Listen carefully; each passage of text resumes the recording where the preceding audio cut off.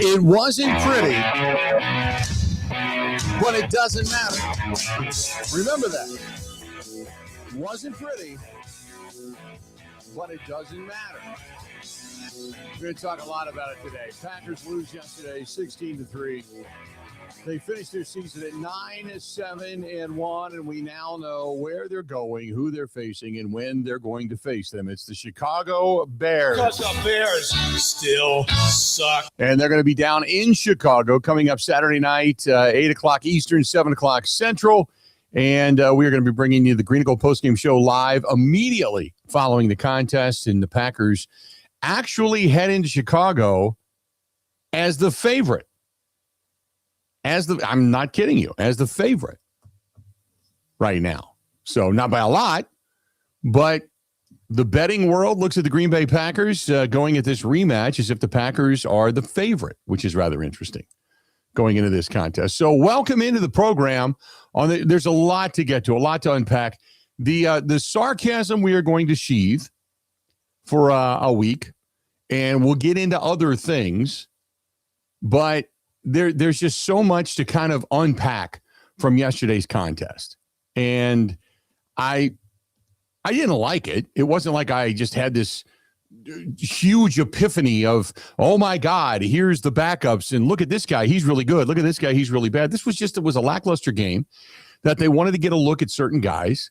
They wanted to give some of the guys that don't normally get a chance to get any kind of starters reps. Trayvon Diggs, they wanted to get acclimated. I thought there might be more targets specifically for Matthew Golden in this one than there were, but Clayton Tune only threw the ball, 11 times, I think, in that contest. There really wasn't a lot there. They wanted to run the ball and see what they could do offensively on their offensive line. Everybody that needed to get sat. Everybody that needed to get rested. And I said this last night. If Matt Laflur, when they made the decision that Clayton Tune was going to be the starter, he sat down with Goody, and I'm sure they talked strategy, and they talked about guys getting rest, and they talked with the medical staff, and I said, this guy probably could use a rest, this guy use a rest, this guy could use a rest, this guy, we want to make sure we're fresh and ready to go, and yada, yada. And then you go to Ed Policy and say, this is kind of our plan, just letting you know what's going on. He's like, okay, do your thing. This was, if the marching orders from Matt Laflur moving forward last week and into this week, we're still want to win the game. Go out and do everything you can possibly do to garner a win. But we want to take a look at some guys. Guys are going to get rests. But this is all, make no mistake about it, this is all about our next opponent. Most likely Chicago, and then it turned out to be Chicago. But this is all about our next opponent. This is about getting ready for the postseason. Because whether we're 9-7-1 or we're 10-6-1, it doesn't matter. In the grand scheme of things, most of us are going to be judged upon, specifically the coaching staff and such, are going to be judged upon what they do in the postseason. You don't want to go into the postseason on a 4-game losing streak. I get it. But it doesn't bother me as much as it bothers some people. And I said this last night. Nice Ash had a really nice private party last night, had a chance to go to later after we got off the air last night. And there was a guy in there just ranting and raving about how they couldn't go for it and try to win this game and try harder and play Jordan Love and doing that. And I said, okay, let me ask you this. Suppose they do and they don't win. How would you feel? Suppose they do and Jordan Love gets hurt again or Josh Jacobs gets hurt again, because today we would be crucifying Matt Lafleur and company for playing these guys in what many would consider to be a meaningless game. You'd crucify them. And don't tell me you wouldn't. You'd be crucifying these guys. And then I said, what if they won? And he went, yeah, they wouldn't be on a 4-game losing streak. I'd say, okay, so what does that mean? Well, it just means they would have won. Right. I get what you're saying, but is this more for you as a fan or is this more for them as a team? If you know what your marching orders are and you know where your focus is, does it matter? It seems to matter more about the fans than it does the guys in the locker room, because now it's about the postseason, and it has been. So we're going to get into all of that. All of that. And Randy says, what about the significance of the last second field goal? Why not? Why not? Make sure you got the snap down, the placement, the kick. Why not? I would rather kick a field goal than I would try to throw a deep corner pass to where, say, Matthew Golden is going up to try to get it, falling down backwards and hitting his head on the turf, like we've seen other wide receivers do in a physical play. Right? You're right. Christian Watson last year, meaningless play, just making a quick out cut. Boom, blows out his knee. So what? It didn't matter. They needed to be more aggressive. Why?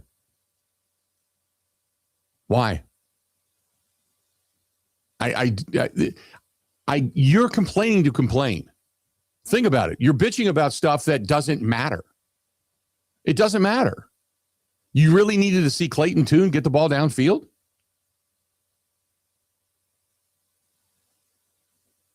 You know, what? You know, Clayton Tune's not going to play anymore. And here's the other thing. They needed to go deep. Did you see Clayton Tune's arm? I don't, the guy's playing in the NFL. I'm not going to sit here and just completely knock him, but no.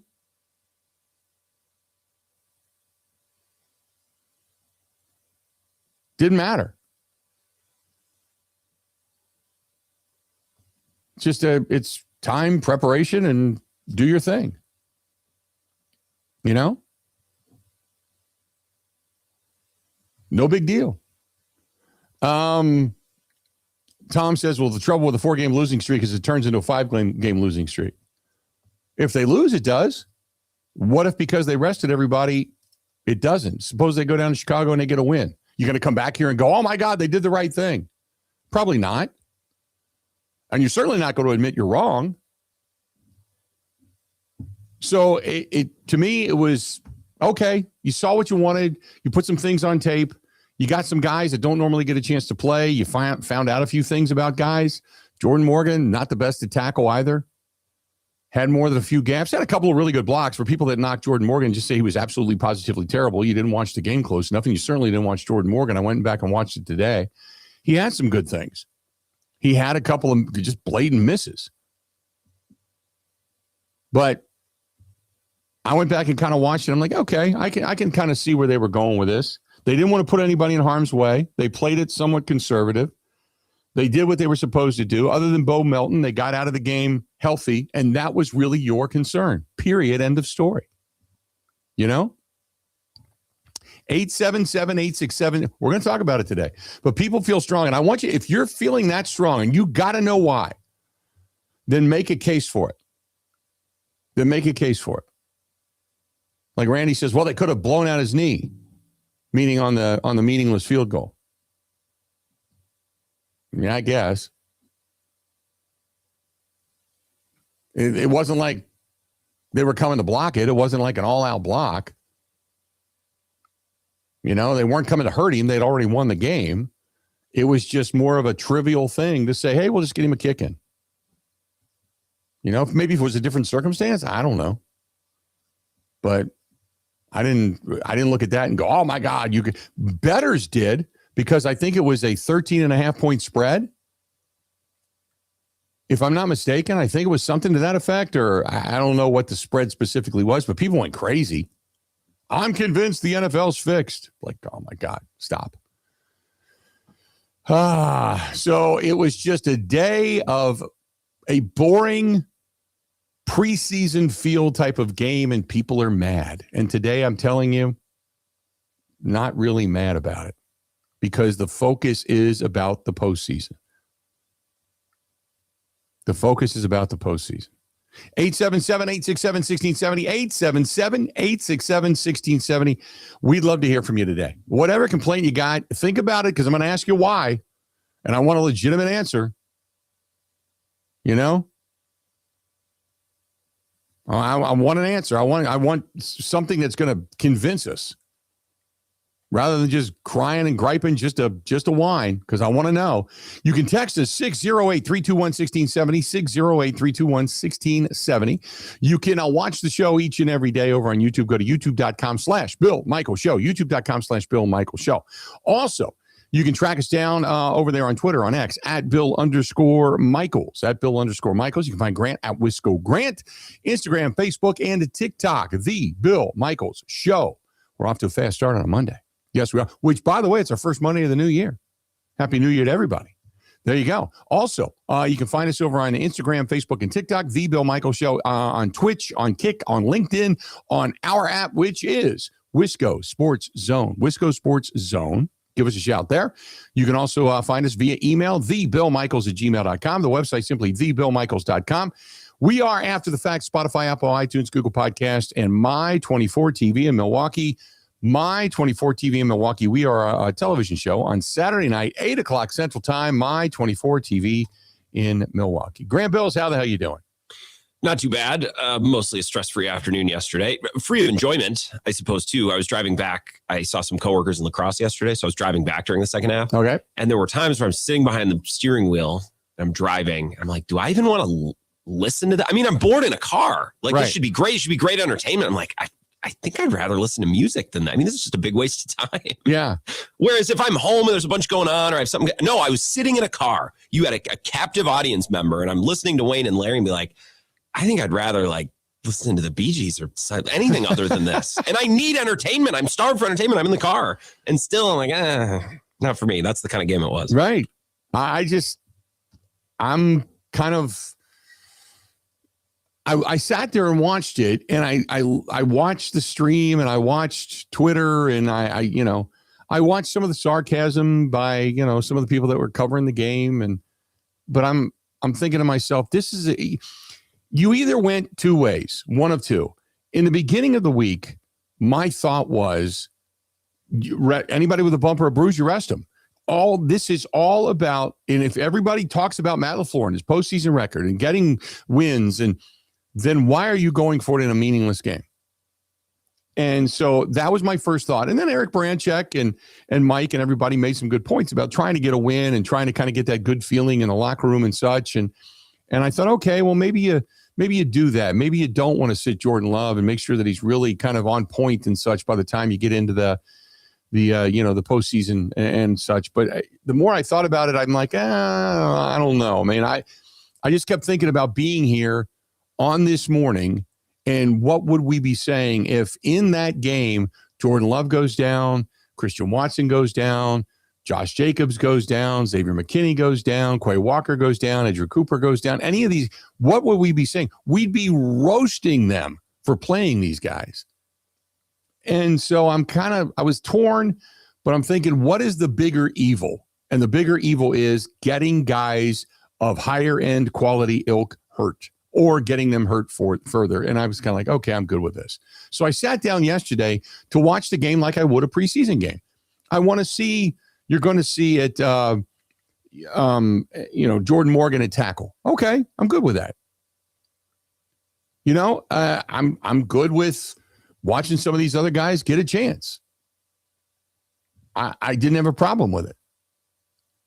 And for people that wanted to see him go downfield, and you got to throw deep, and you got to give him an opportunity. And why did you not watch Clayton Tune? I hate to say this, he's just not that good. No, that's putting it politely.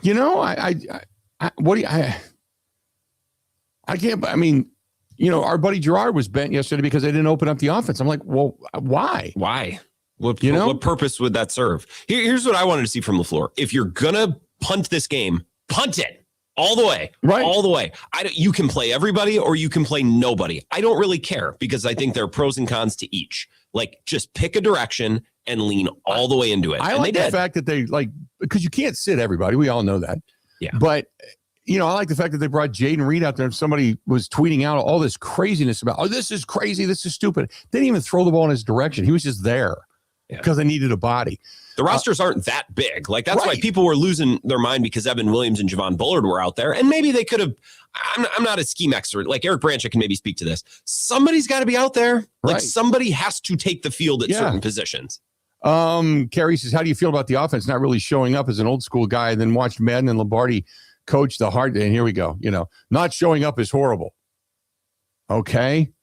If I'm going to tell you, here you go. Toon, Wilson, Wiley, Neely, James, Dabney, and Melton. That's your offense. What in reality were you expecting? I'll wait because you're not going to give me anything. Toon, Wilson, Wiley, Neely, James, Dabney, and Melton. Give me your thoughts. What were you expecting? They still blocked. They still ran the ball. They still, it wasn't like they were going to throw a bunch of trickery out there. They weren't going to go flea flicker. They weren't going to throw the ball 50 yards downfield because Toon can't. I don't know what you wanted. And I ask you again, what are you mad at? So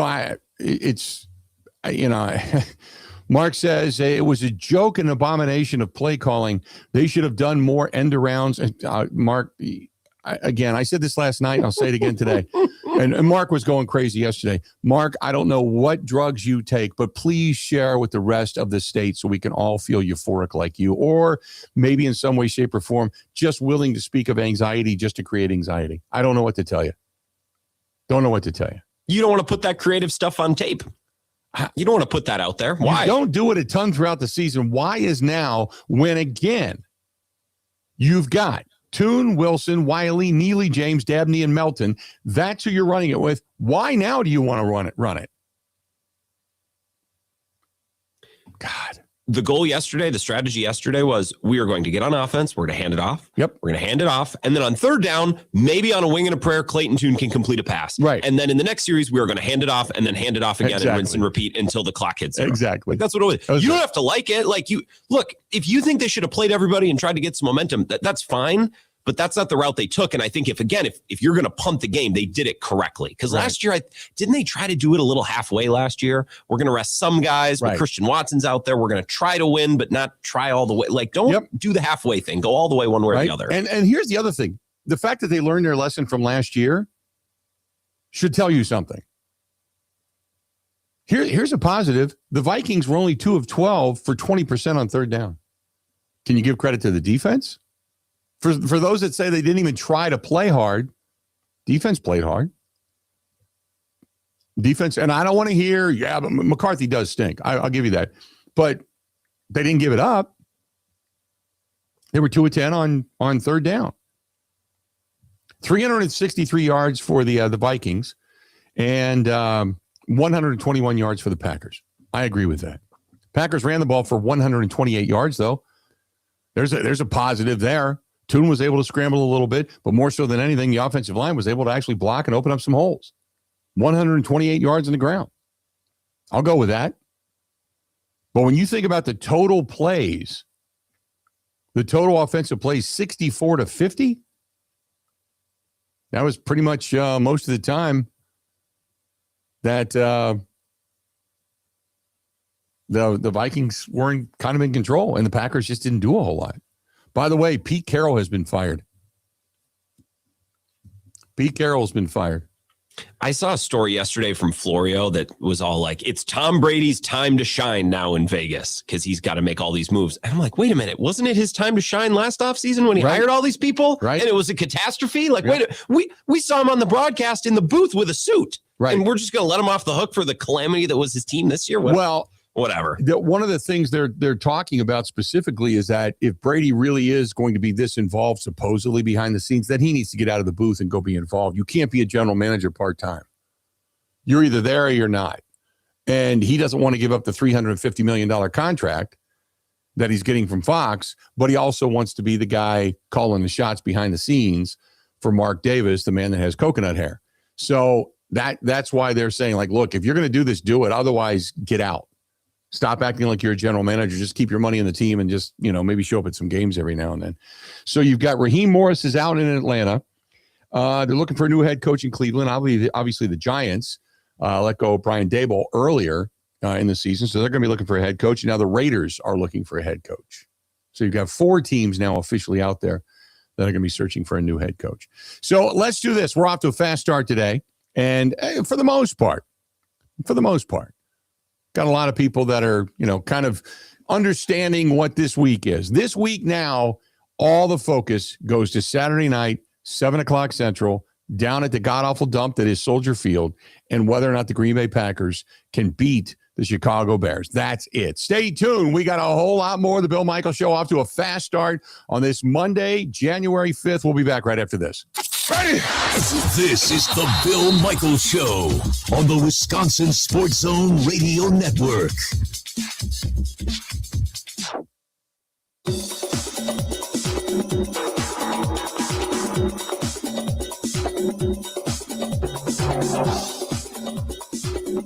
Bill Michaels will resume in 3 minutes.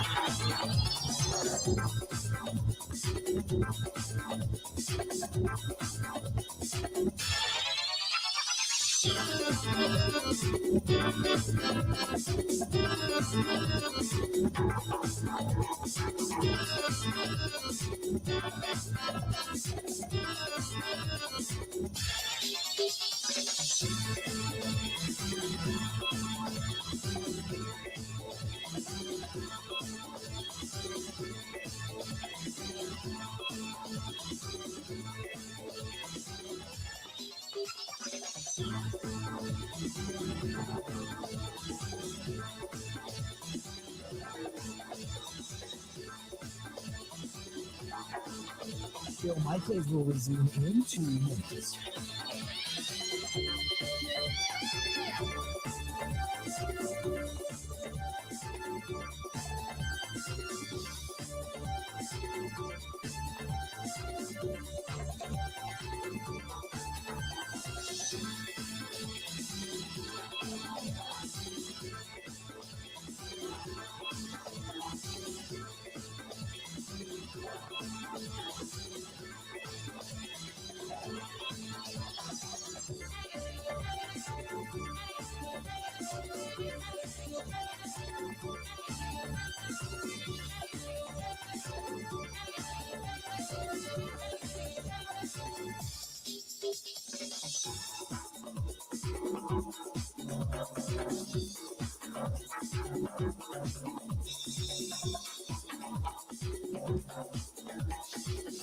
Bill Michaels will resume in 1 minute.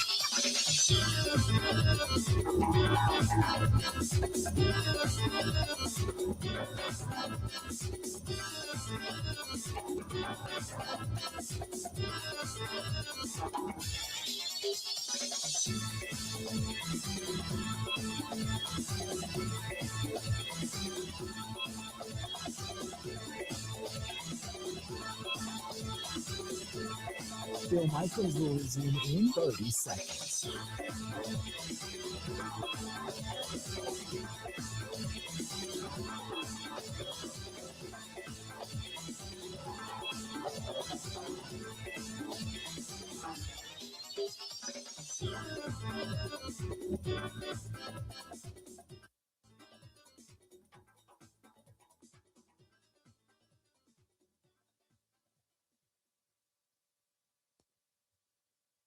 I was proud of their effort, the way they competed, but obviously couldn't get enough going offensively and really struggled, especially in the first half. But all in all, like I told the guys, we're in the tournament. Everybody's 0-0. We're going to have to go on the road, and we got to embrace that opportunity. That's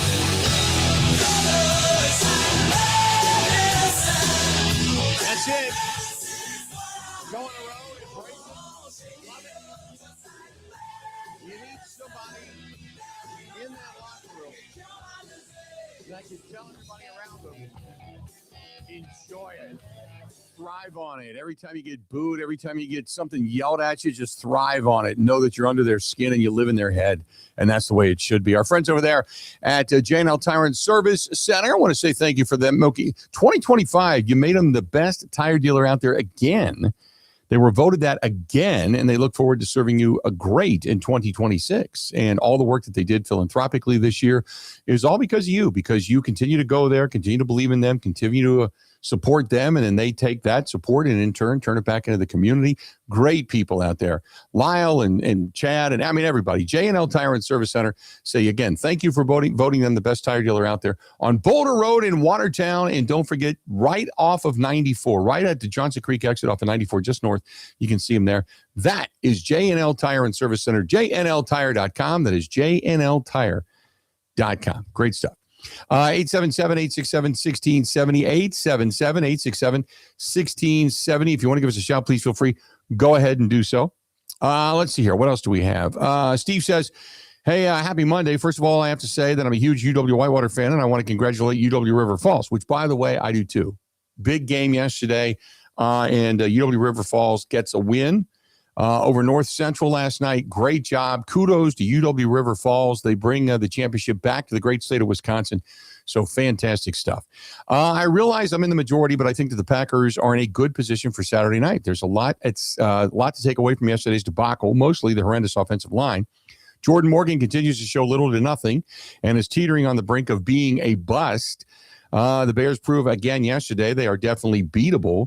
It's going to be a decent weather Saturday night, upper 30s, a little bit windy. If the Packers can avoid the turnovers, they're going to win this game. Book it. Let's hope for a good week of practice, getting more healthy, getting Zach Tom, Josh Jacobs, and others back. It's going to be good for the Pack. That's our buddy Steve in Richfield. Steve, appreciate it. Good stuff. Good stuff. 877-867-1670, 877-867-1670. You want to hit us up? Do it. Mike, listening to us in Rockford. Mike, how you doing today, man? What's going on? Hey, Bill. Good to talk to you again. Listen, looking at this playoff bracket, and you're right, it is a toilet bowl, Soldier Field. The pathetic part is, I'll say these things real quick because I know you got callers. It is a toilet bowl. The Bears' pathetic organization can't even build a stadium, let alone build a team. Here's what I'm going to say. Saturday's games, the two road teams are for sure going to win. You got the Rams at the Panthers. The Rams are going to beat the Panthers, and then the Packers are at the Bears. So two road teams that I believe should be heavily favored in their games on Saturday. What I will say is I think what's really beneficial to the Packers, and let me say one thing real quick. This is so ridiculous that people are hemming and hawing over this game yesterday. It's ridiculous. We live in a different day and age. If this was the 1980s or the 70s, maybe even the early 90s, guys are playing. But this is just how it is. Everything is we're living in an eggshell society, fragile. I get it. Guys are getting hurt left and right. The Packers have had tons of injuries. What they did was the right thing. I have to tell you though, the Bears are a joke for so many reasons. Their true light has come to an end. Their luck has ran out. They lost to the 49ers in a shootout. No defense showed up in that game for either team. They got manhandled yesterday by Dan Campbell. And of course, Caleb Williams woke up from his slumber in the fourth quarter, and like he always does, and they start playing. Bill, they have absolutely no defense. The Bears have no defense. Now, I will give kudos to Ben Johnson. I think he's a really good head coach. I think that Dennis Allen is probably a good defensive coordinator. People are complaining that they have, their defense is terrible. Yeah, it is. There were a few games they had none of their linebackers in. I think 2 games that all their linebackers were out. They had a whole bunch of injuries in their secondary. They have no pass rush. Ryan Poles signs these old guys that are ready to retire, pays them big money because he hasn't addressed this in the draft. And if I were Ben Johnson, I would say, you know what, Mr. Poles, next year, every one of your 7 picks better be for defense because you are hurting for certain in the defensive line. Now, that being said, I'm going to fast forward to the game Saturday. The Packers have absolutely no reason why they should not beat this team. I looked at the statistics for both games that the Bears faced the Packers this year, and the Bears were beat in pretty much every category. Mm-hmm. and the Bears were losing. Actually, the Bears played a better game in Lambeau the first game. They actually came back and they did what they did. But Bill, if the Packers could just get a lead early and then run the ball, because it's pretty evident in these last 2 games the Bears cannot stop the run. They cannot stop the run. Now, I will tell you, the last game the Packers played was against the Ravens. The Ravens ran the ball down the Packers' throat. Now, I just pray to God that the Packers are going to do something to adjust to stop that, because if that's the case, then we may have a problem. That's the only way the Bears are going to win this game, is if the Packers do not stop the run and the Bears do what the Ravens did. Then the Packers are toast. Right. That's my only reason. And I'll hang up and listen, and I really appreciate your show and your call. And like I said, I think that's the only way the Bears are going to win this game. And turnovers. Otherwise, the Packers are winning. And one last thing, Bill, we already know who the Packers are going to play if they beat the Bears. They're going to Seattle. And that's going to be one hell of a cookie to beat. That team right there, what they did to Seattle, what they did to San Francisco on Saturday, they took one of the top offenses and shut them down. Seattle's the real deal. I think they're the best team in the NFL, and I don't see the Packers going past them. But I'll hang up, and Bill, thanks for your call. No, appreciate it. And a lot of the stuff that you just said, I agree with. The thing about this, and if the number is correct, if I heard it correctly, I wrote it down. So in the 11 wins the Chicago Bears had this year, they had 27 turnovers. In the 11 wins the Bears had this year, they had 27 turnovers. In their losses, they had 3. And the reason I bring that up is specifically because if they don't get turnovers,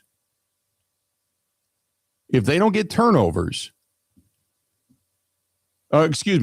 wins that they had, now I have to go back and change this real quick, so hang in there for a second.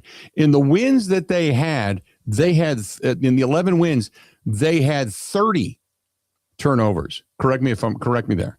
30 turnovers. In 11 games they won, they had 30 turnovers. In the 6 games they lost, they had 3. That was it. So if they don't get turnovers, they don't win a game. Most likely they don't win a game. Think about that for a minute. We're way late for a break. Stay tuned. We got a whole lot more of the Bill Michaels Show. Good stuff, though. I love the optimism. Stay tuned. We'll be back right after this. This is the Bill Michaels Show on the Wisconsin Sports Zone Radio Network.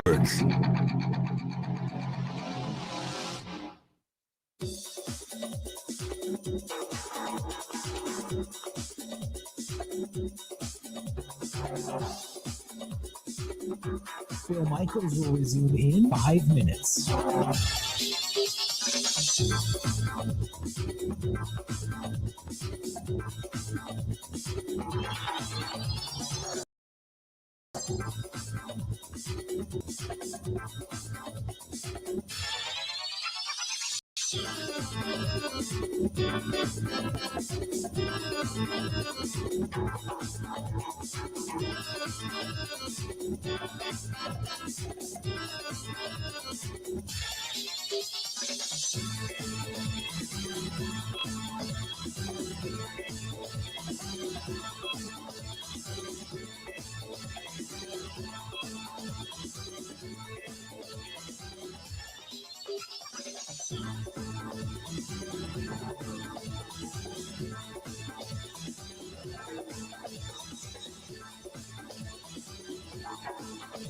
Bill Michaels will resume in 4 minutes.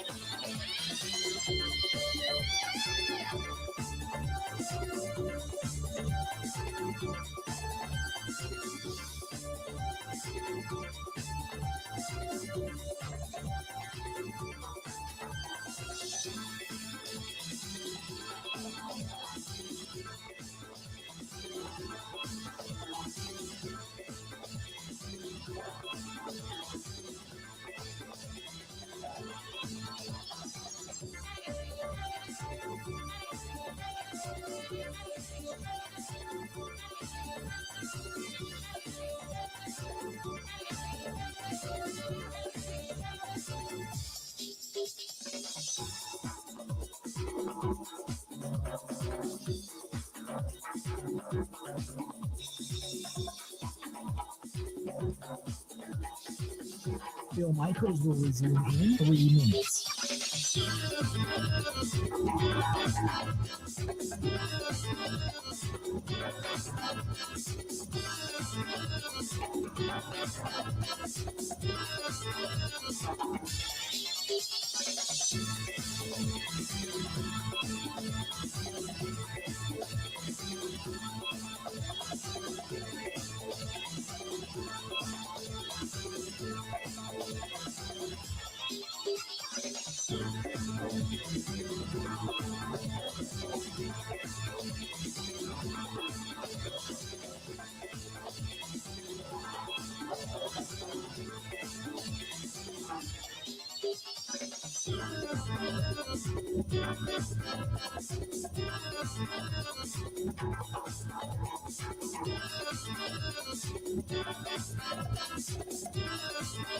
Bill Michaels will resume in 2 minutes.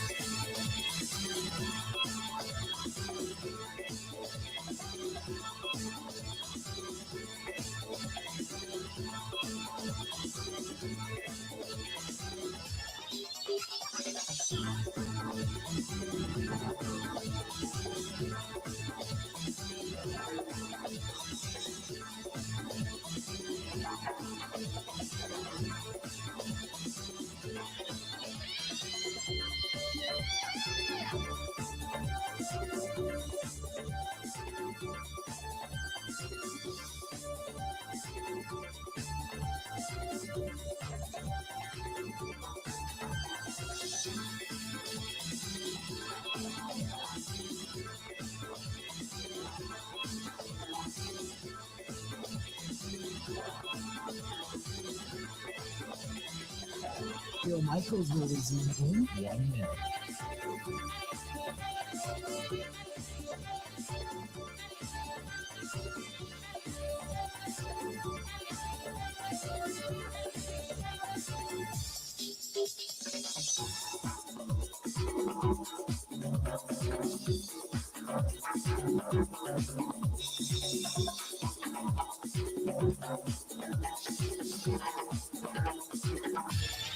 Bill Michaels will resume in 30 seconds.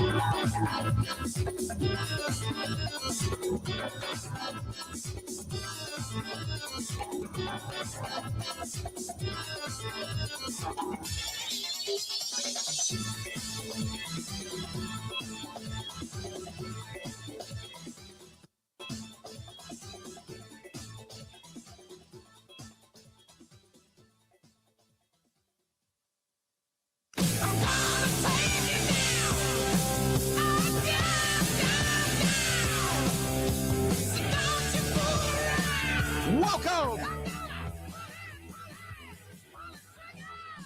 Glad to have you, the Bill Michaels Show. Great to see all of our good friends yesterday down at the Nice Ash Cigar Bar, 323 West Main Street, downtown Waukesha. And to see them back open today is their official grand reopening after the water damage and such. They have new floors down there, which looks great. A new paint job, new ceiling, the whole thing. Same great cigars, same great staff, same great service, all of that, but finally back open. And it's great to see Joette and Ricky and everybody down there last night. It was so much fun. And it was good to just kind of go back down there and see them be open again, which is a good thing for the industry down there in the heart of Waukesha. So whether it's the bourbons, the whiskeys, the big walk-in humidor, which is still there and still thriving, they're going to have entertainment coming back and all the different flavors of hookahs and such. It was great. The Nice Ash Cigar Bar, 323 West Main Street, downtown Waukesha. They are back and they are open. And as a matter of fact, they have cards tonight, poker tonight. So there you go. If you're going to stop down, stop down. So,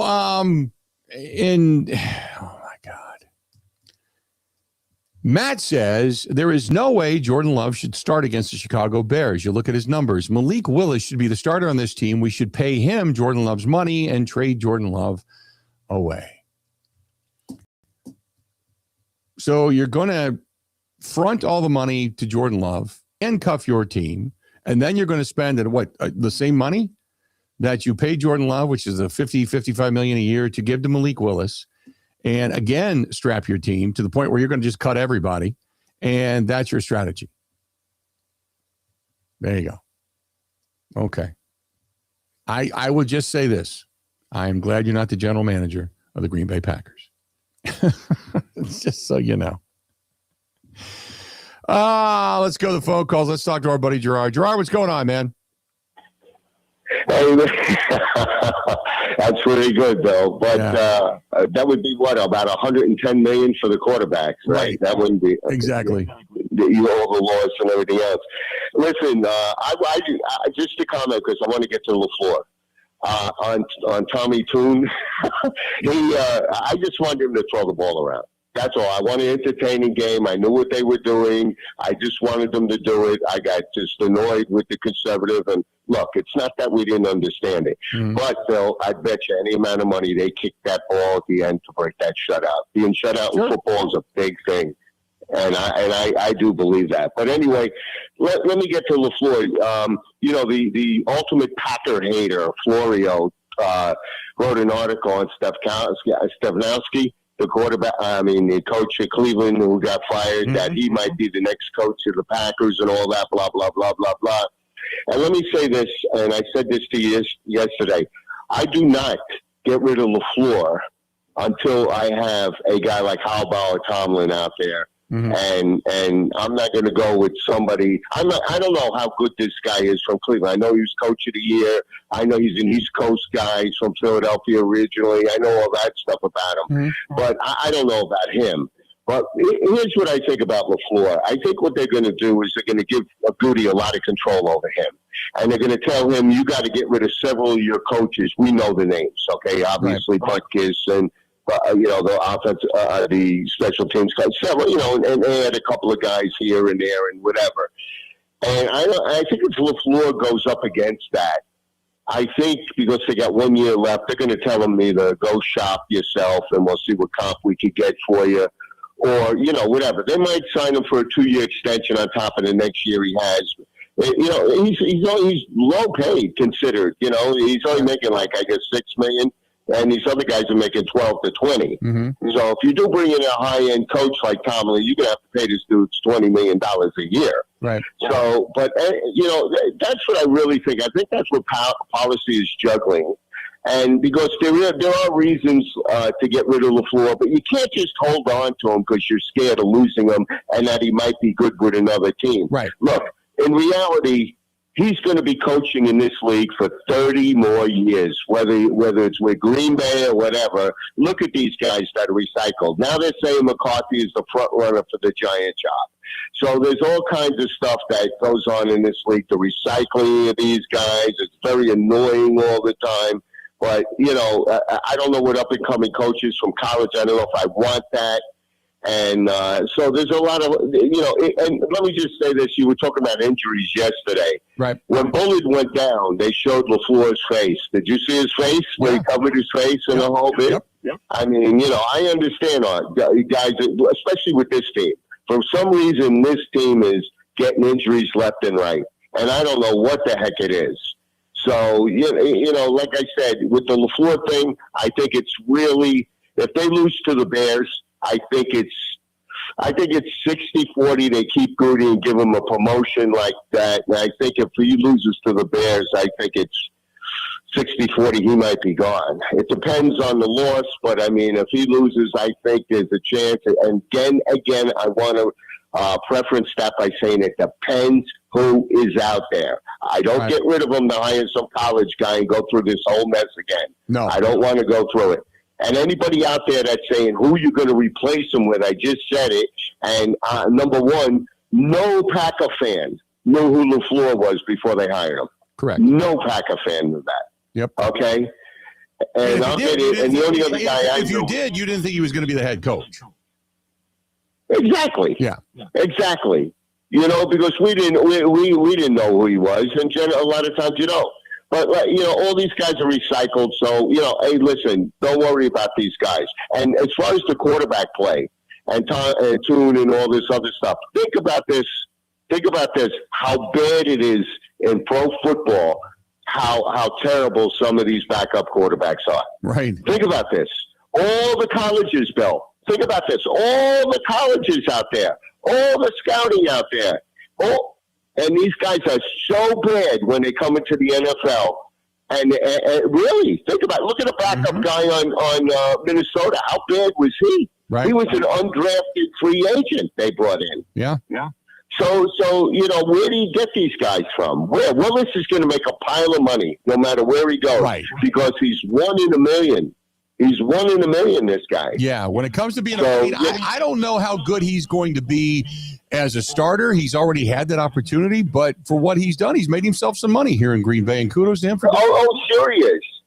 They're talking about, they even mentioned Minnesota for him. And they mentioned, but I think if Rodgers retires, the Steelers are made for him. Yep. I mean, he's perfect. I mean, there's a lot of teams that can use him. Oh, God. And you know who, look how long the guy who for the Jets, who was with the Bears, bounced around already. Yep. Look at these guys that bounce around. They bounce around for it's a career job. And Bill. Fields looked good for a few games in Pittsburgh. I got to run here to the top of the air, getting towards the top. But I appreciate the phone calls, always, George. But Fields looked good for a little while in Pittsburgh, made himself some money. They gave him a chance, and then he goes and gets the full-time starter gig, and he fails miserably. Now, that team was not a good team. That organization is not a good organization.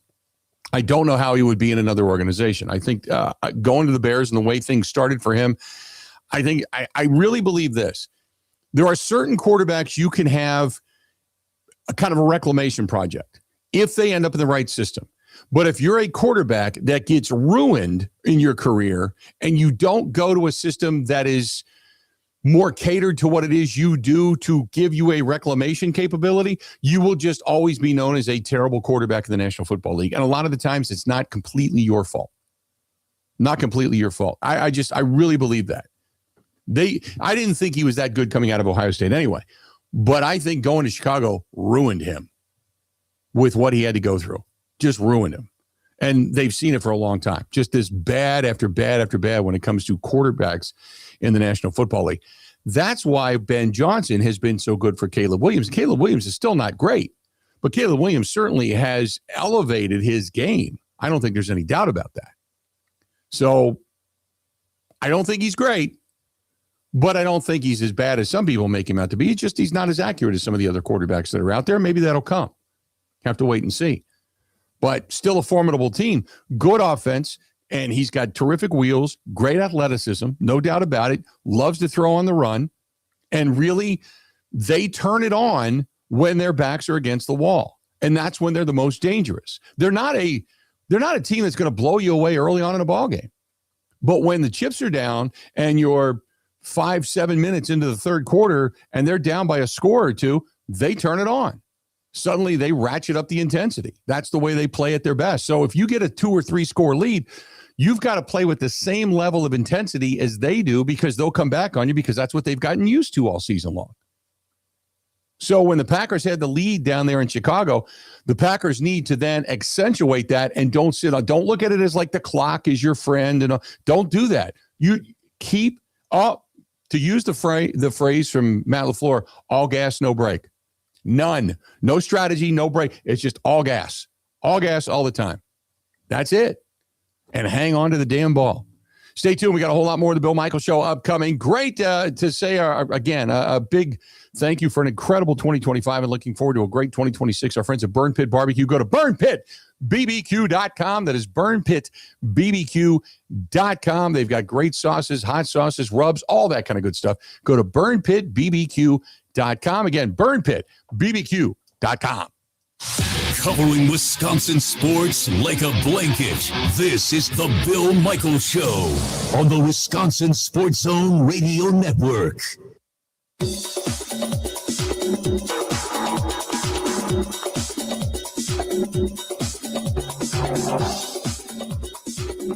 Bill Michaels will resume in 3 minutes.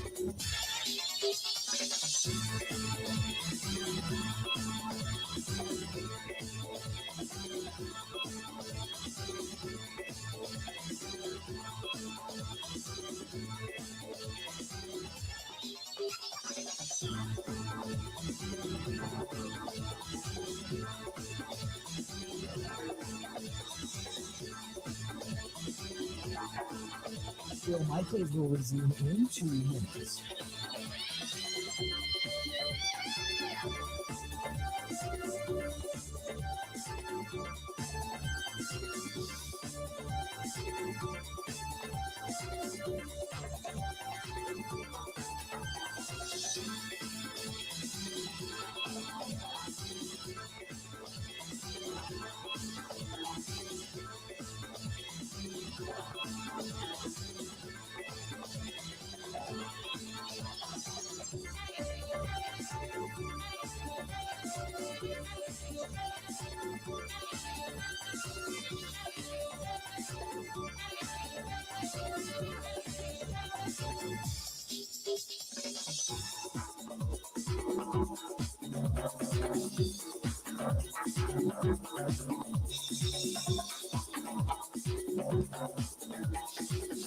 Bill Michaels will resume in 1 minute.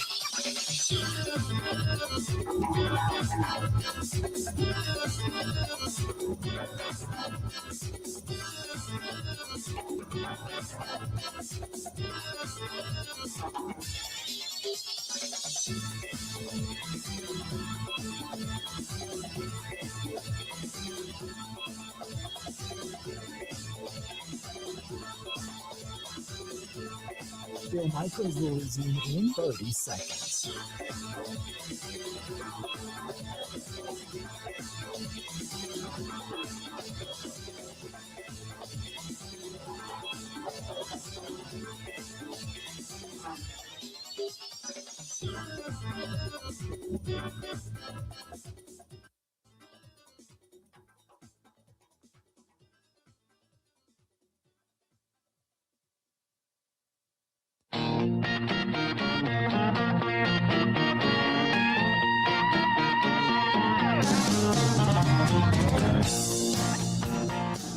Welcome in.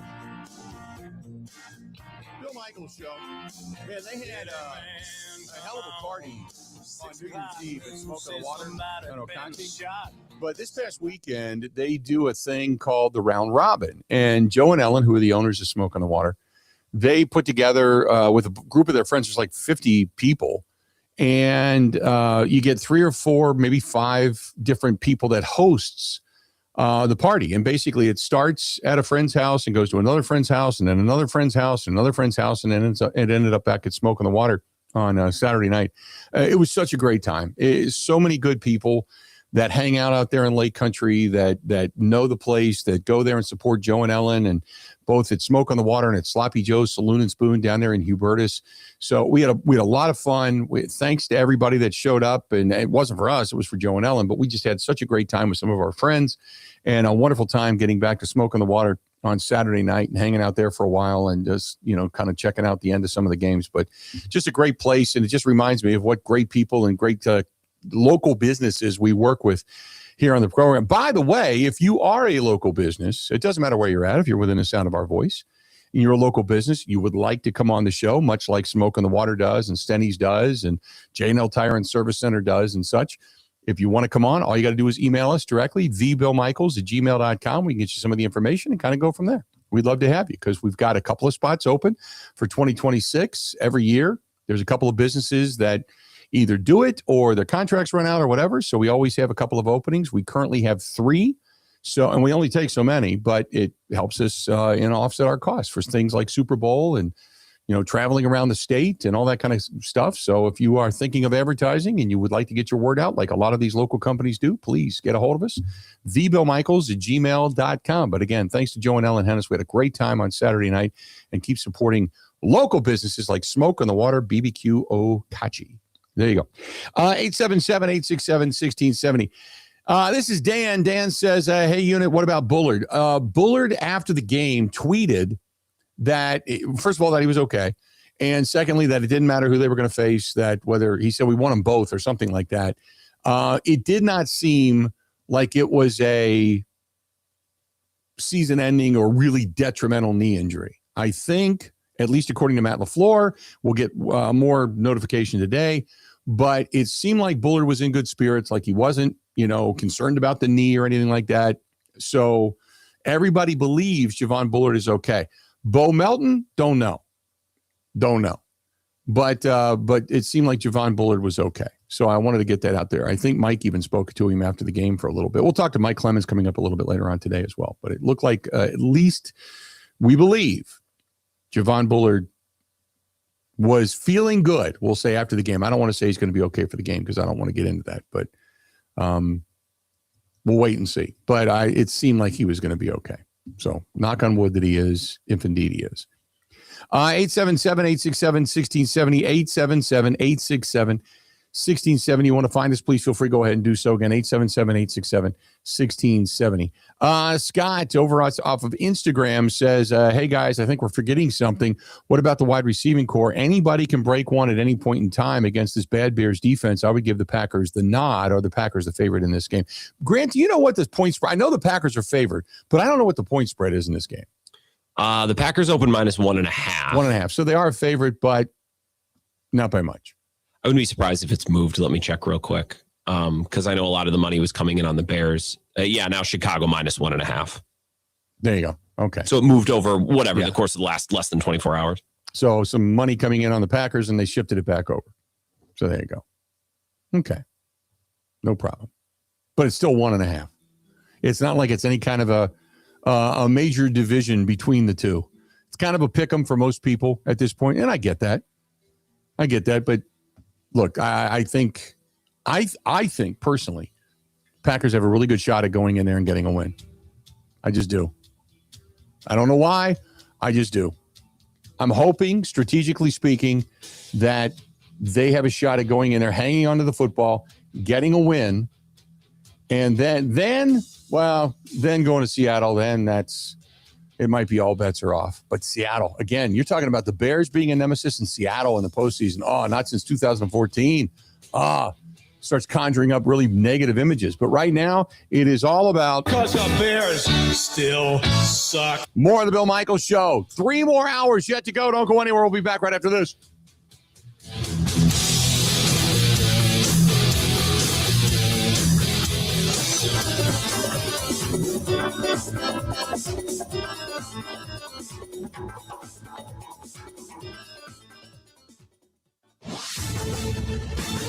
This is a Wisconsin Sports Zone update. Well, the Green Bay Packers ended their regular season on a dud as head coach Matt Laflur rested almost all of his starters, as Green Bay was already locked into the number 7 seed in the upcoming NFC playoffs, as the Packers would fall at U.S. Bank Stadium to the Vikings 16-3. Packers backup quarterback Clayton Tune went 6 of 11 for 34 yards, while the game's lone points would come courtesy from kicker Brandon McManus as time expired. Here's more from Coach Matt Laflur. I was proud of their effort, the way they competed, but obviously couldn't get enough going offensively and really struggled, especially in the first half. But all in all, like I told the guys, we're in the tournament.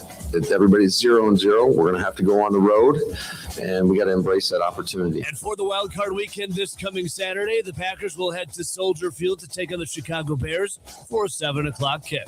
Turning to Wisconsin, the Badgers have landed their top quarterback in the portal. That would be Old Dominion transfer Colton Joseph. A dual threat quarterback, Joseph threw for 2,624 yards, 2 touchdowns, and 10 picks, while also running for 1,007 yards and 13 touchdowns. For nearly 40 years, ABC of Wisconsin has been helping men and women transform themselves into well-paid, productive members of their construction teams. Today, we have 2,000 active apprentices in 10 different skilled trade programs, and we educate individuals in more trades than anyone else. To get your career started, go to buildyourcareerwi.org or just search online for ABC of Wisconsin. The Bucs would beat the Kings in Sacramento last night, 115-98. And finally, Wisconsin basketball fell 89-73 on Saturday against Purdue, and now will host UCLA tomorrow. For the Wisconsin Sports Zone Network, I'm Ebo.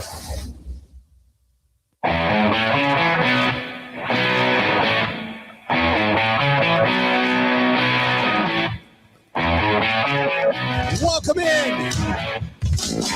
Monday, January 5th. It is now officially the Bears week. Packers, Bears, Saturday night, 7 o'clock Central Time.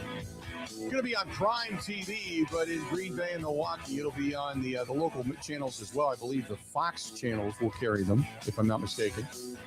But it is all about... Because the Bears still suck. Yes, it is all about the Bears this week. By the way, we've got yet another opening in the coaching ranks. You've got Jonathan Gannon has now been fired in Arizona, according to Adam Schefter. So you've got Tennessee is available, and Brian Callahan he was out. We all know, and you've got Dable was out in New York. So you've got the Giants gig that's been open.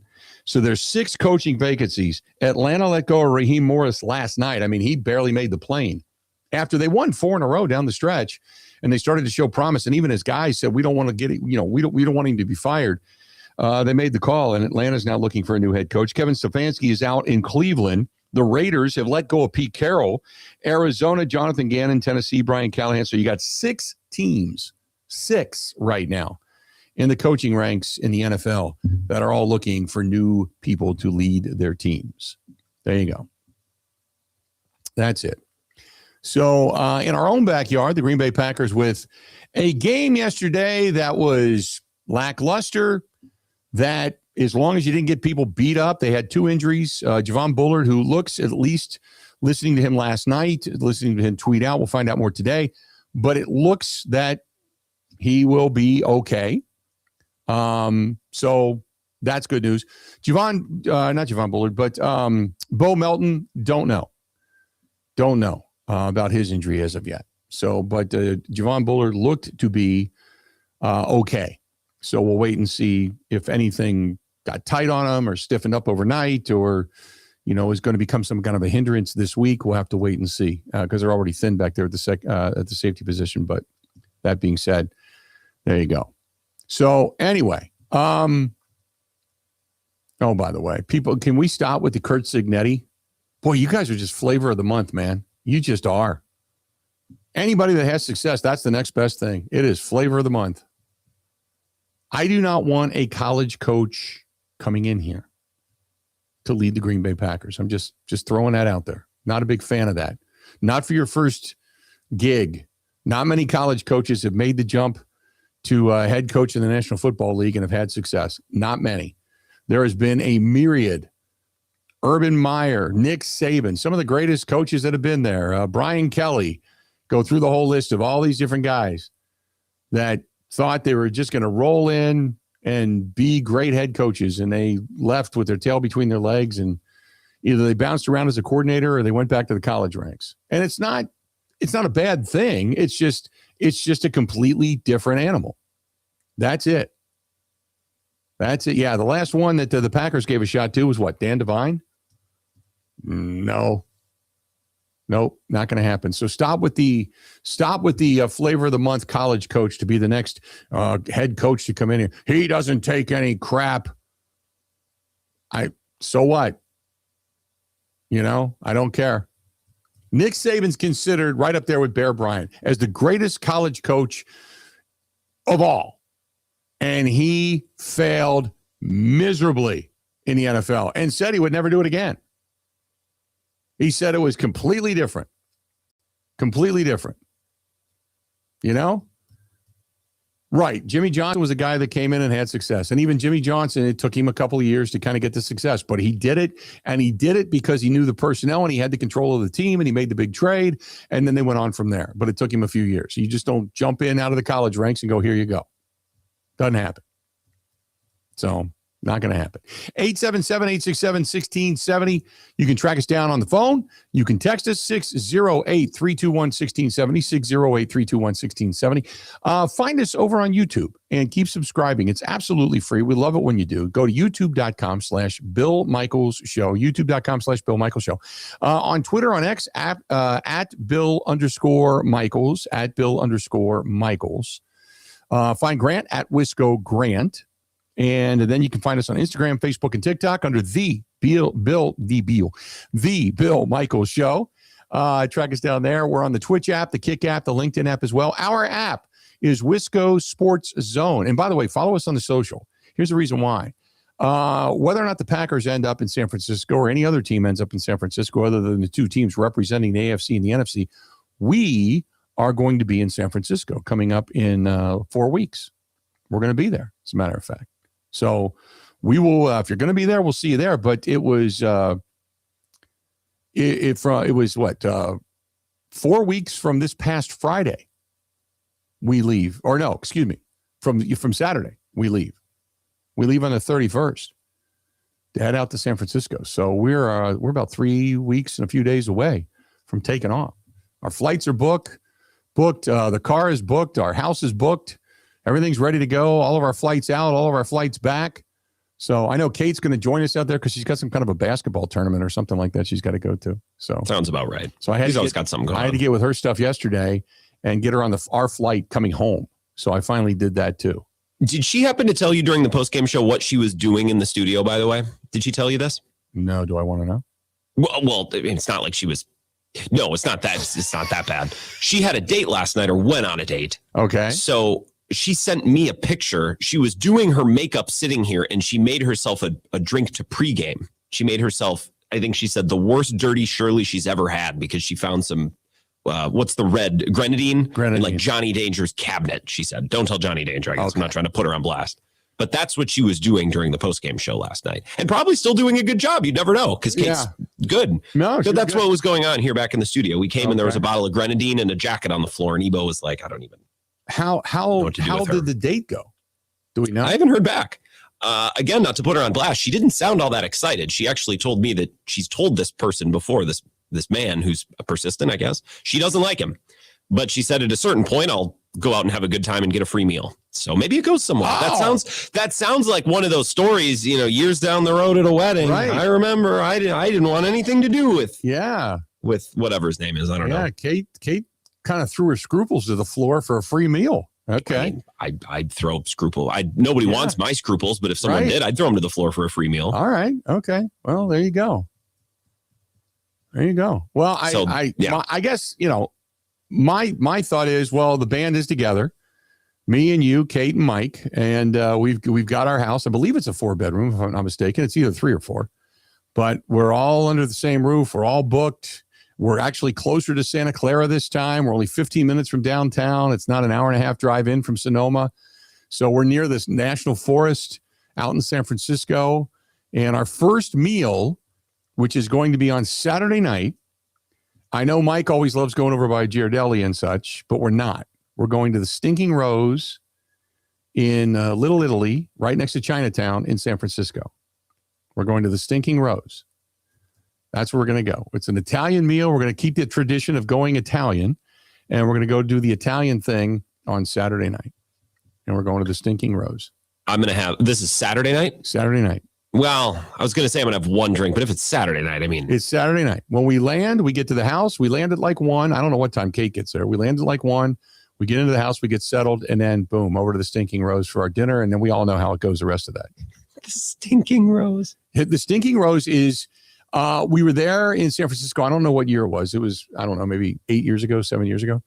And I was introduced to it. There's a friend of ours, Debbie, and she actually works out in that area. We may even end up seeing her and her boyfriend by the time it's all said and done. But she took us there. And their motto is, we like a little food with our garlic. And they have garlic butter. It is literally cloves of garlic that have been like marinated in oil and butter, that you take the clove and you put it on your bread and you smash the clove of garlic as it spreads across your bread. It's the hunk of garlic. It's not butter with garlic in it. It's garlic with butter on it. And it is absolutely fantastic. And it's right there next to Chinatown. So we're going to go get the full experience on Saturday night when we land out there in San Francisco. After that, I don't know what the hell we're going to do, but that I know what we're going to do on that's on the company, by the way, that dinner. Oh, that dinner will be on the company that night. Well, I can plan some other activities. We could go look at the redwoods. We could throw a roll of quarters in the street and watch some locals fight over. Right. You know what? Last time we were out there, the NFL came in with the city and they rounded up all the homeless, like put them in camps. That's right. They put fences around them and like put them in camps and fed them and put up showers and everything. And like the minute the NFL left, it was back out in the streets, man. It was because we're like, this isn't that bad. And they said, no, look over there. And there was just this whole giant encampment with, thousands of homeless people. They put him up for the weekend. Yeah. Roger Goodell did. He footed the bill. They put him up for the weekend. So, we'll make it down to Fisherman's Wharf and go see some of the touristy things. And I was reading that San Francisco is known for its, is it Dungeness crab? Does that sound right? Duchess crab, something like that. Know. And the Ghirardelli chocolate. I was reading about that the other day because I had a friend who had been there in the last year, and I asked him about it. Oh, you just get bowls of chocolate or all the things that they serve up over there. Mike loved that. And there's a steakhouse that overlooks Fisherman's Wharf right there too. We ate there when we went there that time. But then we'll take the tour down the street, the little windy, the most curved street in America, that they always show on Sunday Night Football. We'll go there and we'll do a few of the other touristy things. And then after that, it's back to work. But yeah, so we're all set. And then we're all coming back. Well, not Mike, but we're all coming back together. Me, you, and Kate were all on the same flight. So the cool thing was I had so many points built up. You, me, Kate, round trip. Now, Kate's not because she's got to take a different flight out. But round trip out and back, plus the rental car was like $800 because I had so many points built up. That's not bad at all. Yeah. And thank you for that. Wow. Yeah, so that's it. So we paid $800. We good to go. The house was great. The price was right. So, man. This is turning out to be great. I just need to build up a ton of points before we go to LA the following year because LA is always an expensive trip, really expensive trip. So, and of all years for Kristen not to go with us, and now you've got the Patriots look really good, look really good. And of course they do. There is an algorithm out there, and I got to look at this. Where is it? Because I read it yesterday. And here it is. Fascinating stats. And this is from Mike listening to us in Florida. He sent this to me last week. He said, many years ago, there was an article written by the Wall Street Journal and some computer geek identified the single best statistic for predicting Super Bowl participants. It is the differential of average yards gained per pass play minus the average pass given up per pass play.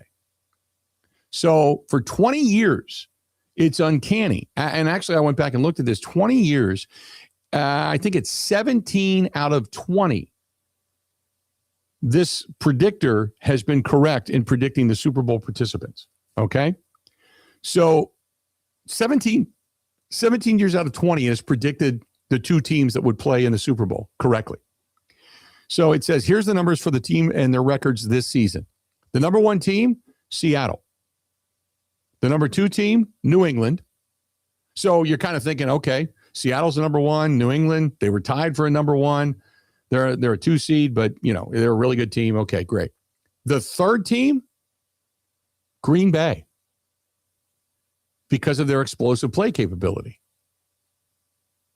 And yard per pass play given up because they were, for all intents and purposes, now obviously injuries have hurt them, but for all intents and purposes, they were a really good team in pass play yardage per average because they didn't give a ton up.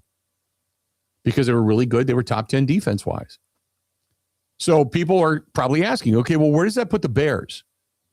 So the teams that are actually in the postseason, the Bears are dead last. They've had some explosive plays, but their defense is so bad at giving up explosive plays.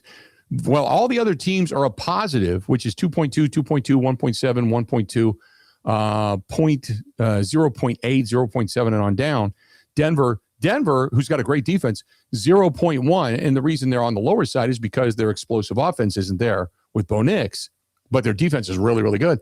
The Bears are negative 0.6. So the Bears are the least likely team through the analytics to make it to the Super Bowl. So there you go. Thought I'd throw that out there. I don't know what it means, but 17 out of the last 20 participants, there you have it. This is the type of defense that Jordan Love in theory, the style of player he is, should love to face, because you can push the ball down the field and take shots. And, the first Bears game is a good example. Christian Watson getting behind the defense for that deep touchdown, Bo Melton too, but then Christian Watson just catching a nice little slant and running away. Because they don't have any speed on the back end. They're not a speed defense. They're opportunistic. They play the ball well, but you can beat them if you get your athletic, fast guys in space. And the Packers have that. And a quarterback that loves to push the ball to him down the field. Right. I agree. By the way, and I want to do this real quick. And I know we're late for break, but did you watch the game last night between the Ravens and the Steelers? Yeah, it was awesome. It was a great game, and I enjoyed watching Rodgers be Rodgers. And the realization is when you go to the line of scrimmage, I've always said the difference between great quarterbacks and really good quarterbacks is their mind. And you saw it on display last night when Rodgers went to the line of scrimmage. He was on. Mentally last night, he was on. He was looking away. He was throwing back passes. He was looking at receivers saying, you got to know you're on the same page with me. He was on last night. Terrific game.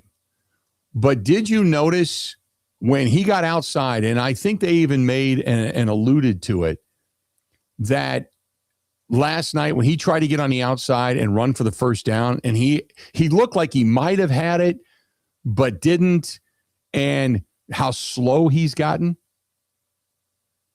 I mean, he got slow. I mean, Kyle Hamilton was chasing him last night. Now, Kyle Hamilton's a little bit faster, but when he was on the outside and he had Trenton Simpson chasing him, and I think it was Marlon Humphrey got around one time on him, but it was, I can't remember who the other guy was tracking him down was. But I was thinking, yeah, it wasn't Kyle Van Noy. No, Mark, it wasn't Kyle Van Noy. He wasn't tracking him down. Might have been Marlon Humphrey. I don't think it was Marlon Humphrey. Wiggins, another one of the corners, the perimeter players. Yeah, I can't remember. It wasn't a true speedster last night. It was a big guy. Maybe it was John Jenkins. I can't remember. But whoever it was, I thought for sure he was going to pick up a first down. And he looked like he was running in cement. I was like, wow, he's still got the arm. He can still throw. He's still got the mind, but his legs are gone, man. Gone.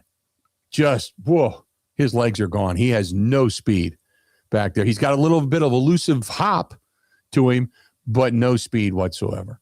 And I thought to myself, if there is an inkling for him to come back, he might come back because he can still throw the football and still see the field.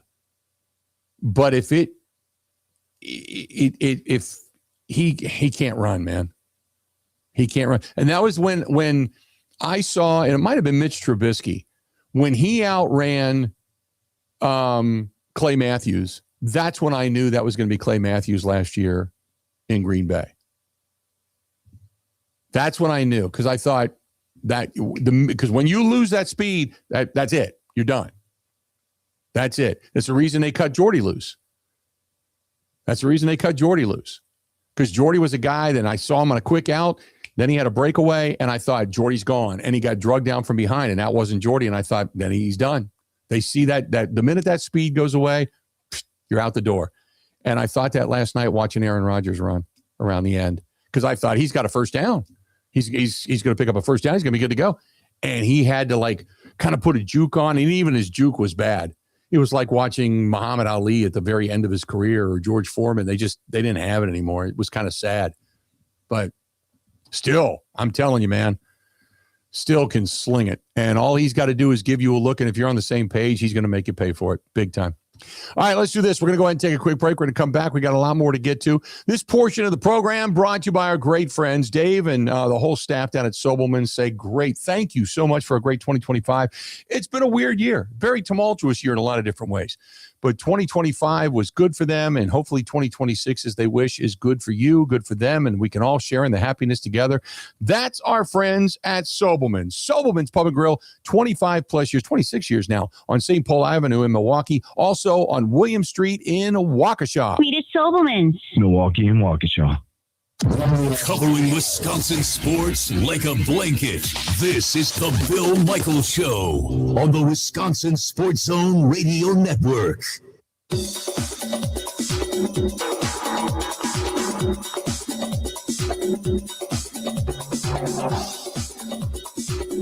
Bill Michaels will resume in 3 minutes.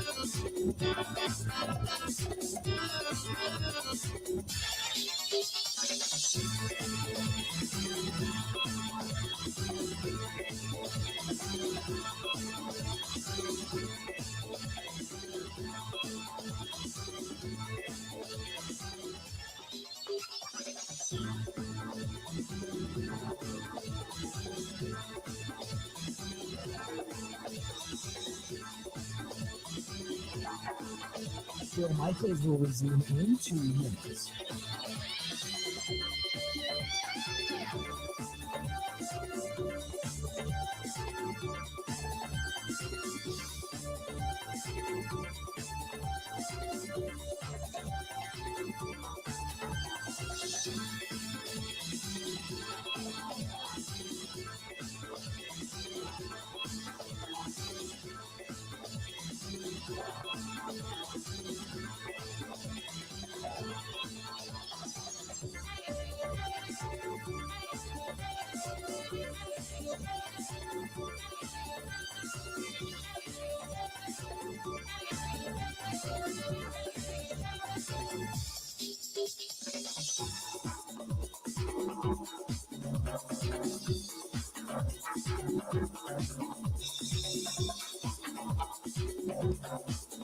Bill Michaels will resume in 1 minute.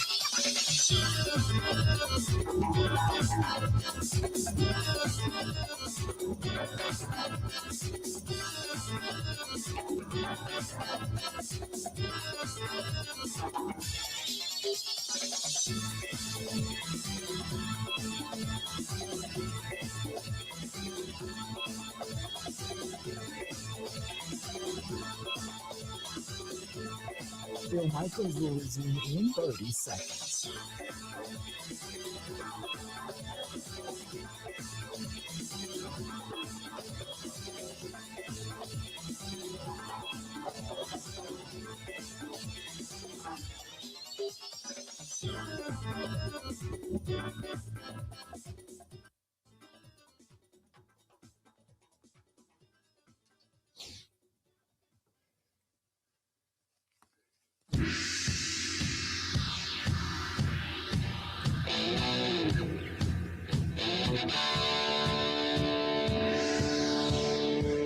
After the weekend,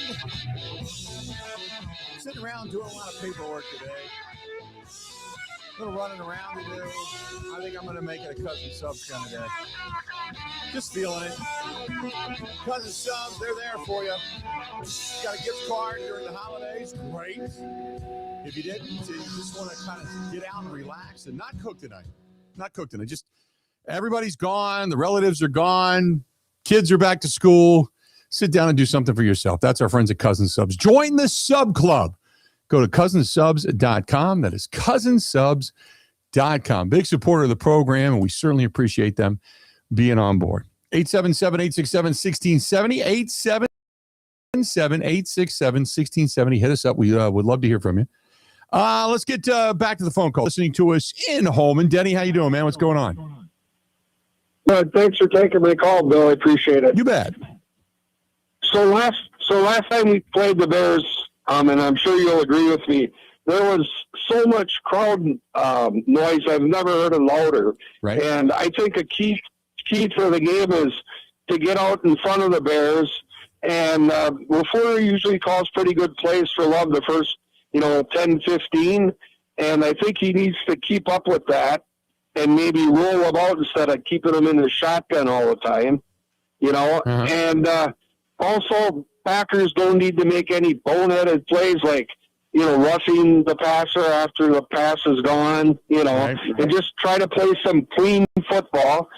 And also, our biggest weapon, I think, after yesterday's scene is Whelan, and he had some hell of punch yesterday. He just was on fire. Yeah, he was his MVP, and sure. Right. And then, one of the other things I think is I listened to the score last night, and there's a lot of doubters that are Bear fans that the Bears could even compete with the Packers. They loved beating the Packers down there, but they also look and think the Packers have basically beaten them 7 out of 8 quarters. And they kind of I don't know if we want these guys again.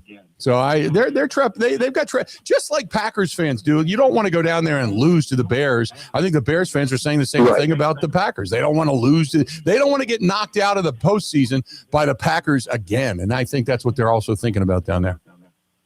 What was your opinion of Diggs yesterday? I thought for what he played, I thought he did pretty decent. Yeah, there was a couple of times I wanted to see him stick his head in there and make a tackle, but beyond that, I thought he was okay. You know what? There was a game, though, where, again, he didn't stick his head in there and he didn't get hurt, so I'm good with that. And in addition to that, all he needed to do was just learn kind of how they run things. And that's all you wanted to do yesterday. So I was good with everything that went on. And, I wanted to say kudos to the Badger basketball. The first time since 2005, they won 8 home games. Mm-hmm. And also I wanted to say kudos. I watched Aaron last night. He had a couple of balls that were spot on. Yeah. And I was happy for the guy, Yep. I think this might be his last hurrah. Right. I do too. Just because, like I was saying before, I think because he's just slowed down so much, but he can still see the defense. He can still sling the football, but I just don't think he can outrun defenders anymore. So who knows? We'll see. Maybe they lose and he ends up saying, you know what? I love Mike Tomlin so much. I want to come back and play one more time. Who knows? Who knows, right? And then I wanted to tell you too, Bill, these people that constantly piss and moan about they should do this, they should do that for the Packers and sit them and not sit them. You're exactly right. I mean, you got to do what's best for your game. You already got a game promised to you. Right. Why even jeopardize any of those guys? Even Bullard yesterday was kind of surprised. Right. I completely agree. The whole thing, I guess, knock on wood, Bullard at least seems to be okay. So that's good news. But you could see when Bullard went down and when Bo Melton did too, you could see Matt Lafleur like, oh my God, you can't sit everybody, but you're like, oh my God, we can't afford to lose these guys. Right. And I totally agree with you on Malik. He's been a hell of a quarterback for us. He's going to make some money somewhere. But there's no way in hell they'd ever get rid of Love and give Malik $50 million. No. I mean, serious. Right. You still got your sports people saying that Love is one of the top 5 in the league, and he is one of the up and rising quarterbacks. Yeah, I think. I agree with you, Denny. I appreciate the phone call. I look at Jordan Love like this: 3rd year in the league, and he's eliminated a lot of big mistakes. The consistency of big mistakes. There's always going to be a bad throw. And I've sat there and watched, Lamar Jackson make one, and I've watched Aaron Rodgers make them, and Patrick Mahomes this year, and I've watched every quarterback make some bad mistakes. So it's not just Jordan Love. Okay, what I see, and this is just my thought in watching the game last night. Okay, and that's why you can't. It's not fair to compare him in this essence, but this is our point of reference, right? Watching Aaron Rodgers go to the line of scrimmage, look side to side, and either smile, touch his shirt, hand waggle, whatever, or talk to a wide receiver coming out of the huddle, right? When he was talking to Thielen. He can see it. He's got that ability to see it and say, I'll take you there. You just do what I want you to do. He can see it. I don't know if Jordan Love has that yet. I don't. That's the next step. I don't know if he does. I don't know if he can. But that's the step. That's the knowledge. That's the awareness that takes you from a really good quarterback to a great quarterback. It elevates you to a different level when you can see it, when it all just unfolds in front of you. And I'm hoping that this 4th year, Jordan Love just has it. I hope it starts this weekend, of course, but I hope that going into next season, Jordan Love elevates his game to that level. That's my hope. If I have anything going into 2026, that's my hope. So 877-867-1670, 877-867-1670. Hit us up. Coming up next, we got Eric Banch of the Green Bay Press Gazette. We're going to talk with him. He's the guy that threw me into a tizzy last week by convincing me that they needed to get the win. And then I kind of went back in the other direction, and now I want to see what Eric has to say. They get out of it basically injury-free, and now we wait and see what he thinks and kind of analyzing that game and starting to look forward to the Bears game. All of that stuff upcoming. Stay tuned. We got a whole lot more of the Bill Michaels Show. This portion of it brought to you by Melissa and Michael, our friends at Dream Vacations. For all the resort, the cruise, the sport travel vacation needs, let them help you plan and book your next amazing getaway, because you're thinking to yourself right now, man, this weather sucks. Black snow is not a good thing. It's up and down. It's going to get warm, then it's going to get cold. It's going to get warm, then it's going to get cold. And then you're going to get into February. You know, maybe you want to do something. Maybe you want to take a cruise. You want to go sit your ass in the sand somewhere and sip a margarita and have a cigar, whatever it happens to be. Let them help you. Just do it. Because I said, I don't want to have to put all this stuff together. Just tell me what's a really good. Give me the destination, and then I'll tell you where I want to go, whatever. And then off they go. They plan the whole thing. It was fantastic. Melissa and Michael do a great job. I can personally recommend them because they've helped me do it not once, but twice now on major trips. 414-208-4221. 414-208-4221. That's Dream Vacations. 414-208-4221. 4220. Get a hold of them. They'll help you out like they did with us. Ready? This is the Bill Michaels Show on the Wisconsin Sports Zone Radio Network.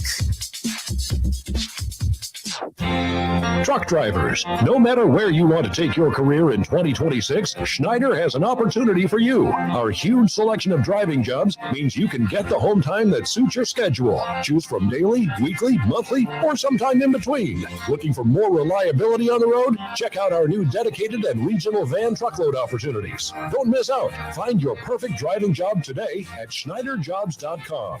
That's SchneiderJobs.com.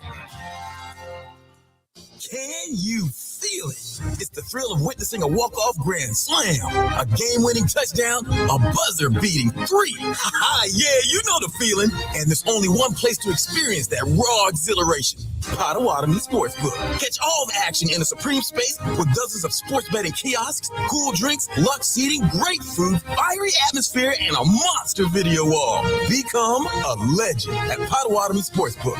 More info online. You must be 21 to enter casino.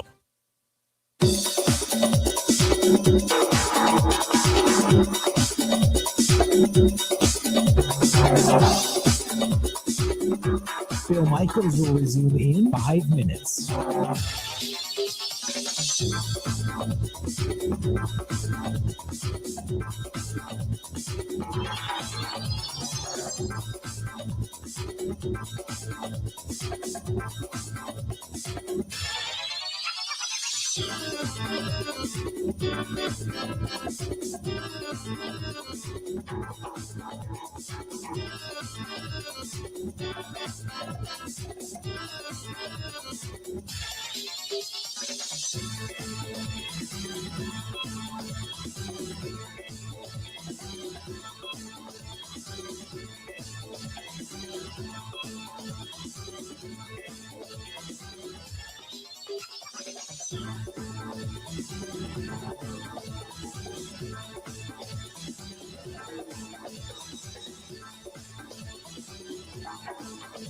Bill Michaels will resume in 4 minutes.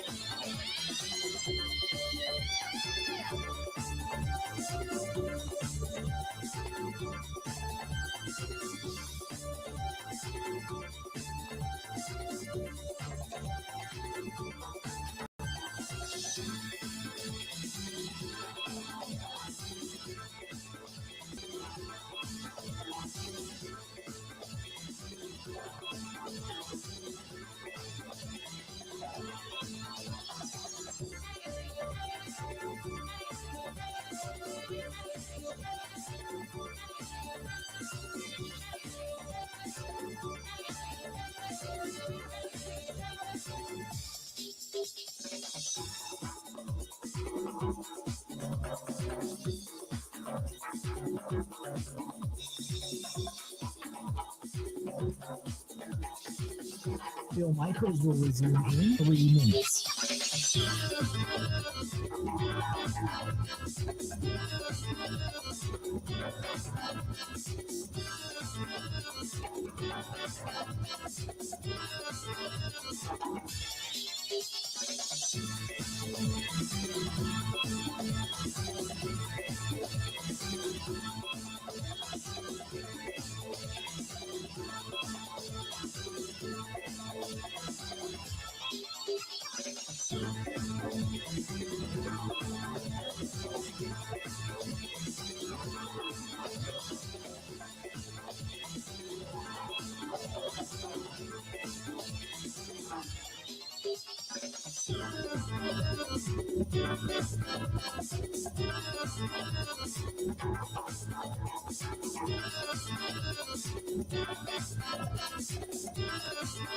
Bill Michaels will resume in 2 minutes.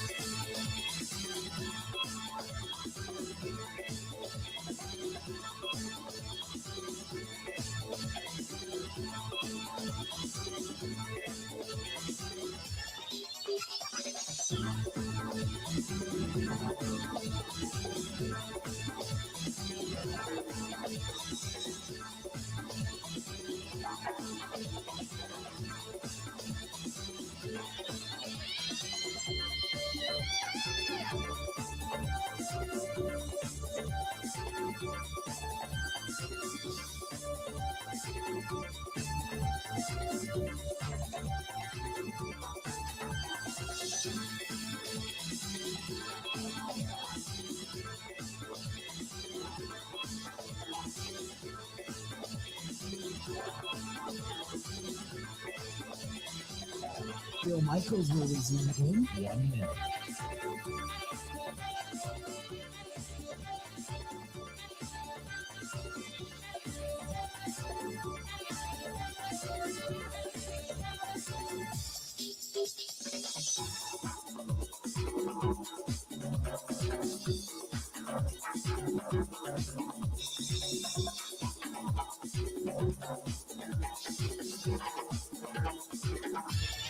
Bill Michaels will resume in 30 seconds.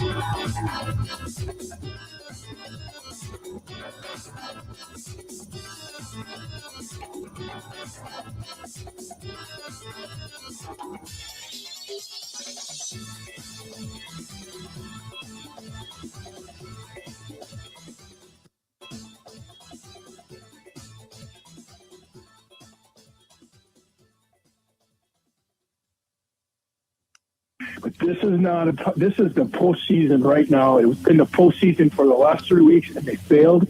They have got to get this together. They got to play football. If they don't, I question a lot of that, what's going on over there in the coaching section, because it is very clear that this ship is starting to get rudderless, and they got to take control right now, or it's going to be one and done, and then we go through the whole situation, all the off season, woulda, coulda, shoulda, blah blah blah. That ain't what's got to happen. They got to get this ship on course and fixed right now.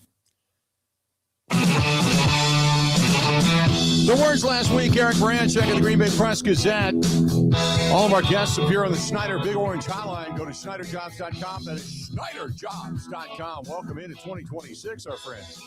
If you're looking to change teams, maybe go to Schneider. Call them 844-PRIDE or go to SchneiderJobs.com. SchneiderJobs.com. Joining us now on the hotline, the voice that you just heard, that's Eric Banch of the Green Bay Press Gazette. Eric, so they did the conservative thing. They went in the opposite direction and said, nope, we're going to try to keep everybody healthy, and we'd love to win the game, but it's all about the Bears now. And so what you saw yesterday, we looked at it as kind of a glorified preseason game, but give me your thoughts on the way that game went and now focusing in on the Bears.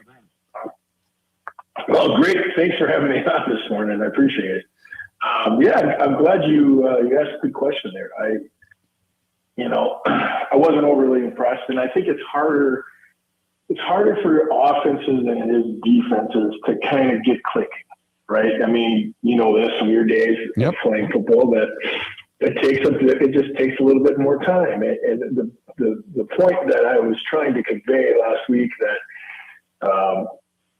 people either agreed with me or vehemently disagreed with me, was that I was not seeing them having, with the, after the Bear game and during the Bear game, Jordan Love was not on the field.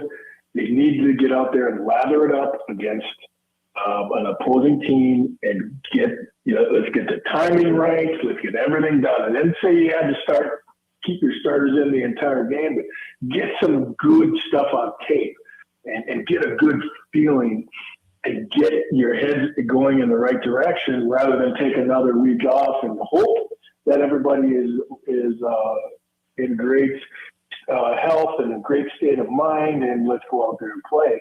And I feel like they're playing with some really dangerous fire right now that, you're 2 weeks away from you haven't had your starters out there really together. And when I say that with Jordan Love, and now here we go. So, you know what? They're all rested up. So I would imagine they're going to go out there and score 50 points. And it's going to be just a beautiful jar of peaches for everyone. But I just don't feel that way. I'd like to think that's true. So let's finish that thought, because you say you just don't feel that way. With everybody somewhat being healthy and Josh Jacobs getting the week off and giving that knee a little bit of rest, getting Zach Tom back and everything offensive line wise, is it just the rust that you would be leery of and not being capable of kind of getting it going? Well, I think there's a multitude of issues. They've lost their last 4 ball games. That is not a record that anyone wants to triumph or trumpet going into the playoffs. If they were 14-0 or 13-0 and they lost the last 4 games because they rested everybody, that's not the case. They gave everything against the Bears and they lost. They tried to do the best they can against, at least the coaches or some people look like they were trying to do the best they can against the Ravens and lost. And now you're just going to throw your cards up in the air and say, well, you know what? We're just healthy. We're going to be healthy for the postseason. And I get the health part of it. Trust me, I really do. But you can't tell me 1 week is going to make everybody feel like they just, it's the first week of training camp. It's just not. You're never healthy. After the first day of training camp, you're never going to be as healthy as you are on that particular day. So I needed to see something. I feel like I still feel this way, that they should have played at least a quarter or a half just to get their minds right. They haven't won a game since they lost Micah Parsons. That's a big thing that they got to get over. And that's not a physical thing. It's not a health thing. It's a mental thing. They got to get out there and have a good feeling about where they are in the football world. But they elected not to do that, and that they can take care of it in practice. And I hope they do. I hope I'm 100% wrong and everybody can throw their arrows and their darts at me on Sunday and Monday because I was dead wrong. That's what I hope. I hope for that because I want the Packers to do well. I enjoy covering the Packers every single week, but I just feel like from a football standpoint, I'm not so sure that was the right decision. How do you feel about the Packers against the Bears? Basically, the Packers winning 7 out of 8 quarters this year. I think they need a 14-point lead going into the fourth quarter. That I would agree with. Yeah, that I would agree. Because look at, they got in December 7th, they got beat by the Packers and they got intercepted. Look at the Lions game. Look at San Francisco the week before. You can pick out a handful of weeks during the season where they came back in the fourth quarter to win the ball game.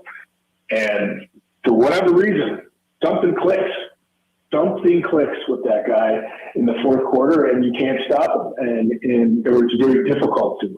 So they need to do a couple of things. They need to, they got to keep him hemmed into the pocket, and they have to score points on offense. They can't go in the red zone and fumble. They can't fiddly fart around and kick a field goal from the 5-yard line. They need to score points, and they need to get on these guys early. And then I think it's still going to, no matter what the score is, the Bears are still going to make it tight in the fourth quarter. But you have to make it so tight that it's out of reach. When it's 3 minutes left in the ball game, you got to be up 10 or more points. 14 or more points going into the fourth quarter. You got to have that scoreboard to keep them buried, because I believe that they, for whatever reason, they like to come back, and they've been able to do it. So, you know, I like the Packers going into this game, and I think for fans, how many times have we had 3 Bear weeks? Right. I can think of one back in 2010. I mean, this is the greatest rivalry in the NFL, and they're going to play in the playoffs in Chicago in the winter. I mean, it's an awesome atmosphere. It's an awesome story. I mean, all the fans should be super pumped up. But it's going to come down to one thing: they have to score enough points. They have to be able to put enough points on the board where the Bears just give up. Yeah, I agree. I said this earlier today. I said, look, the Bears don't even flip the switch until they're down by 2 scores with about a quarter and 5 minutes to go in the game. And then all of a sudden they just come at you 20 ways from Sunday, and then you got to figure out how to just fend them off. So I completely agree. I look at the Packers, and we were kind of looking at this in a larger picture. I think really the Packers only got beaten maybe once or twice this year. The rest of the time, I look at it as a blocked kick, a blocked PAT, a fumble on their own, a couple of turnovers. I mean, it wasn't like they really got beat up this year. I mean, I get it. The injuries have played a part in all of this, and you can't, kind of negate all of that. But how good, like if the Packers come into this game and say, you know what, we're just going to concentrate on not, screwing ourselves over. If they don't mess this up themselves, how good are the Green Bay Packers? We got to find out. They're rested now, so they should be firing on all cylinders, right? Yeah. So, I mean, that's what we're hearing out of 1265. To your point exactly, it was how good are they? Is a great question, because I think they could have answered some of that yesterday afternoon. They chose not to, and to play possum. And the injury thing, you know what? It doesn't really matter, because you still got to go out and you got to function. And if the quarterback isn't functioning well, if the offensive line is not functioning well, it doesn't matter. It doesn't matter if you got the tight end who's on IR. It doesn't matter if your receivers are banged up. It doesn't matter, because if the offensive line and the quarterback are not functioning, you're going to lose, period. End of sentence. There's no other way to look at it. And that's the God's honest truth. They don't have, they can't just run the football without the offensive line functioning properly. They can't throw to anybody without the offensive line functioning properly. And you can't, and if the quarterback, you see, it's his 3rd year, it's his 17th game, you should know all that. But timing is important. There isn't a lot of timing on the defensive side of the football. So the bright spot in all of this is, hey, you know what? Even with a bunch of second stringers, the defense played pretty well yesterday. So it tells you your scheme is sound. So now when your starters come back out, they should be sound too. They should, and we learned some things. And the Packers learned some things. They got a defensive end that you can put into the mix and probably feel really comfortable with. They got a linebacker that if one of the 3 linebackers should go down, you can slide him in and probably feel really good about it. You got a cornerback that wasn't all pro, that you didn't have for the previous 16 weeks. It's probably going to be an upgrade of, somewhere in that secondary, wherever they choose to put him, whether he's going to be the outside guy. I don't suspect that they would play him at the nickel. But depending on, Bullard got dinged up a little bit yesterday, so maybe Nixon goes to play the nickel or the slot receiver. There's a lot of pieces there that on defense you got to feel comfortable with, but the big question mark is offense. And how good are they? They're 9-7-1. That's how good they are. What did you think of Jordan Morgan? A lot of criticism yesterday, and in some cases rightfully so. What did you think of his overall play, especially playing tackle?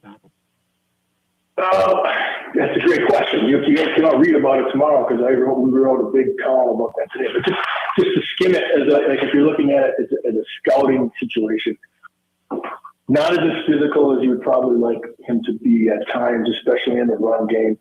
He plays a little straight-legged, meaning he doesn't bend his knees well. And his first drop step, like a big kick, his first kick step has to be much quicker and much deeper. Because on the first sack that happened there, it was the guy was outside and he was a speed rusher. The only way to defeat that as an offensive lineman is you got to get depth. And instead of getting depth, his first step was pretty short, and then he was already beat. There wasn't anything he could do. If you remember Bakhtiari, when he would be in his pass stance, that left leg was, it was hard to believe he had any balance at all because that thing was so far back. But he developed that so that can help him get the depth to speed rushers. So there's a little bit there that probably needs to get cleaned up technique-wise. And then, as a run blocker, as long as you're not, if he's not the point of attack, I think he's adequate. But at the point of attack, again, I think he plays a little straight-legged, and that defeats him a little bit. Eric, great stuff as always, bud. To look forward to this weekend, and we'll talk again next week, okay? Yeah, it's going to be awesome. This is going to be a great week. I hope everybody enjoys it, and thank you very much for having me on this season, Bill. It's been a highlight of my week. Well, hopefully we keep it going. That'd be great if they get a win, and we're talking about this team then heading to Seattle for yet another rivalry game. That'd be fantastic. So you never know. That would be great. Right? That would be awesome. Fantastic. Yes, good stuff. We'll talk to you next week, Eric. Take care. See you, bud. There you go. Eric Banch of the Green Bay Press Gazette joining us for a couple of minutes on the Schneider Big Orange Hotline. The highlight of his week. Did you hear that? I That's quite the did. compliment. I've never been called that before by anybody, not even my mom when she was alive. She didn't even sing. She was just like, "Oh God, you drive me crazy."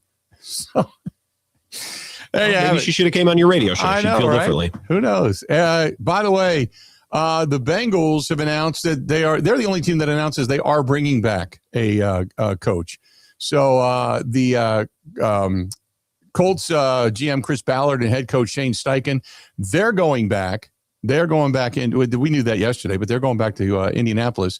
Zach Taylor is going back to Cincinnati. We knew that because he had a year left on his contract, and Cincinnati doesn't pay anybody to go away. So we'll see what happens there if they actually give him an extension or not. But nevertheless, you've got 6 right now coaches that have been let go in the National Football League. We'll run through that list when we return. Don't go anywhere. Stay tuned. We got a whole lot more of the Bill Michaels Show on this Black Monday in the NFL coming up next. This is the Bill Michaels Show on the Wisconsin Sports Zone Radio Network.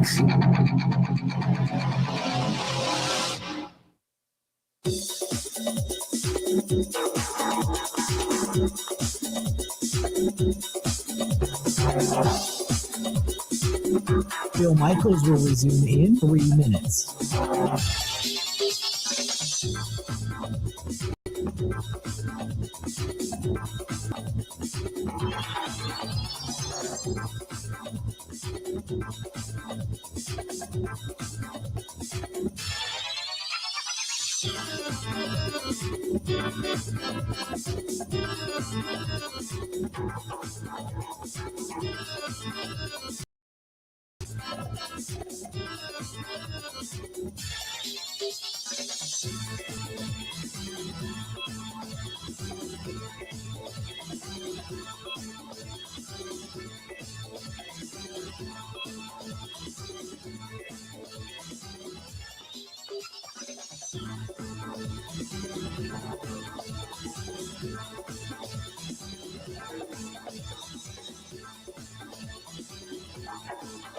Bill Michaels will resume in 2 minutes.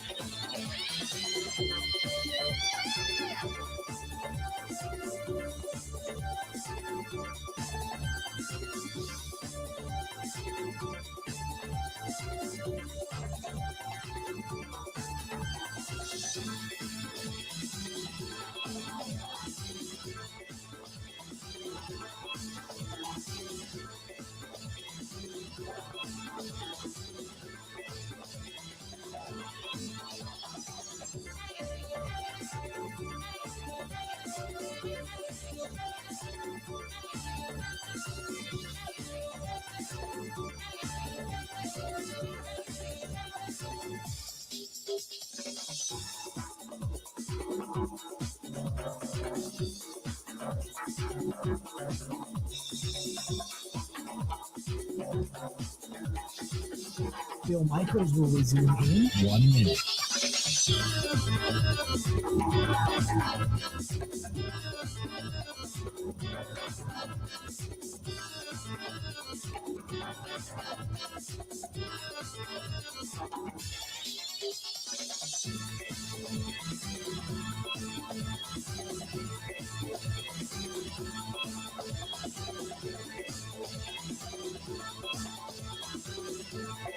Bill Michaels rules in 30 seconds.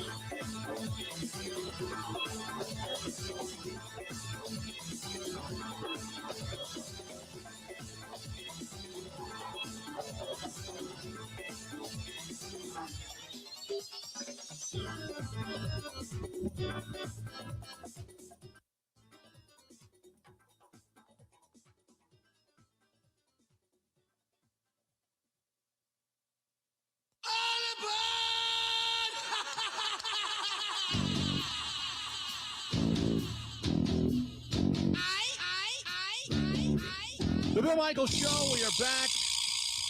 Welcome into 2026, our first Monday after the season culminates. The Green Bay Packers, 16-3, they fall to Minnesota. They end up at 9-7-1, but all of our sites go immediately from that contest yesterday and now face the Chicago Bears. The Bears still suck. In Chicago on Saturday night, 7 o'clock Central Time, 8 o'clock Eastern, and that game down there at Soldier Field.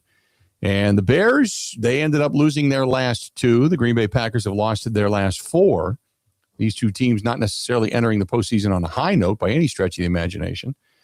But the Green Bay Packers rested a lot of their people to try to remain healthy. And for the most part, the Bears are pretty healthy. They've gotten healthier in the secondary over the last couple of weeks specifically. But they're at least, they believe, trending in the right direction. The opposite can be said for their Bears defense, though, that surrendered 1,313 yards since week 16. Ranks 31st in pass rush win rate entering week 18, which led to only 4 sacks in their final 3 games. The Bears built on takeaways, basically. We talked about that. With a league high 33. 30 of those in wins, only 3 of those in their 6 losses. I was writing about this for my show tonight just a few minutes ago. It feels like some of the Bears' deficiencies have actually been reflected in the results the last couple of games, where maybe earlier in the year it wasn't. Yep, no doubt. Stay tuned. We got 2 hours down. We have 2 hours yet to go. Don't go anywhere. More of the Bill Michaels Show coming up right after this.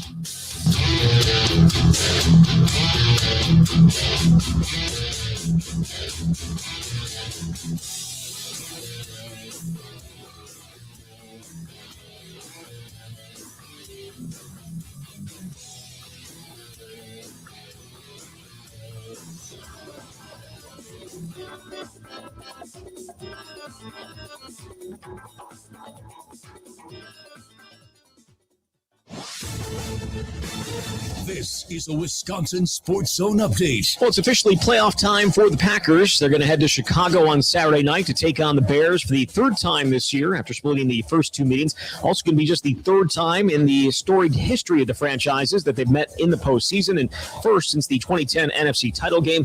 Packers ended the playoffs having lost 4 straight, including a 16-3 loss to Minnesota yesterday when they rested most of their players. But none of that matters now, says Coach Matt Laflur. Like I told the guys, we're in the tournament. Everybody's 0-0. We're going to have to go on the road, and we got to embrace that opportunity.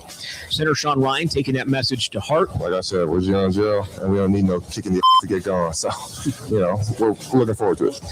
Again, it'll be the Packers and Bears on Saturday night at Soldier Field. If the Packers win, they would head to Seattle to face the top-seeded Seahawks in the divisional round. Kick on Saturday is at 7. Turning to Wisconsin, they have been active in the transfer portal, adding a double-digit number of guys. It includes quarterback Colton Joseph from Old Dominion. He had 3,700 yards of total offense and 34 touchdowns this past season. Rural Mutual Insurance, keeping Wisconsin strong. Get insurance from a company who knows Wisconsin and cares about your community. You may know Rural Mutual Insurance as the #1 farm insurer, but did you know they also offer competitive home and auto rates? Visit ruralmutual.com to learn more about products and discounts. Rural Mutual Insurance, keeping Wisconsin strong. Well, the Bucs are still out west after taking down Sacramento last night. They'll be back in action on Wednesday against Golden State in San Francisco. And Wisconsin going to look to bounce back from Saturday night's loss to Purdue when they take on UCLA tomorrow night. Badgers just 1-2 in Big Ten play so far. With this Wisconsin Sports Zone Network update, I'm Zach Heil.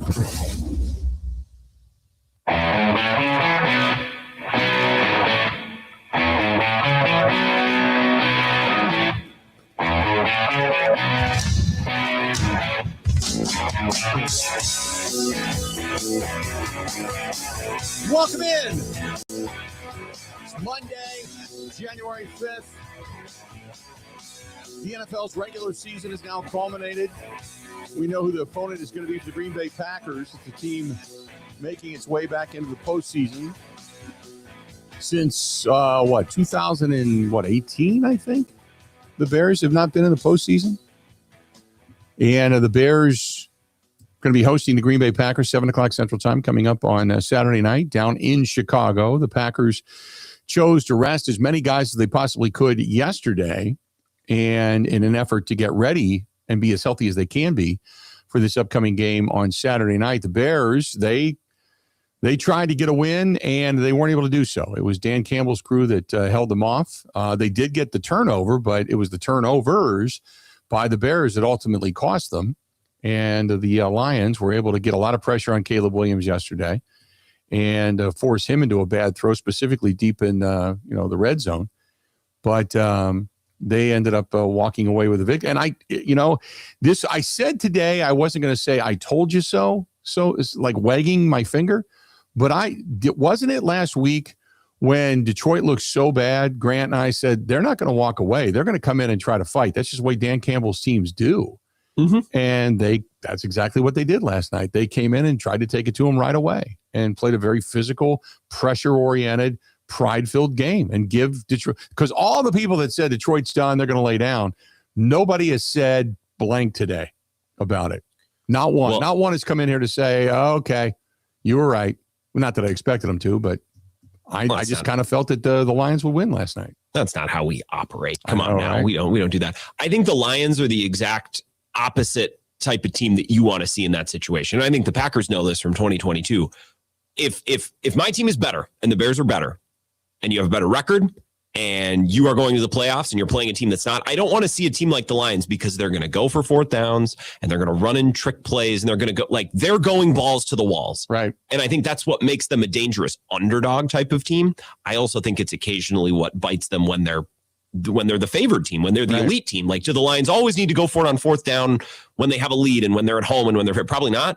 But it makes them the exact opposite type of team that you want to see in the situation the Bears were in yesterday. Yep, no doubt. So the Bears take a loss, Packers take a loss, and now they square off coming up on Saturday night. Matt Laflur talking. Now, was this from last night or is this today? Yes. Yep, he hasn't spoken yet today. Okay, I didn't think he spoke yet today. So Matt Laflur from last night after the ball game, kind of breaking the way things went down and philosophically speaking into that game and such. Matt Laflur talking to the media last night. Take a listen. Well, that was there was some good out there and some not so good. And I think, like I told the guys, I was proud of their effort, the way they competed. I think that's a pretty good offense, holding the 16 points. I thought defensively, our guys played physical. They played for 4 quarters, exactly the style play we want to see, but obviously couldn't get enough going offensively, and that was disappointing. That's a really good defense, and they give you a lot of challenging looks, and we really struggled, especially in the first half, blocking movement and getting anything going. I thought in the second half we did a better job. We were able to run the ball a little bit. But all in all, like I told the guys, we're in the tournament. Everybody's 0-0. We're going to have to go on the road, and we got to embrace that opportunity. Do you have any idea about Fuller's knee and what was the thinking of having him in at that point? Yeah, I mean, we're just limited on bodies in regards to we both those safeties, quite honestly, and in regards to when we were going nickel defense and trying to match personnel, one of those guys had to go in. So, it's unfortunate. I think he's going to be okay, but we'll have an update for you tomorrow, I'm sure. But you mentioned going on the road for the third time in 3 years. What about this year maybe compares or contrasts to what you guys have faced each of the last 2 years? Yeah, I mean, I think every year is a different year and different experience, and you got to learn from your past, no doubt about it. And I think it's just, the urgency that needs to be there from the moment we start preparing, which is really right now, in terms of for those guys that battled today, getting their bodies back. We got to have a great week of preparation. We got to maximize it, make the most of it, and go shoot our shot. Is momentum just not relevant when it comes to getting your team healthy? Yeah, I think we did the right thing today in regards to trying to, and we'll see. Time will tell. But I feel better about this certainly than I did a year ago after the game. It was a double whammy when we lose the game and you lose like a key player for us to go into that run. So I thought this was the best decision. What is the benefit for the guys who didn't play, maybe who are healthy or just borderline not healthy for this practice week? Do you feel like you could practice harder? Do you feel like it's practicing more? I think everything's fluid in terms of how we go about the week. I mean, a lot of it is going to be dependent upon which day we play. But I do think, I think we had a pretty good week of practice. I felt like this last week for the guys that we were trying to rest. They did get a lot of reps. We went a lot of good on good, and our one offense versus our one defense. And so I think we're physically in a better place. How do you go about just changing the tone and the intensity of what's to come this coming week? Well, I think you definitely stick with your process that you believe in, but I think just everybody has to understand the magnitude of the playoffs and what that brings in regards to there's a finality to it. So you got to go play your best ball. Like in a locker room like that, obviously knowing you've lost 4 straight, but now it's a clean slate. Yeah, I think it's just that. It's like, hey, we're in the dance. We got to go on the road, and we're going to have to play our best football moving forward. You referenced last year a couple of times during the week, and again now. If you don't have happen what happened against the Bears, do you take the same approach, you think, or did that be an impact? I definitely think that was a major driving force in regards to the decision to try to keep out as many guys as we could. I mean, obviously, I talked about it earlier this week. I mean, you have 55 spots because you got a 53 plus 2 elevations. Certainly some guys were injured going into this game that couldn't play anyways. So there's not too many guys that you can truly protect. And we tried to protect as many as we could, but also I thought it was great. It was just a great opportunity for a lot of these guys that haven't gotten the reps that maybe they want. And anytime you're going out there, and I mean, you're on display for the whole world to see. And so I thought it was great exposure for those guys, and I liked how they competed. When it came to play calling, you obviously want to give Clayton an opportunity. It's also a really good defense, and your starting quarterback is the backup. So what did you kind of do play calling wise, if anything, to try and make sure Clayton wasn't in harm's way? Well, I think first and foremost, if we got in that situation where Jordan was going to go in the game, there was not going to be a pass attempted. So we made that decision based on the circumstances, just prior to even coming into this game. But that's a really good defense. That's one of the better defenses in the league. They're very aggressive. They got us on a couple things in protection when we did try to throw the football. We knew that we were going to have to lean on the run game. I thought early on it just wasn't good enough in regards to we had some missed targets. We had some, when they brought pressures, there were a couple free hitters in the hole at times. I talked to E about the one we got a downhill run. There's a free hitter right there. We just can't lose 19 yards on a run play. So that one definitely hurt us. But all in all, I thought he certainly bounced back. He had a great kickoff return. I thought he was running hard. We kind of got some of our outside zone going a little bit in the second half. So that was encouraging. How do you judge Clayton's day?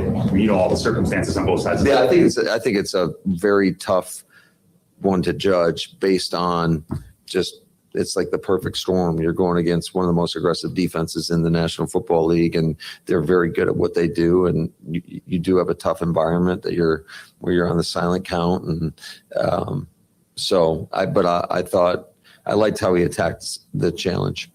I think he got out of Sorrell and Bretton Cox. And is that any kind of sign that they could help you in the playoffs? Yeah, I think absolutely. I thought both those guys played really hard, and I'm sure it's we got to go take a look at it and do a deeper dive on it and critique it. But I thought as far as the energy and just how they competed, I was happy with that.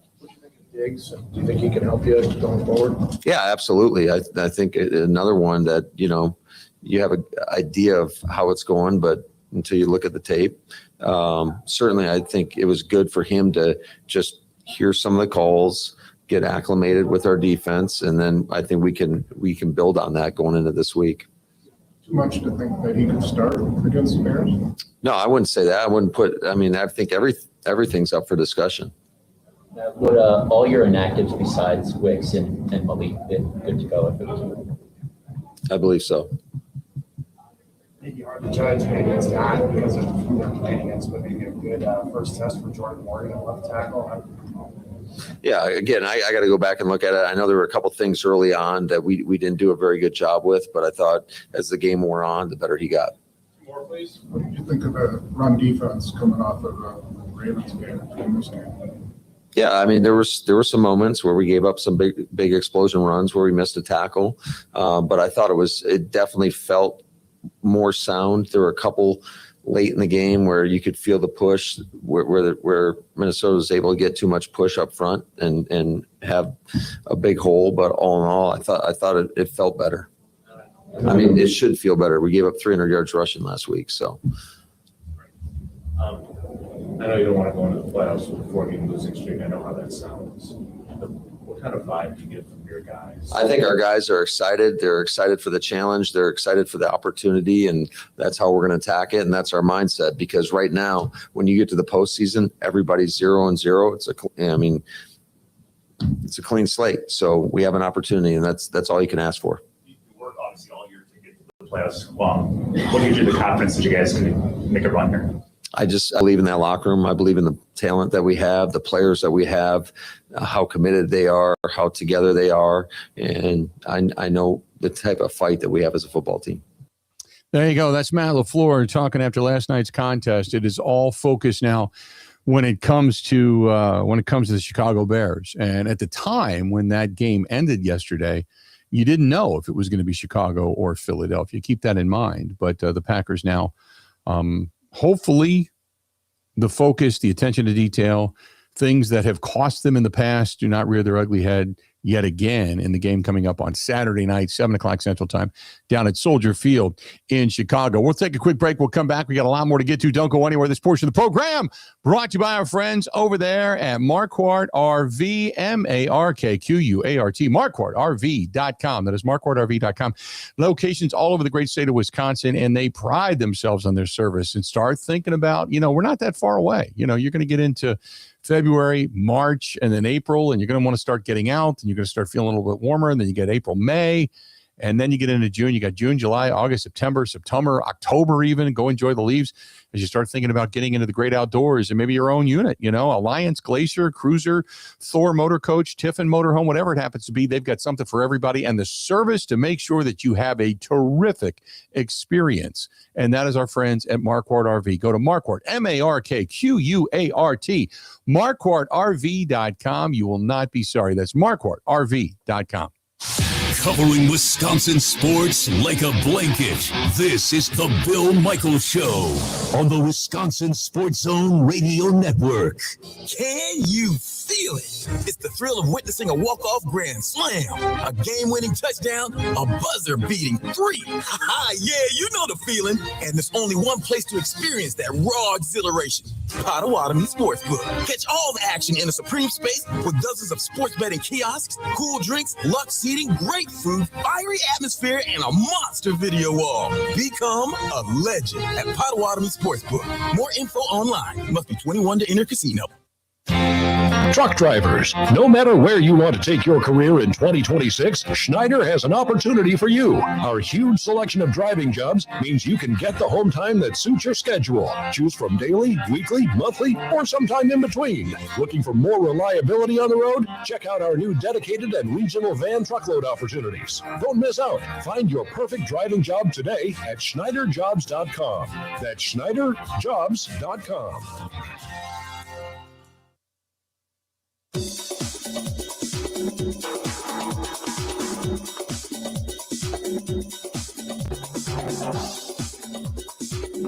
Bill Michaels will resume in 3 minutes.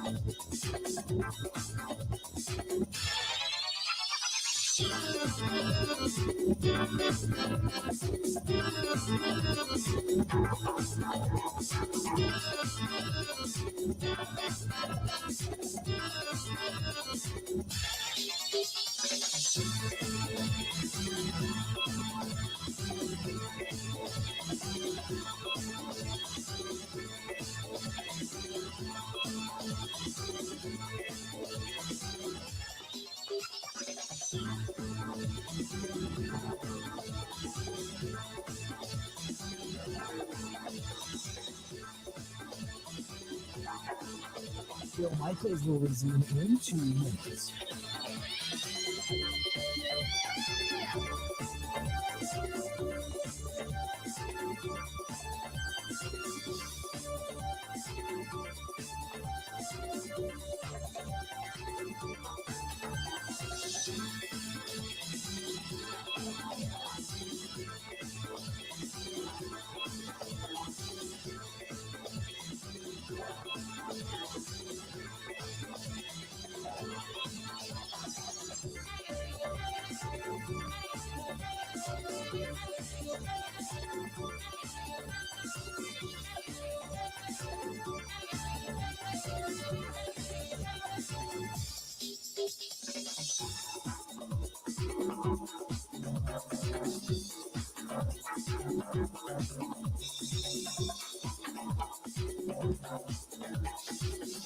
Bill Michaels will resume in 1 minute.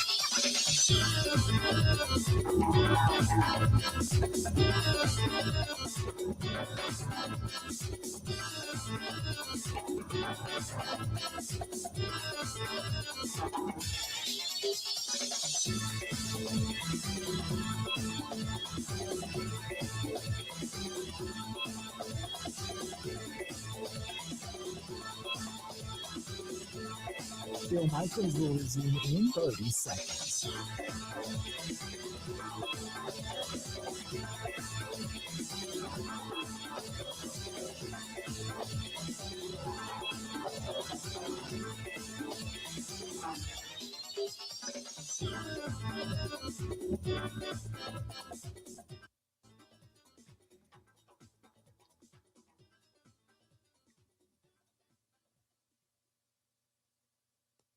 I never heard of most of them. Mitchell Friedman? Who are these guys? It's lit up. Football comes loose. Packers recover with Drake Dabney, one of their call-ups this week. We're just limited on bodies. Team gets it out in time, but they're going to be short. Jacoby King James. Well, that was there was some good out there and some not so good. And the recovery by Brenton Cox, by Baranczyk, beg your pardon. It was Cox who forced the fumble. Heady play by Cox. I think, like I told the guys, I was part of their effort, the way they competed. Well, that was there was some good out there and some not so good. Yeah, that was a mishmash of stuff. Some guys you wouldn't recognize their name. The Packers lose 16-3. They go to 9-7-1 on the season, and now they effort towards Chicago and start to head down to the Windy City. They leave on Friday, get ready for the game coming up on Saturday night at Soldier Field. 8 o'clock Eastern, 7 o'clock Central, and hopefully they can walk away with a win and extend this season for yet another week and get to the divisional round out of the wild card weekend. This portion of the program brought to you by our great friends at LD's Barbecue, ldsbbq.com. That is ldsbbq.com. They're on Main Street in East Troy, and we thank God we got another year so far with our buddy Leon, who survived and stayed with us all throughout 2025. He wants to stick around through 2026 and do a lot more great stuff. He wants to obviously continue to raise funds for the Thin Blue Line and helping kids that have had parents that have served, that have had their parents fall in the line of duty, and help those kids out. And he's doing another motorcycle again this year. So if you're looking to win a brand new Harley Davidson and support a great cause, that's a great cause. Not to mention all the award-winning, now lifetime achievement member of the barbecue family, award-winning barbecue. That's LD's Barbecue on Main Street in East Troy, Wisconsin, right there on Main Street. It's right there at the East Troy X. You can't miss it. Can't miss it. So there you go. You've got Black Monday is well underway. And you've got Atlanta, Raheem Morris and their general manager both out.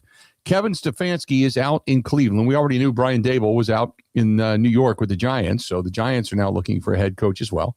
The Raiders have fired Pete Carroll. Arizona let go of Jonathan Gannon. And Tennessee, obviously, earlier this year let go of Brian Callahan, and they also are searching for a head coach. So you've got 6 teams right now. 6 teams right now that are all looking for head coaching candidates. And that's just what we know of as of right now. Some other meetings are still going on. You wonder if in the next day or so, some of the other, because we thought at one point there could be 8 to possibly 9 teams looking for head coaches. Nothing out of Baltimore right now about Harbaugh, and which was interesting. Grant, did you hear last night Harbaugh was asked about coming back, and he said, yeah, I love these guys. I'd love to be their coach. I love these guys, and gushed about them. And then when they asked Lamar Jackson about, hey, you want your head coach to be back next year, never mentioned his name. Said, I'm trying to really understand and grasp what just happened out there. I have not even, thought about it. And now you're asking me about next season? When all he had to do was say, Jim's been great for my career. Yeah, if he's our head coach, it'd be great. He didn't say anything. Didn't even use his name. So for all the stuff that was said that he said, that's not true, certainly looks to be true. It is hard for these players after an emotional loss, I'm sure. So I think it's fair to be like, man, I'm trying to figure out how we lost that game because of a stupid kicker. So I get that. I think a lot of these guys are just bad at press conferences. It's easy for us to say, just say the company line about the coach. Right. And then whatever is going to be resolved will be resolved. But not everyone is as media savvy as us, Bill. Let's put it that way. I've often said on my show, just make me press conference correspondent. I will go up there and perfectly deliver BS. Right. Always. You had to know going into this game, if the outcome was what it was, you had to know because of what was written in the Baltimore Sun, or was it the Baltimore Herald or Sun or something like that? The Baltimore Sun. The whole article that was written about you having to change practice times because you're gaming at night, and that they're kind of tired of your act, and that there's a relationship that's basically becoming unraveled between you and the head coach. You had to know this question was going to be asked. And then to sit up there like you don't have the ability, the mental wherewithal to almost demean yourself by saying, I can't even comprehend what just happened. Are you kidding me? It's like, come on, man. Any thinking person would know that question's going to be asked of you the minute your season ends. And again, this just goes back to, for everybody that poo-pooed that article, yeah, there's probably more validity to that article than what they wanted to give it credence for. There's probably a lot to do with that article that, because Lamar Jackson wanted to downplay it. Certainly Harbaugh downplayed it. But now you look at it and you're like, no, he can't even bring himself to mention his head coach's name. There's probably a lot. Where there's smoke, there's fire. There's probably a lot of fire behind the scenes. And if you read that article, it really wasn't Harbaugh's fault. They got this guy who is an incredible player who started feeling himself and said, I don't want to practice early. I stay up late at night and I game. So we're going to move practice back. And then when he started falling asleep in meetings and not paying attention to him, you can only go so far because you're paying him $50+ million to beat a man.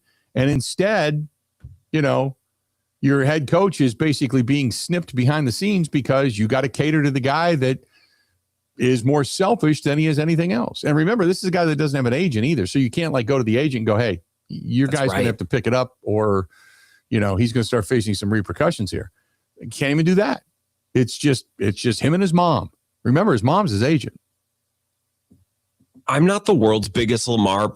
So maybe that's not the way that I should word it. I'm sick of a player like Lamar, maybe not even sick of, but he's won all these awards and he's counted all these stats and he's brilliant, going to be one of the most prolific players this generation. But he doesn't really have a signature playoff win to his name. We're waiting on that. Yeah. 3 playoff wins in his entire career. He pretty consistently plays his worst game of the year and the biggest game of the year. And I feel for him last night because on the road in Pittsburgh in a de facto playoff game, he led 2 go-ahead game-winning, basically scoring drives late. Yep. You know what I mean? And his kicker missed the kick. So and I would have felt bad for Rodgers the same way because Rodgers didn't deserve to lose that game. Yeah. Pittsburgh's defense probably deserved to lose that game because they busted a coverage twice. But I felt of all the nights where Lamar Jackson should be celebrated for pulling off something that maybe he hasn't always his career. Last night should have been that night and his kicker didn't let it happen for him. Right. I agree. And Mark, what was it? Their tight end is the one that dropped the pass last year. Andrews, Mark Andrews. He had the pass. I mean, granted, it was thrown a little bit at his feet, but he's the one that dropped it. It wasn't Lamar Jackson's fault. He let him down the field. But the bottom line is he's got a total of 3 wins in his career in the postseason. You would think a multiple-time MVP would have more than a total of 3 wins in his career.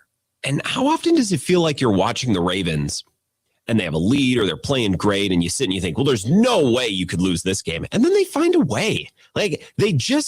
It's not always Lamar. Sometimes it's Mark Andrews or Zay Flowers fumbling, or it's a kicker missing a kick, or Derrick Henry fumbling the ball.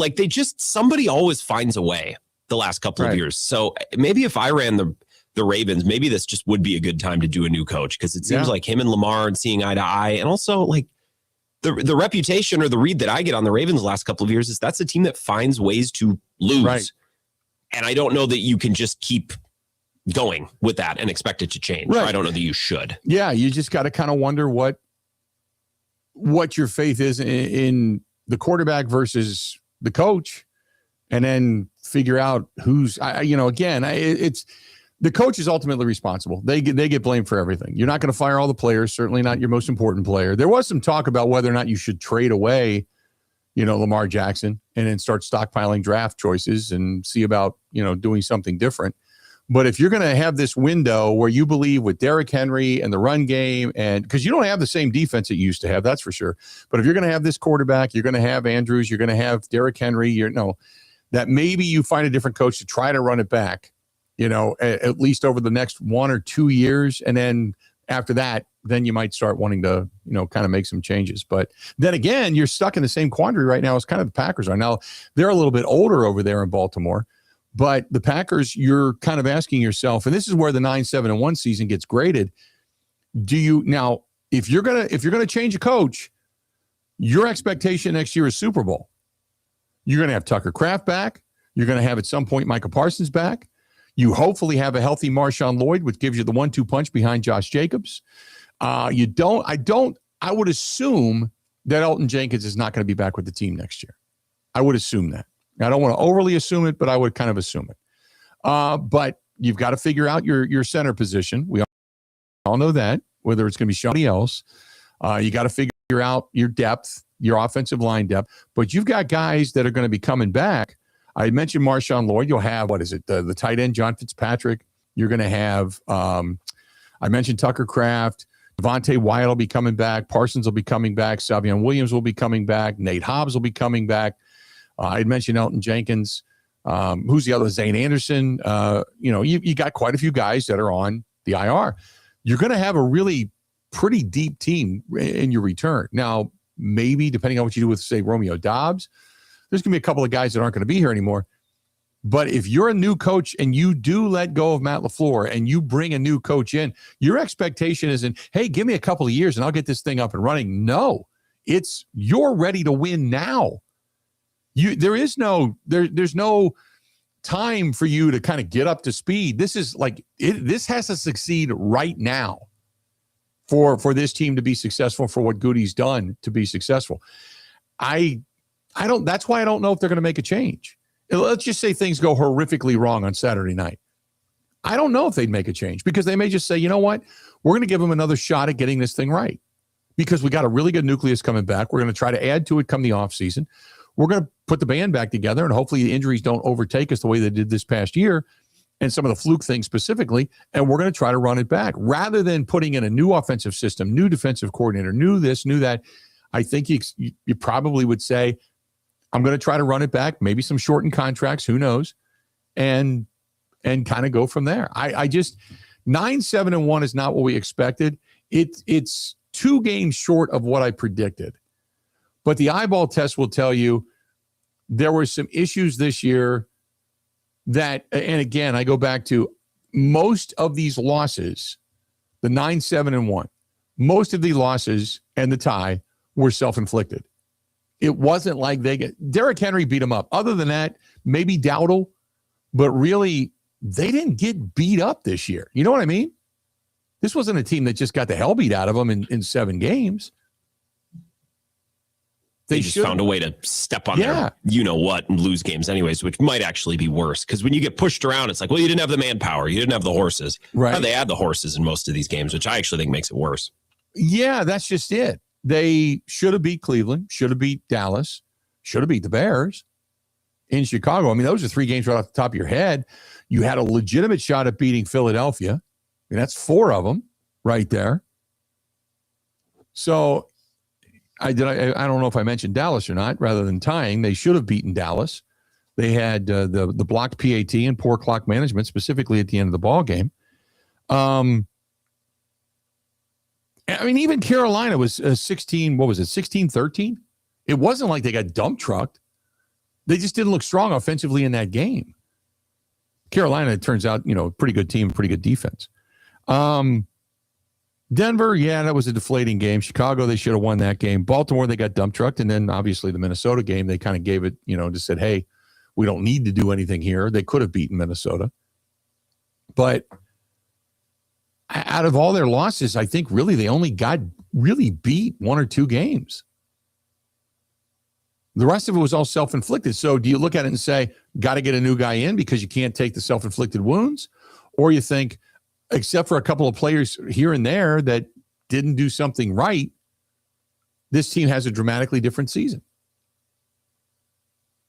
So we'll get into that when we come back. How would you grade out? How would you grade, as we stand now, the regular season comes to an end, how would you grade out the regular season of the Green Bay Packers? 877-867-1670, 877-867-1670. Hit us up. We want to hear from you. Another year of me telling you about the great Pella windows and doors that I have in my house, and I love them. Always have, always will, since I changed them out and continually made the great room now completely solid. I replaced one door 1 year, and it just simply wasn't enough. It made a difference, but once I replaced the second door, that's when everything became sealed, signed, and secure down there in the great room. As far as the economical factor goes, that thing just stays right there, 69, 70 degrees. It really doesn't fluctuate. It's fantastic. Pella windows and doors, they allow you to put your head on your pillow at night and sleep soundly and safely in your home because you know they're going to work and they're going to lock.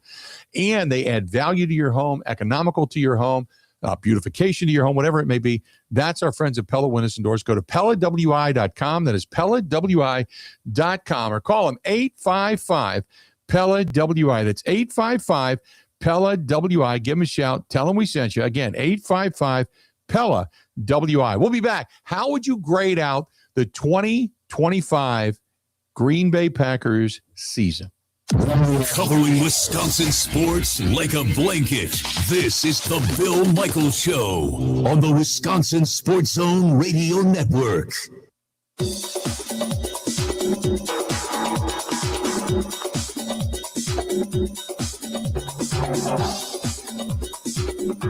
Bill Michaels will resume in 5 minutes.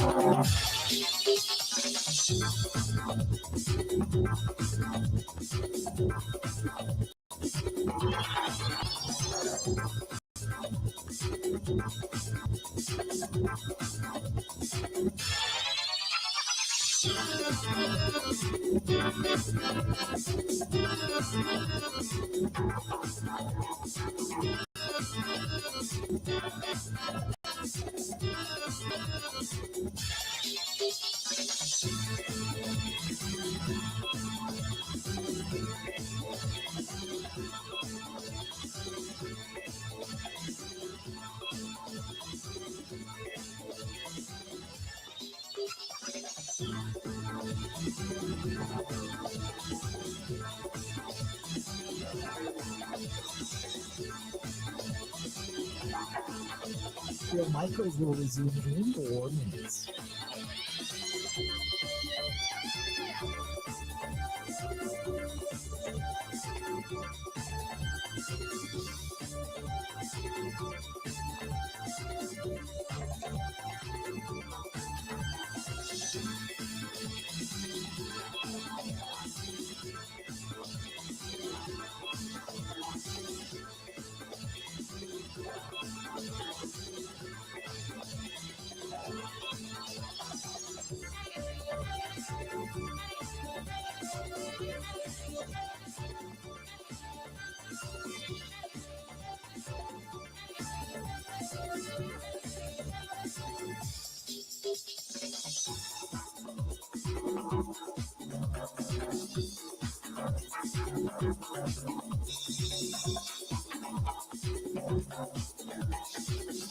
Bill Michaels will resume in 3 minutes.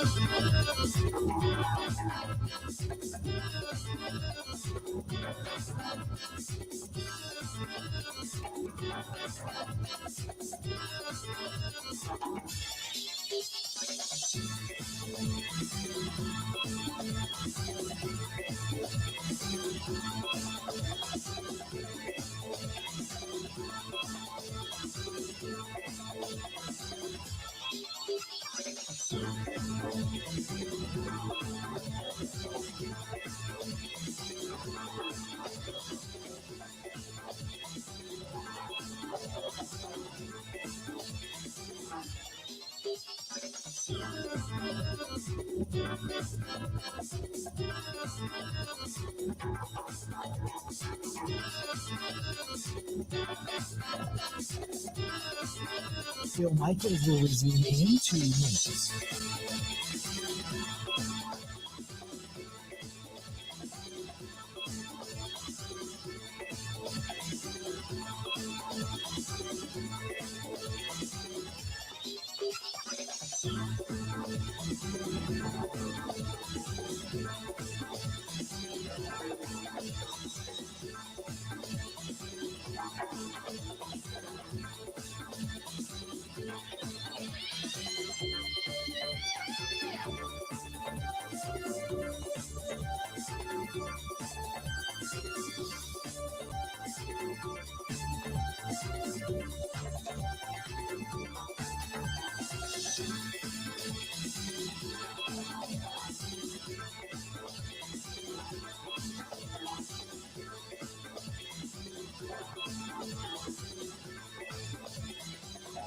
Bill Michaels will resume in 1 minute.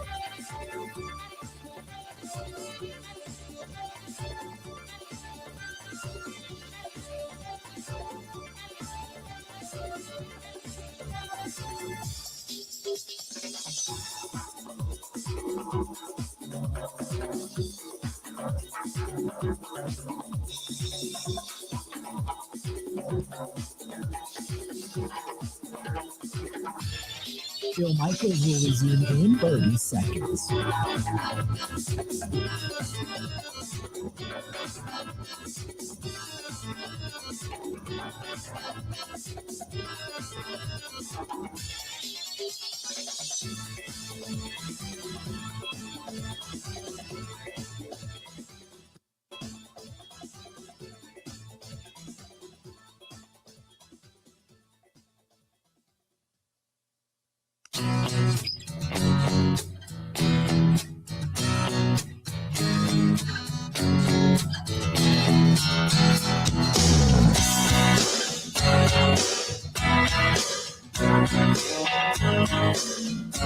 Welcome back.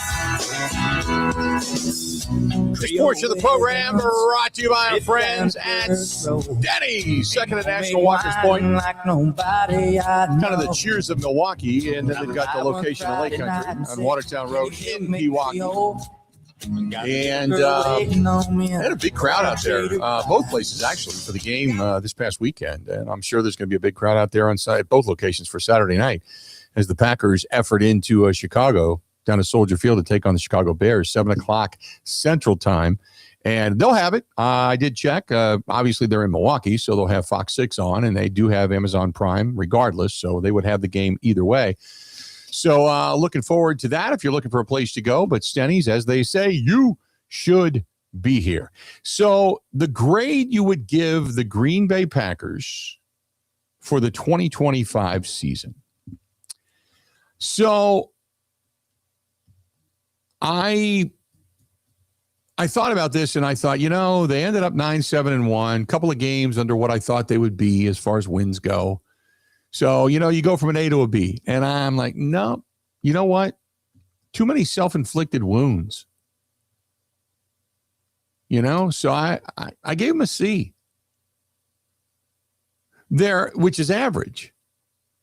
And they're better than an average team. They're 9 wins, so they're a tick above. You can't really get to 500 in a 17-game season. They're a tick above that. But I thought a C because, yeah, they are an average team. But I thought, in addition to that, the self-inflicted wounds are what hurts them. And Jeffrey says, well, take out the first 2 games of the season, and they're 7-7-1. But you can't, because they did what they needed to do to start the season. Those were emphatic wins against a team they couldn't beat the previous season, so it was a good win. And then they beat a team that went on to an NFC area to play deep into the postseason. So you don't take those out. You don't start eliminating good wins to justify what it is you're going to say. You look at it and you say, this was their record, and why did they lose these games? And they lost these games because of self-inflicted wounds. It wasn't like they got beat up. So I give them a C. It's a very realistic way of looking at things, So what would you grade this team out as? And I know it's a very kind of a generic thing, but that's the way I'd kind of look at it. That's kind of my, for Packers fans, or for the Green Bay Packers to be 9-7-1 and to lose numerous games by, your own ineptitude, that's a C season at best. Let's go to Brian, listening to us in Shorewood. Brian, how you doing today, man? What's going on? Good, Bill. Hey, I have a similar view as you. The way I look at grading the Packers, 32 teams in the NFL, 14 teams qualified for the playoffs. Where did we qualify? Take your pick, either 13th or 14th. Yep. So I give us a C+, slightly above average, not quite to expectations. And then one follow-up on your discussion about Matt Laflur. If Matt Laflur remains, pretty good chance our defensive coordinator is a head coach for a team other than the Green Bay Packers. So the plot thickens there. Yeah. So my question to you is, would you choose Jeff Hafley being promoted to the Packers head coach, given that Matt Laflur has had 7 years and the best he got us was a 7 seed?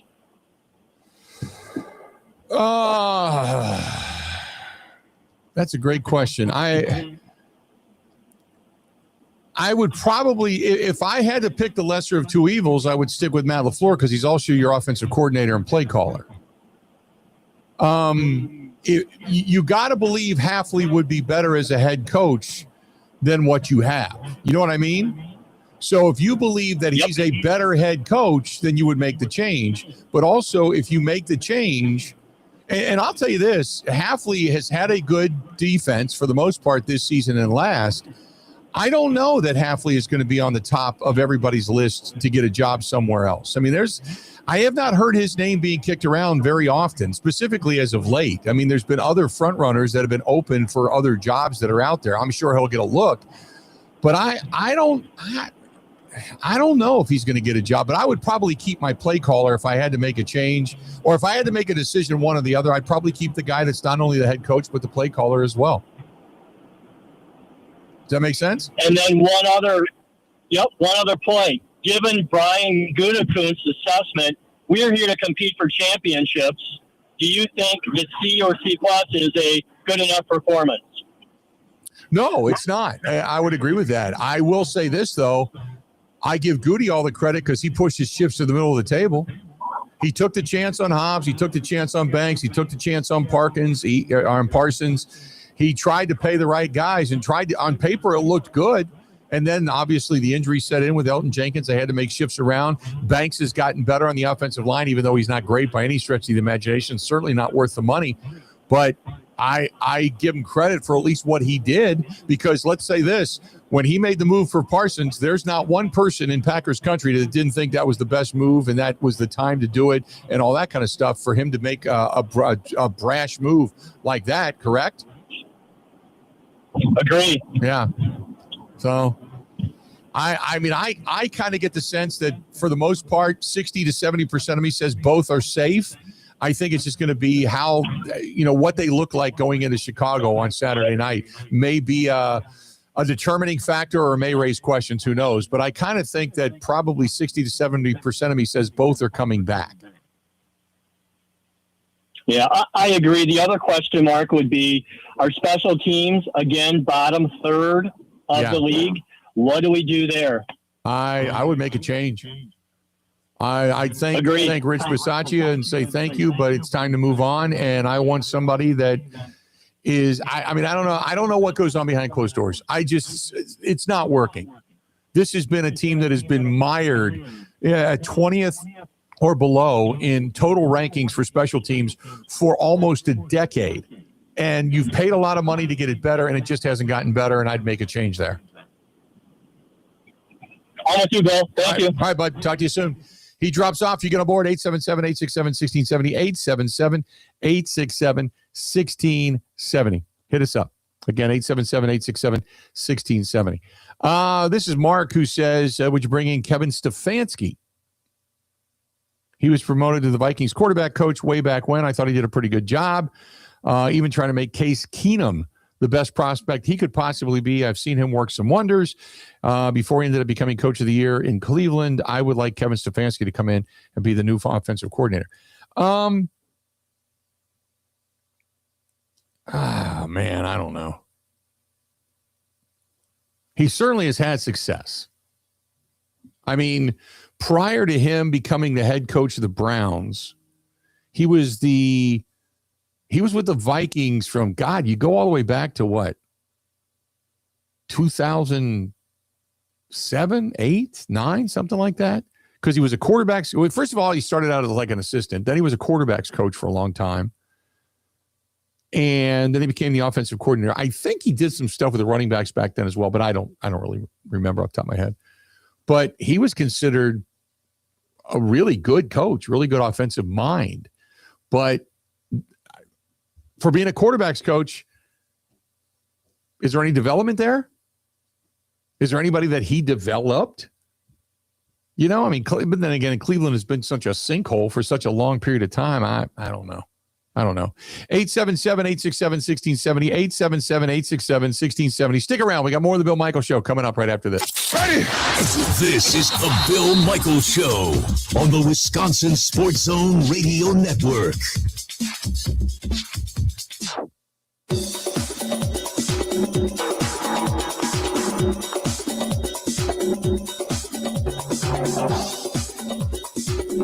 Bill Michaels will resume in 3 minutes.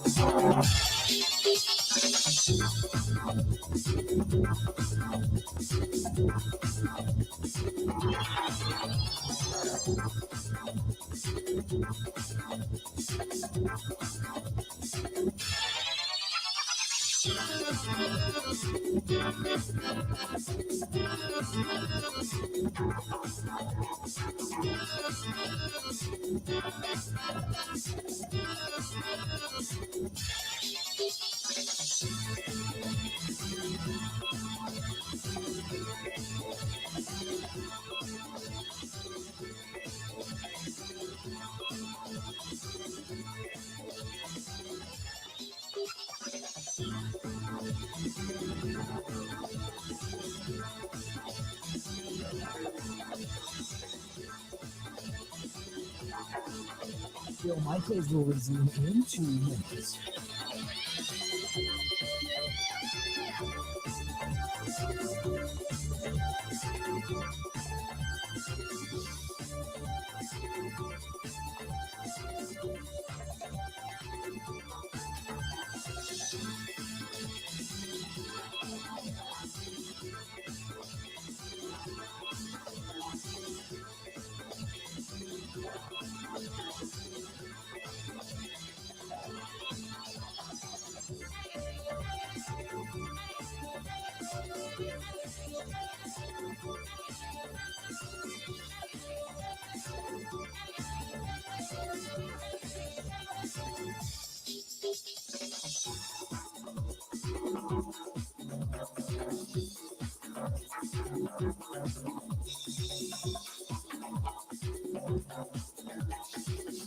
Bill Michaels will resume in 1 minute.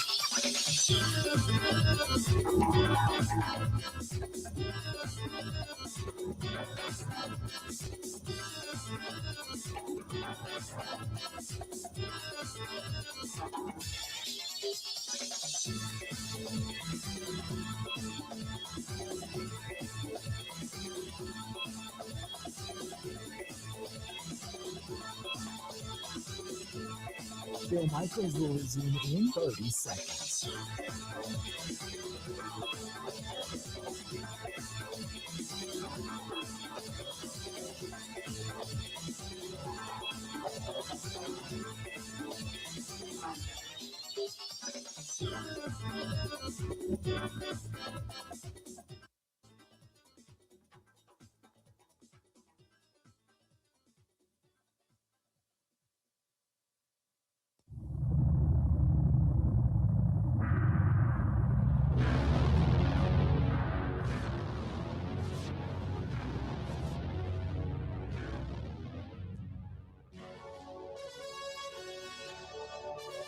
Welcome back. Bill Michaels Show. This portion of the program brought to you by Reba MIPA. MIPA Industrial Bearings in Grafton, Wisconsin. And Reba, good stuff with Reba, by the way. They're hiring, and if you are a skilled CNC machinist and you're looking for a new team, new company to work for that pays really well and gives you all the benefits you deserve, that is MIBA, M-I-B-A, MIBA Industrial Bearings, and they believe in being stronger together, manufacturing hydrodynamic bearings for the power generation industry in Grafton, Wisconsin. Search them on Indeed, I-N-D-E-E-D. That is MIBA, 262-337-2210, 262-337-2210. That is MIBA, M-I-B-A, MIBA Industrial Bearings in Grafton, Wisconsin. Good stuff. What would you grade the Green Bay Packers season as?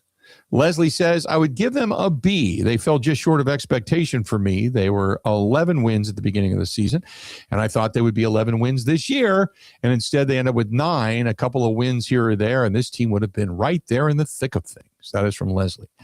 Georgia says, I give them an F. F for effing bad. They kept shooting themselves in the foot, and Matt Laflur is to blame, and until he's out the door, I will never grade this team higher than an F. I don't care if they win the Super Bowl. Well, that's just a dumbass statement, isn't it? So if they win the Super Bowl, you still want people fired.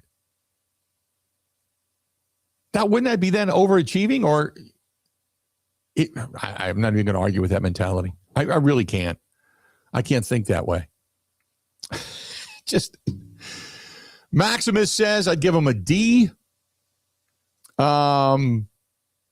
This one's from, this is Cassidy. Cassidy said I would give them a C+. They were just better than average. I would give Jordan Love a B-. He is just not on the same level of plateau as some of the other better quarterbacks that are out there.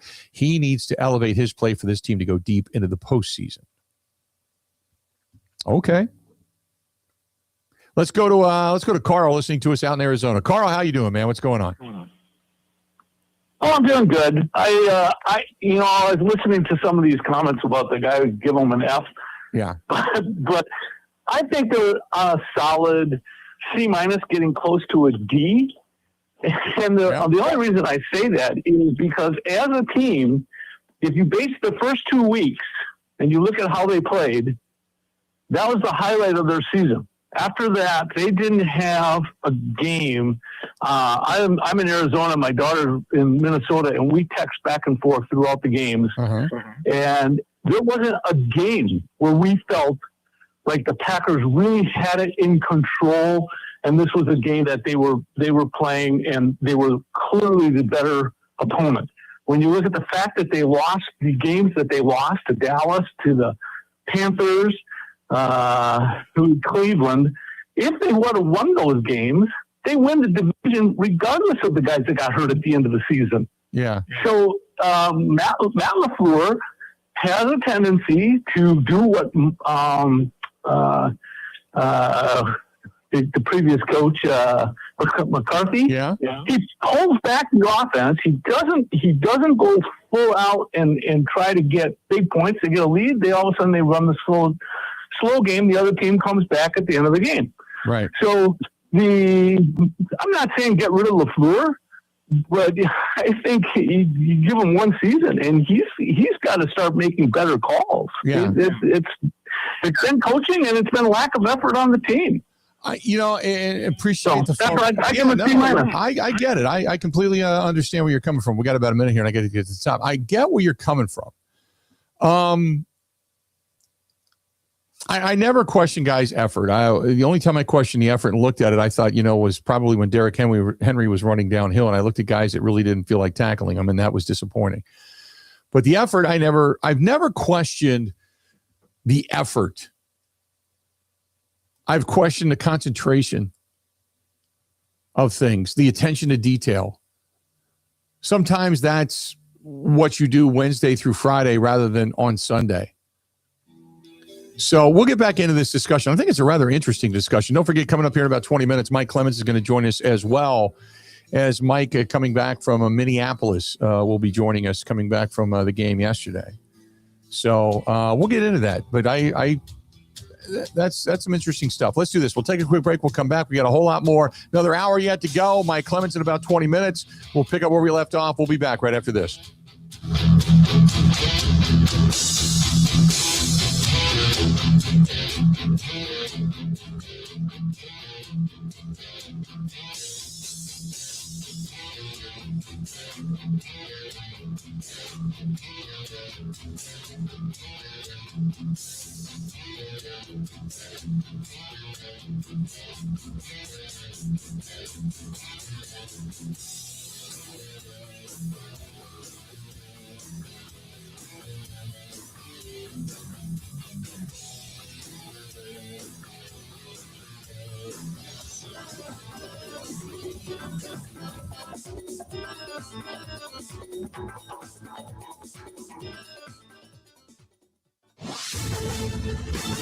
This is a Wisconsin Sports Zone update. Well, it's officially playoff time for the Packers. They're going to head to Chicago on Saturday night to take on the Bears for the third time this year after splitting the first two meetings. Also going to be just the third time in the storied history of the franchises that they've met in the postseason, and first since the 2010 NFC title game.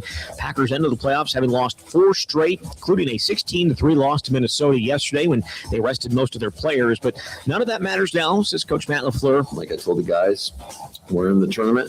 Everybody's 0-0. We're going to have to go on the road, and we got to embrace that opportunity.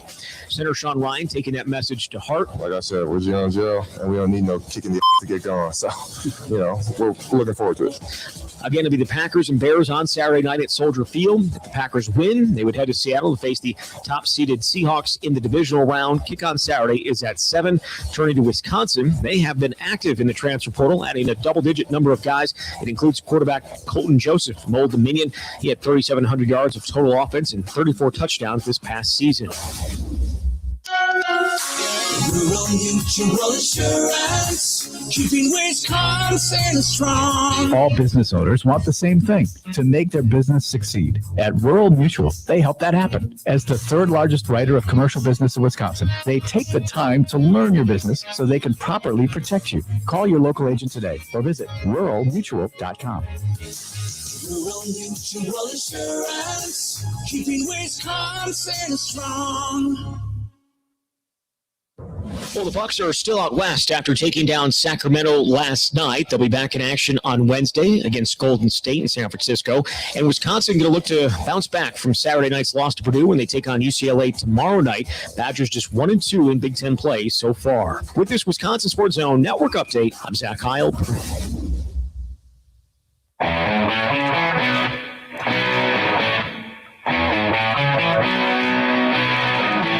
Welcome in to all of our great fans, listeners, even haters. Welcome in, yeah. Welcome in. Bill Michaels Show. I want to remind you, coming up immediately following the Packers and the Bears this Saturday night, the Green and Gold Postgame Show. We're going to be live right after it. Can't wait. Can't wait. Really looking forward to it. And we're going to take your calls, give you the analysis. Mike Clemens live inside the locker room at Soldier Field. Cannot wait for that game coming up on Saturday night. Got all week to look forward to. Because the Bears still suck. Right? And you don't want Ben Johnson. You get another shot at Ben Johnson not being able to say. To be quite frank with you, I kind of enjoyed beating Matt Laflur twice a year. Yeah. There you go. Now, remember, we played that all week the last time the Packers beat the Bears. Maybe we go through another week of inspiration via just that quote alone, because if indeed the Bears win, then Ben Johnson can say that yet again, because he will have beaten the Green Bay Packers twice in a year, right? Twice in a year. The Green and Gold postgame show immediately following the Packers and the Bears coming up in Chicago this Saturday night. Looking forward to it. 877-867-1670. Find us. We'd love to have you. 877-867-1670. Got some text messages to get to. This is from Stan. Stan says, if I'm going to grade the Green Bay Packers, I'm going to give them a C at best. This team just did not play up to the expectations all season long. The offense didn't ever really seem to click. Matt Lafleur is the reason that he's holding them back. I think it's easy to point that finger, but I don't think so.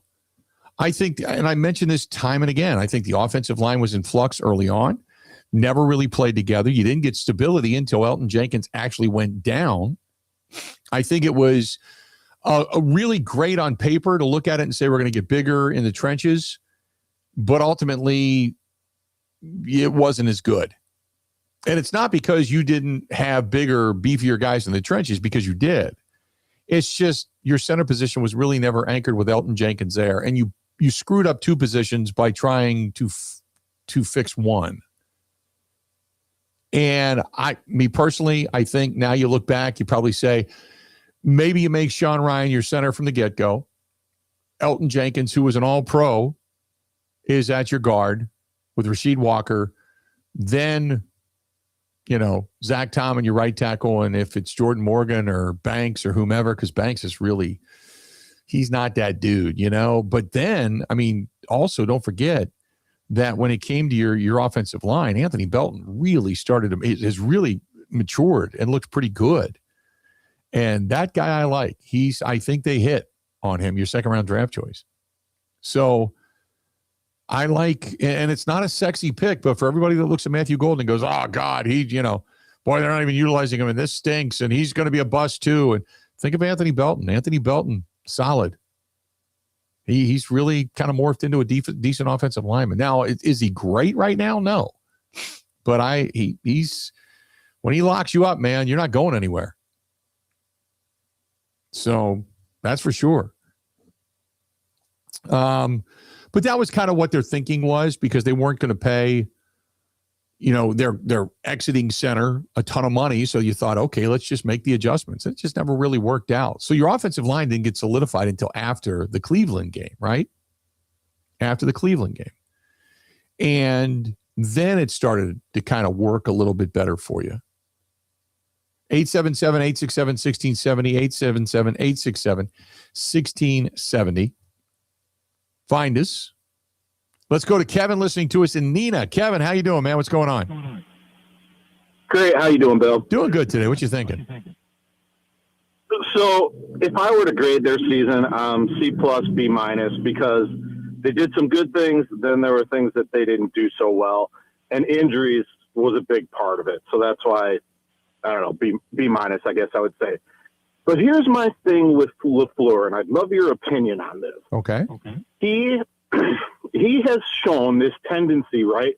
Like, go back to the Arizona game a few years back when Devontae Adams was out.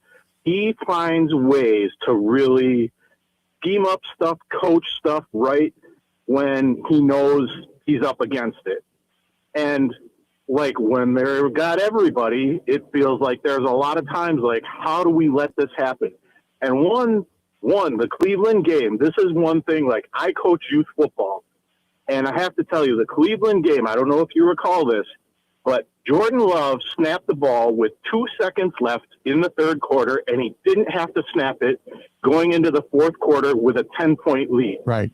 If he does not snap that ball, what happens is you run another play in the fourth quarter, and if you don't get your first down, you at least take 30 to 40 seconds off the clock, and you never have that loss if things play out similarly.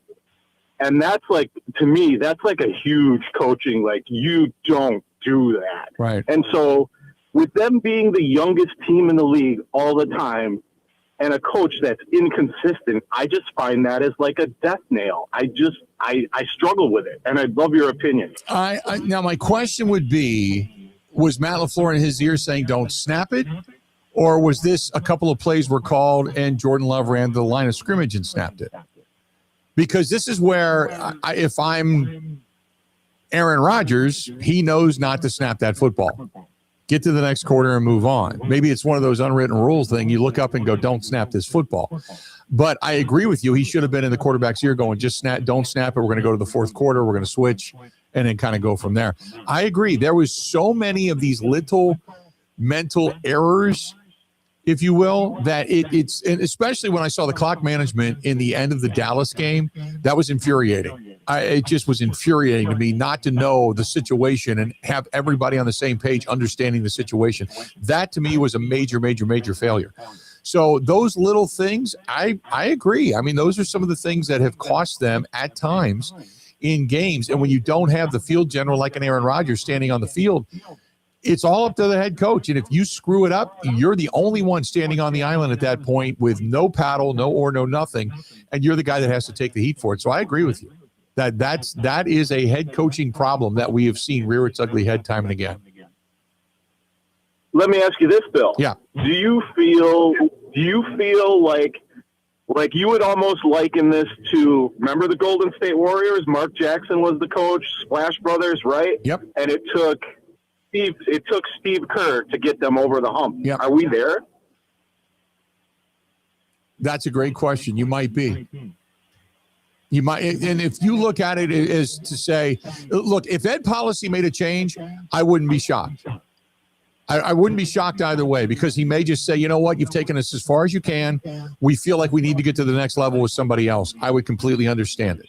Then there's a cautionary tale of saying, if you get rid of the head coach, you're also getting rid of the offensive coordinator.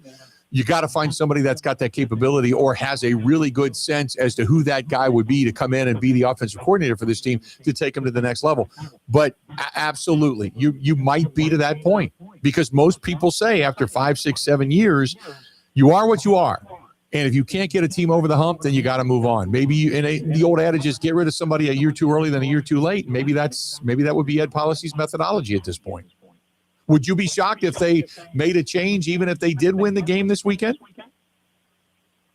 If they won the game this weekend with all of the injuries, I honestly would be a little surprised if they did, get rid of them. Right. Although I would say the other thing is, to your point, is like, who's out there that's going to fix this, right? Like, we've had it pretty good. I'm not saying that he's, right. terrible coach. I've been a huge supporter, but who's the guy that's, are we going to find, I forget, the Indiana's head coach, right? In college, like, right. Who do we find? Who, like that guy, right? How do we get there? I don't know who that is. you'd have to go find somebody. I mean, I'm sure that Ed Policy and Brian Gutekunst have a list of people that they would like to say, hey, if this didn't work out and we couldn't get a contract worked out, or we just decided to go in a different direction, here's the short list of people we would like to bring in. I'm sure that they have a list out there. Maybe it's Kevin Stefanski. I don't know. But I'm sure they've got a short list out there of guys that they would like to bring in. And I mean, honestly, as a head coach, I wouldn't mind them asking Hafley, is this what you want to do? Right. I wouldn't be against that either. Yeah. No, and then you have to go out and find an offensive coordinator. I agree with you. Appreciate the phone call. There's a lot of talk out there with different offensive guys. And I don't want to go too deep into the candidates because we're not even to that point yet. This is more about the Packers getting ready to go in and play the Chicago Bears this weekend than it is about the possibility of will they or will they not make a change at some point. But I think the only change that I can foresee coming for sure is probably going to be the special teams. Probably going to be special teams. Beyond that, I don't see them making a lot of changes. But that's there's I don't have anybody sitting at the forefront that I would say this is going to be the next head coach of the Green Bay Packers. I haven't gotten that deep into it. I know some have because they want to see Matt Lafleur gone. But and who knows? It may be Robert Saleh. It may be a guy like Saleh that comes in and next thing you know, they're getting an opportunity. I don't know.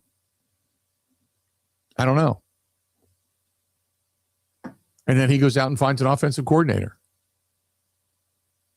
Somebody that then comes again out of that Shanahan system that's got familiarity with the system that Matt Lafleur runs, and it kind of goes from that. But I don't know if you're hiring the same guy with the same philosophy, aren't you just going to keep the guy that, you stick with what you know?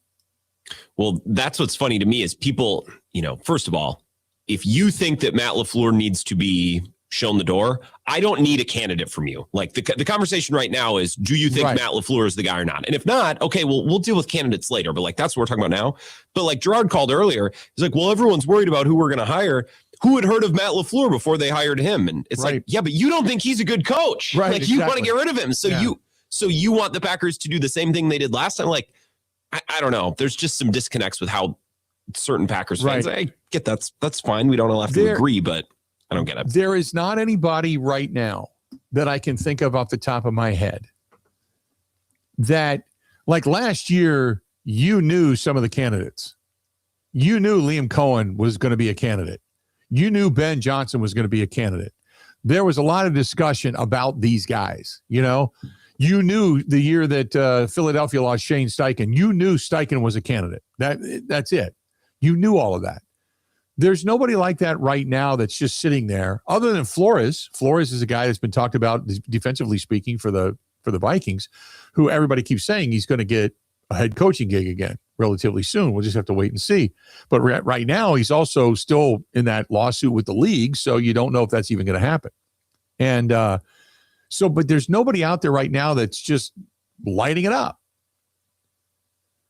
So maybe you do stick with what you know. And unless the Packers, I'll say this, and I've said this before, unless the Packers get blown out on Saturday night, 60 to 70% of me says they're going to run it back. You've got this window right now. You've come to the altar with Goody, with Lafleur. Now you got Parsons and you got Love. You come to the altar with these guys, and maybe it's a year too soon to have that Super Bowl expectation. But next year it won't be.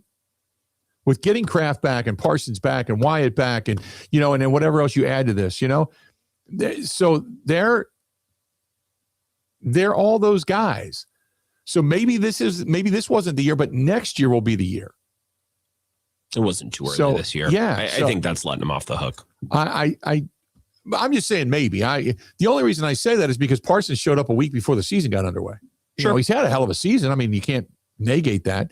But I look back at when the Packers won the Super Bowl. It was Reggie had been here a couple of years and Favre had been here a couple of years and really kind of established himself. They win a Super Bowl.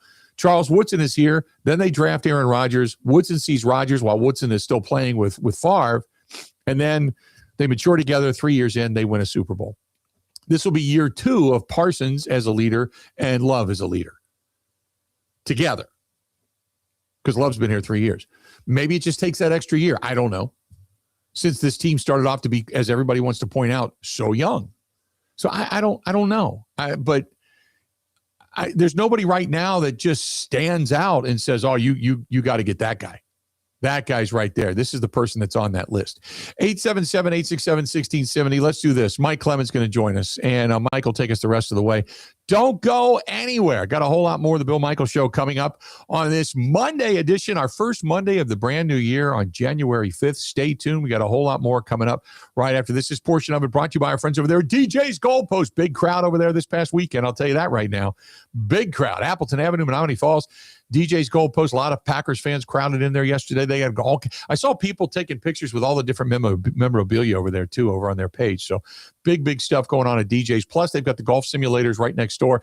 Appleton Avenue, Menominee Falls. That's DJ's Goalpost. Don't go anywhere else. If you're in the Menominee Falls area, great place to go. Stay tuned. More coming up next. This is the Bill Michael Show on the Wisconsin Sports Zone Radio Network.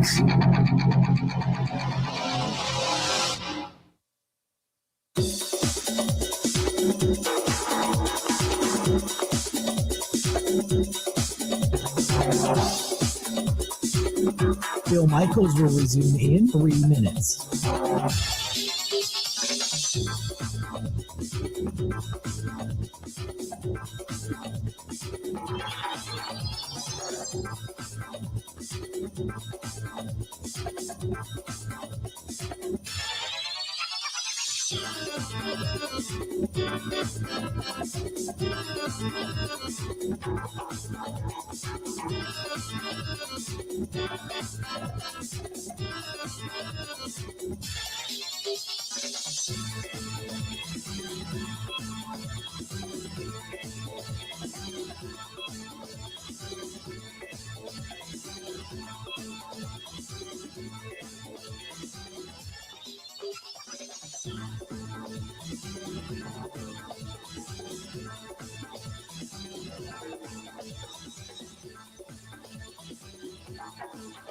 Bill Michaels will resume in 2 minutes.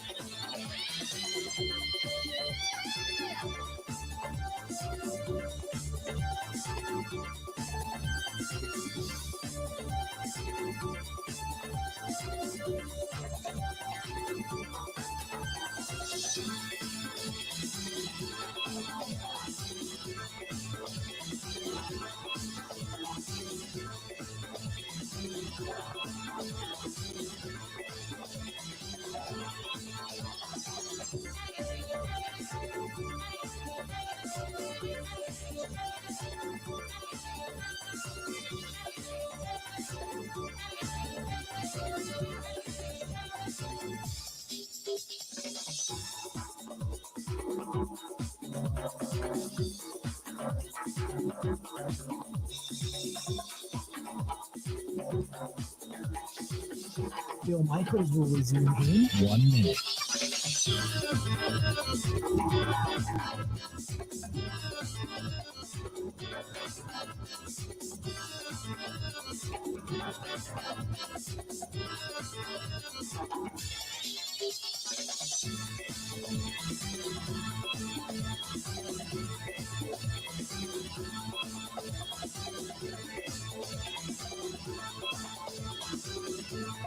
Bill Michaels will resume in 30 seconds.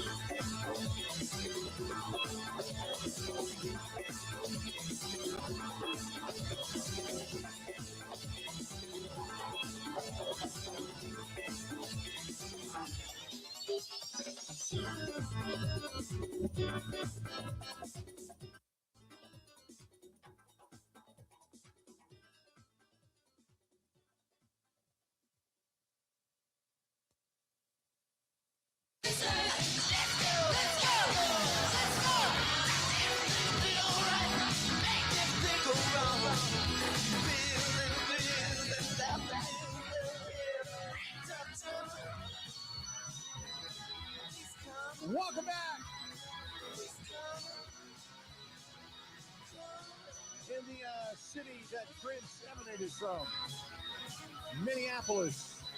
Mike Clemens going to be joining us on the hotline coming up here momentarily. This portion of the program brought to you by the Bay Motel, greenbay.com. Mike is always brought to you by the Bay Motel and the Bay Family Restaurant, just a mile from Lambeau Field. Home-style cooking 7 days a week. Go to baymotelgreenbay.com. That is baymotelgreenbay.com. You can always call them 920-494-3441. Great place to stay, clean, quiet, comfortable, all that kind of good stuff right there in Green Bay. Mike Clemens now joining us on the hotline. Michael, how you doing, pal? I'm okay. How are you doing? We're doing good today. Kind of a lackluster game yesterday, but now you have your sights set squarely on Chicago and getting back down to Soldier Field. Yeah, and I just thought about this too. Do I need to check my AD card to make sure it works today? Because all the stuff going on in the NFL, there's a lot of dudes right whose entry key is not working. There's been more firings today than I thought there was going to be. 6 coaching vacancies right now. Yeah, 6 coaching vacancies. Oh, man. Yep. So Stefanski's a smart coach out of Cleveland, but, they've had one horrible year after another. Right. And, I mean, he's just paying the dues for that organization and Deshaun Watson, the quarterback problems that they've had there. But, we go on and on. So then you wonder about Green Bay and what's going on with that organization. What is Ed Policy going to decide at the end of this run? If he's already made a decision, whether it's to retain the staff they've got or tweak it or whatever. In the meantime, Matt Laflur had to make some decisions, and he was very much based on losing Christian Watson in a somewhat meaningless game last year to the Chicago Bears at Lambeau Field to that torn ACL. And that's why he went into this whole week. So that's also why he put in Clayton Tune yesterday at quarterback. They want Malik Willis as the backup 100% heading into the game next week with the Bears. Isn't it interesting, too, Bill, when you think about this whole season, the ups and downs of the offense, starting with Jordan Love and the thumb injury when he whacked his head on the helmet of a Jets player, and then he had to miss some time in camp. Elton Jenkins had some injuries coming in, and then a contract thing, and then later, lost for the season, with a broken leg.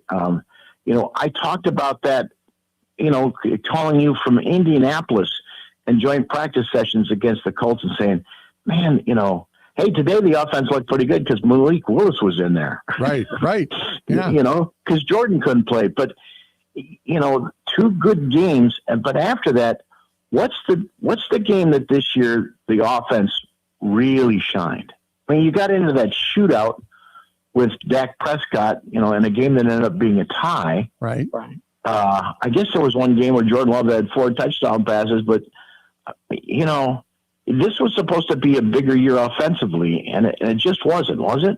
No, it really wasn't. I mean, Mike, I was saying this, Jordan Love's highlight was probably beating Aaron Rodgers. If I had to look at it and say what game really did he play well, that was beating Aaron Rodgers. But I've talked about this. Marshawn Lloyd never got on track. You had, Banks came into the system, and then Elton Jenkins, as you already mentioned, and then you'd had the injuries, and Banks took a while to really get going. On paper, it looked like a great move, and then there was all the mixing and matching with Jordan Morgan. You had Nate Hobbs with a knee issue who had to get scoped before surgery even before the season got underway.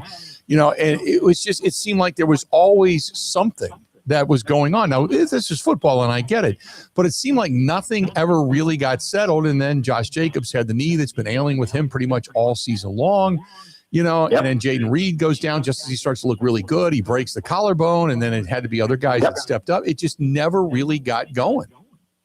Yep.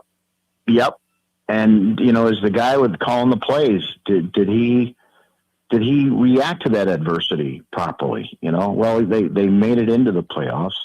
And by the way, anybody listening to this right now at some point definitely has appreciation for the Aaron Rodgers years and what Aaron Rodgers was all about. And he's still, I'll find this clip for you someday.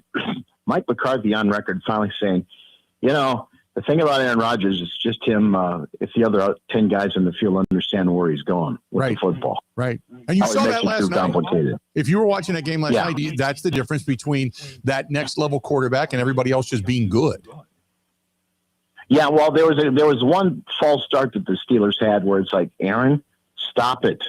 Yeah. You know, you're creating your own false starts because you're making up this stuff. But then you saw him get back into the groove and literally steal that game from the Ravens. That was a wonderful chapter for Aaron Rodgers, which, you know, he thought his career was over with, and then the Ravens kick goes wide right. And he gets to play one more game. And that was such a great game and such great drama, and what a tremendous effort from both of those teams. Are the Packers going to be there? So then they bring up this kid, Clayton Tune, who played at Houston. You know, he played for a year with Matthew Golden when Matthew was a freshman, decided he had a better opportunity at the University of Texas. And I didn't realize this until after the game, and one of the guys brought it up, that do you realize that maybe Lafleur, like, I just want to make sure that number 6 stays in the entire game, because Malik is not ready to put on the field. I do not want Jordan Love to touch that field. I'm not going to watch the TV broadcast, but I looked at the monitors. They kept on taking pictures of Jordan Love with the helmet on, the strapped on, ready in the third quarter. Were they suggesting maybe Jordan was going to take some snaps and get some scores for them in that game last night? I don't know why Jordan put his helmet on. That would be a question more for the Packers than anything else. I mean, he was walking around with his helmet on like he was ready to go. I didn't understand why why not stand there with a ball cap on unless they absolutely positively need you? Yeah. Well, whatever, Jordan is the one that came in after that 16-3, yawner yesterday and put his finger down and said, this starts now. We're in the playoffs now, and this ain't going to happen. And so Clayton Tune, probably the best quote for him was to talk about what did Jordan Love have to say to the team. And did Clayton Tune think that Lafleur was just sort of calling plays just to keep the offense on the field and to keep him upright and healthy? Yeah, I wasn't necessarily thinking that, but I'm sure, like you said, that was probably just kind of a built-in thing for us today. But I wasn't necessarily thinking that. I was just trying to go out and execute. So the guys were saying Jordan had a message for you guys after the game. What do you have to say? Just move past this one and get our minds ready for the playoffs. And, we have an opportunity to do something special. And so he was just kind of refocusing everyone's mind and getting everyone prepared mentally for, what we have ahead of us. Is it exciting to be part of this playoff run? Yeah, for sure. No, anytime you get to go to the playoffs, it's really cool. So being a part of a team, that has the opportunity to do so is great. Yesterday there was a bright spot. I mean, even though McCarthy's not a good quarterback, and I think, Minnesota fans are realizing that, it's the fact that the defense actually played pretty well, and they held the Vikings to 2 of 20 on third down yesterday.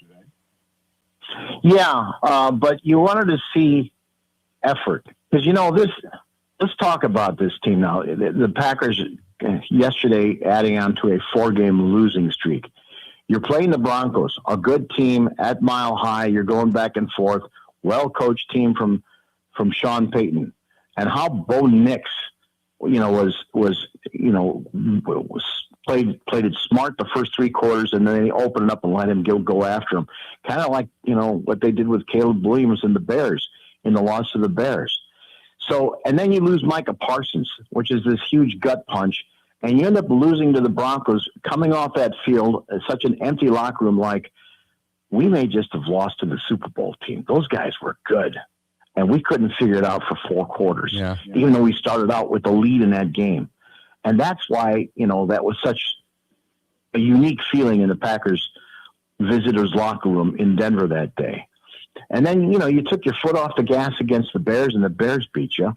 And then, there was a lack of play effort, of play style, when you let Derrick Henry run all over you for 216 yards and 4 touchdown scores. And so Lafleur, he's going to be taking these questions about, is your team really ready to get into this postseason now?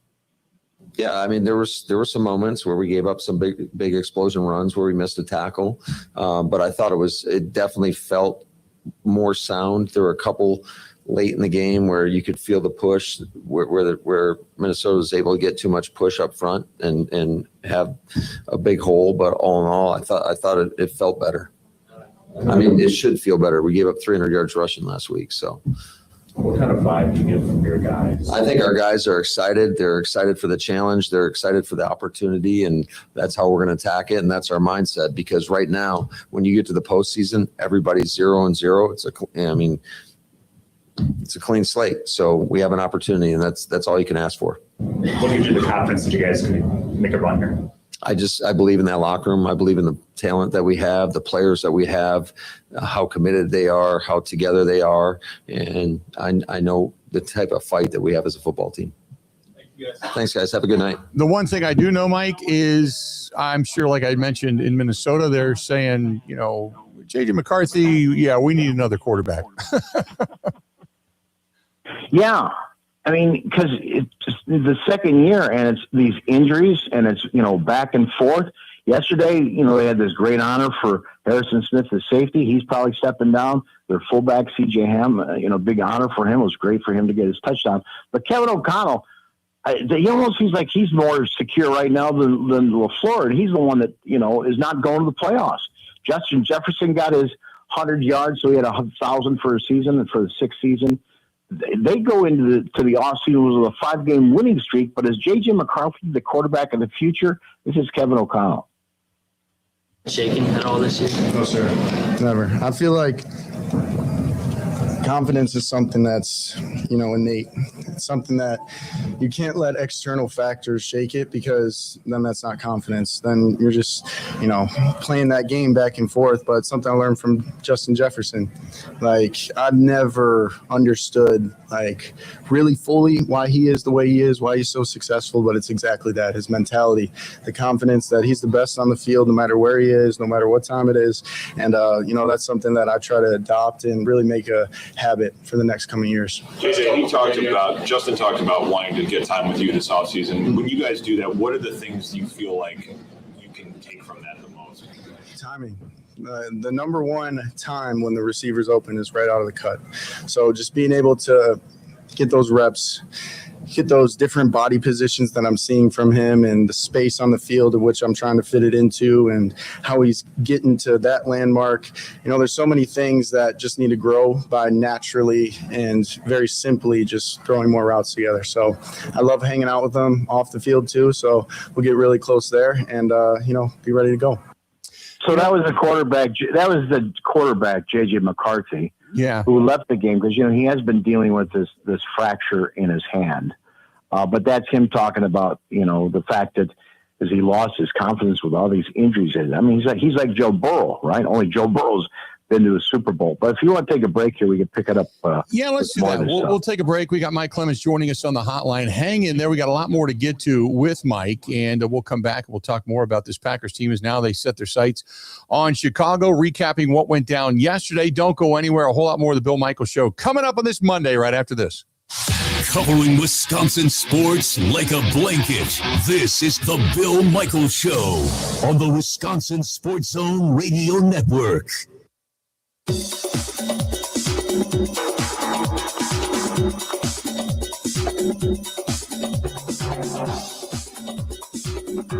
Bill Michaels will resume in 5 minutes.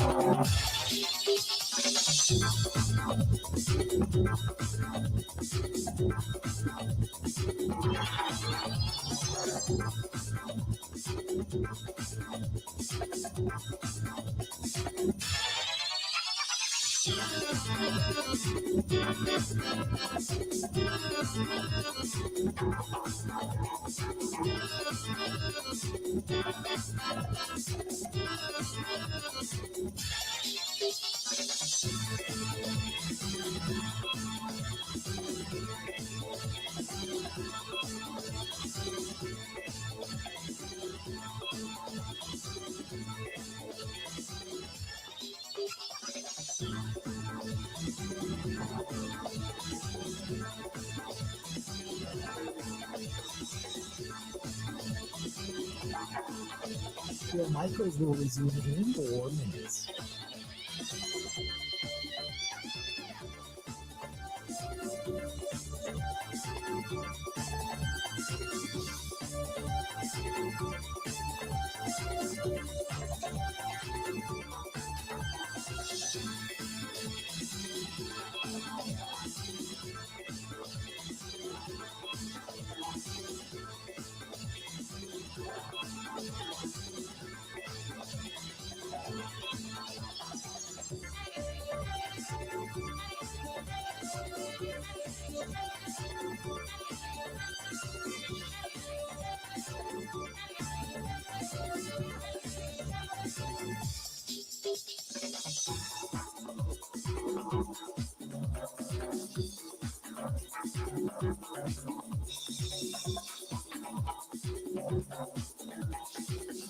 Bill Michaels will resume in 3 minutes.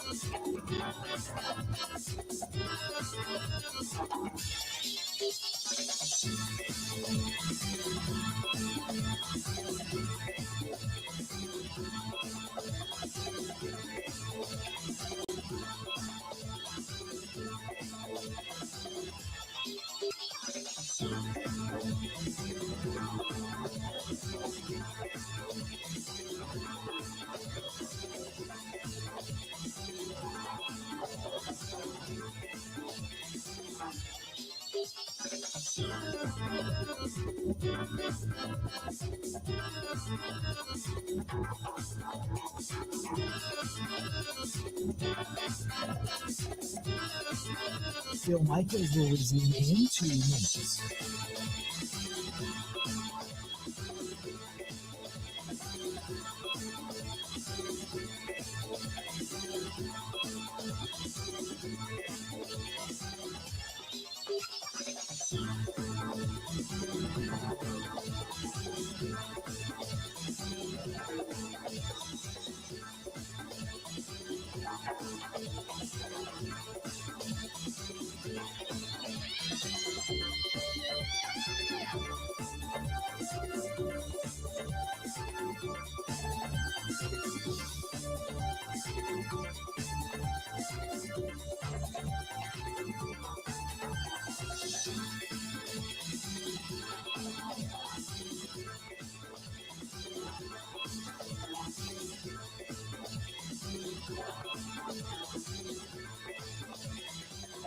Bill Michaels will resume in 1 minute.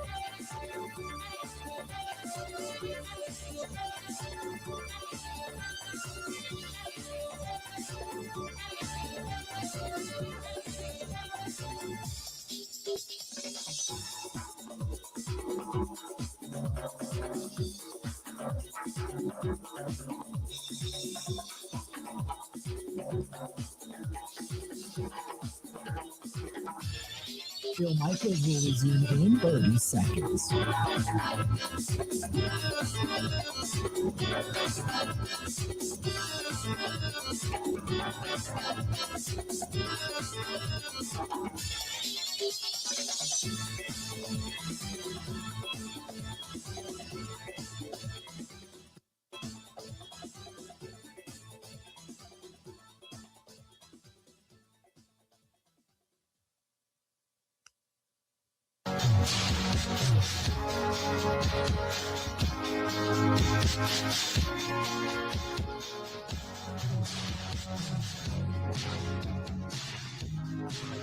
Welcome back. Packers were in Minneapolis. Now they're back. Now they're getting ready for Chicago. And what's going to happen down there in the Windy City coming up this weekend, Saturday night. Packers back at it. Mike Clemens joining us on the hotline. And Mike, I tell you this, at least yesterday you got a chance to get a look at a few guys, to say, okay, this guy can get it done. This guy, we wanted to see him do certain things and what have you. So, I guess they accomplished a little bit yesterday. It was one of the hardest games for me to ever cover because I don't know why. In training camp, that there's going to be a bunch of these guys on the field, especially in the fourth quarter, undrafted guys, 7th-round picks. But, it just seems like it's easier to watch them through the binoculars, evaluate what they were doing. But I would try to see, okay, here's Jonathan Ford. He's back with the Packers. He's barely played in this 3 or 4 years in the NFL. He's always inactive. But let's see what he's doing. And he lines up over the center and he makes some penetration. And then their quarterback throws an incompletion, and it's like, well, what am I supposed to take from that? Right. There was nothing going. Or on the flip side, Packers had the ball. Clayton Tune at quarterback in the shotgun. Brian Flores, calls a blitz. The kid doesn't see it coming anywhere. And the next, it's 3rd and 9. Through the whole game, it's 3rd and 9. And, and so then you got Daniel Whelan out there punting all day. So one guy that did show up for sure, something new is this Baranczyk out of Texas. Missed most of the season with an injury. He actually started the game an outside linebacker because we seem to have left behind Rashad Gary in some town on the road. I don't know if he's made the team bus in the last 2 or 3 weeks. That's a serious situation that's going on right there. I don't know what's going on with the guy. Mm-hmm. I'd like to see him step forward and talk to the media today for the first time in about 3 weeks. But Baranczyk had 8 combined tackles. He had the fumble recovery. He had a tackle for the loss. So we talked to that kid about his opportunity and a lot of the new guys like Brinson on the defensive line starting the game around him. Yeah, it feels good. I took the field with a great group of guys, and I feel like I wasn't the only one that was waiting for my time. Everybody's been working, just working behind the scenes and waiting for an opportunity like this. So I think that was the thing going into this game, just knowing that we all got an opportunity and we want to make the most of it. And I'm happy what I put on tape. Yeah, as long as he's, continuing to progress, we'll say. At least that's a bright spot as far as your rotation goes. Really, the hero of yesterday's game was Daniel Whelan, right? Yeah, it's Sorrell, by the way, number 99, 6'3", 253 pounds, and then you got Brenton Cox out there. Those guys will be in rotation, I think, in these playoff games. Yeah. And then Daniel Whelan, who, there's been 2 or 3 instances where you've had a 4th and 1, like early in the game. The horrible decision, I think, by Laflur last week when he had a 4th and 1 on his own 34, and they couldn't convert it. They couldn't block that Ravens defensive line. And, then the Ravens turned it into yet another field goal when they scored every time they touched the ball in the first half. So Daniel Whelan, your punter, he ended up having a career day. And we talked about the 8 punts that he had all in the same game yesterday. Yeah, I got my work in, I guess, for the past 3 weeks. So, I was happy with that, but I know everybody else wasn't. So, how much does the switch flip now to what matters for this football team? I'd say it's pretty important. Do you think this is a confident team going into this? Oh, yeah. As confident as ever. So, can't wait. The Green Bay Packers, man. That's why. We're a good team. So, I think we can win it all this year. So, yeah.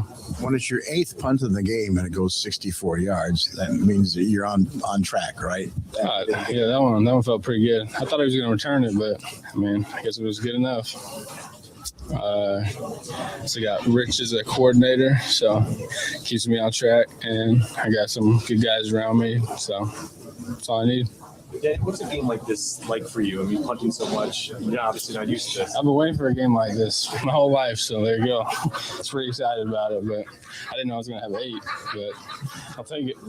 Have you ever punted 8 times in a game before? Maybe in high school, but 6 or 7, I think. It was probably the highest, but yeah. Interesting stuff.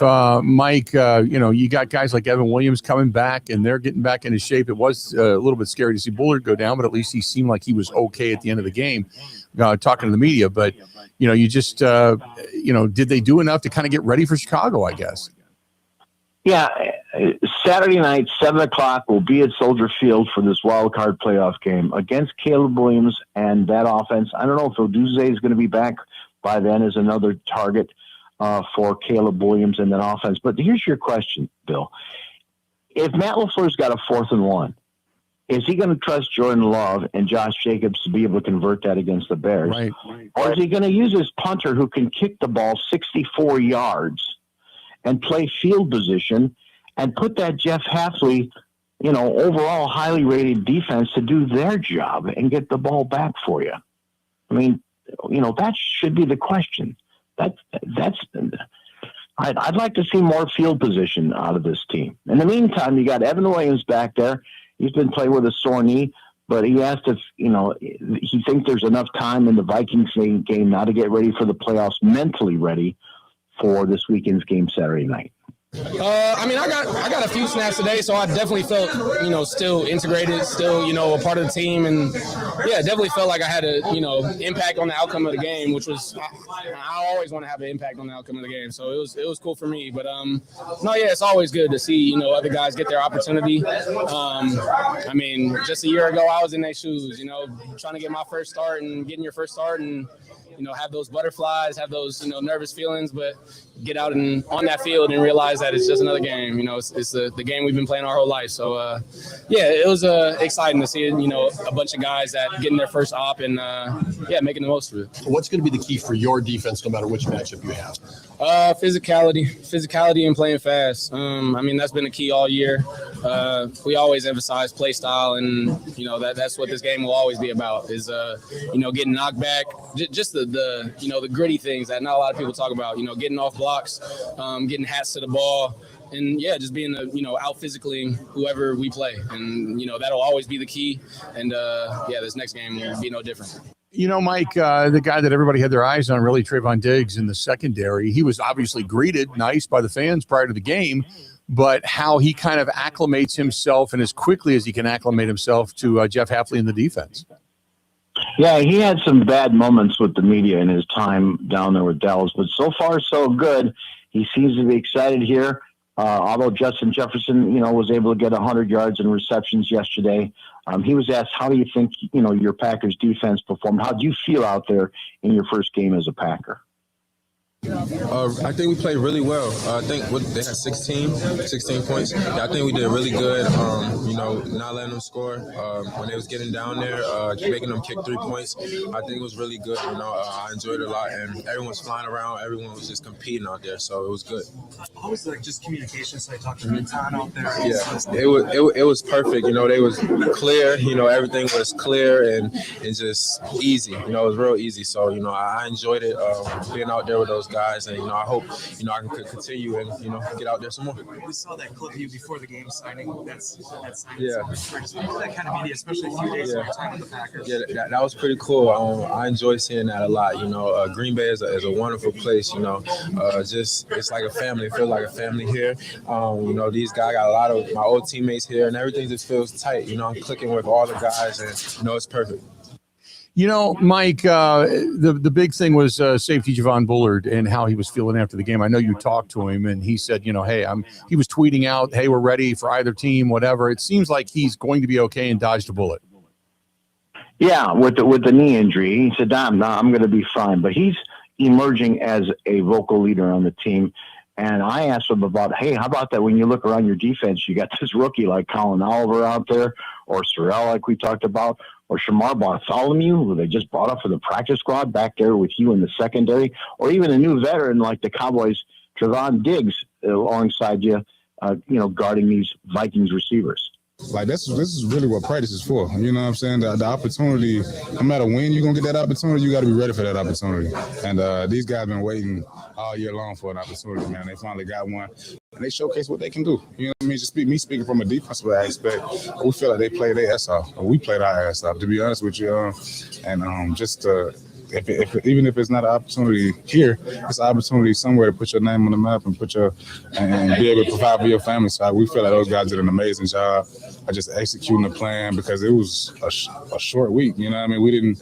This is something like when you digest all this information and then you shorten it. You know what I'm saying? So guys can get in and play fast, try to not think as much. So I feel like those guys did an amazing job.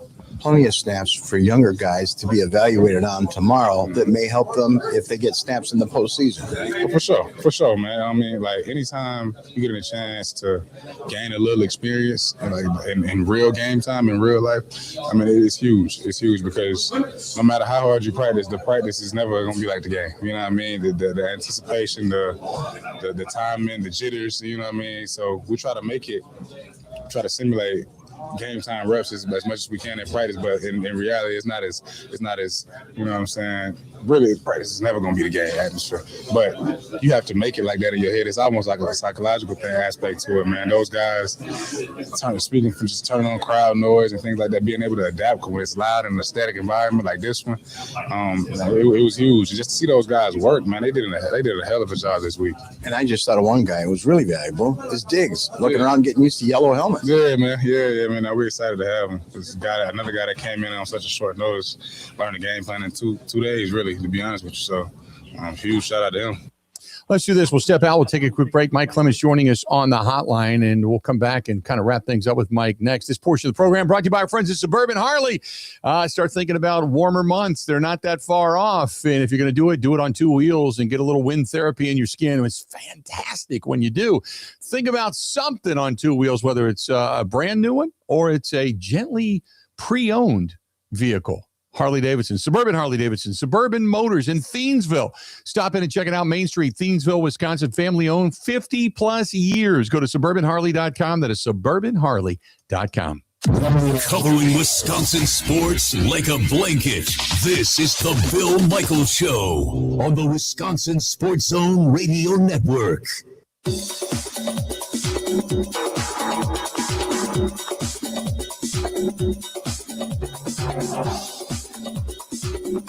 Bill Michaels will resume in 3 minutes.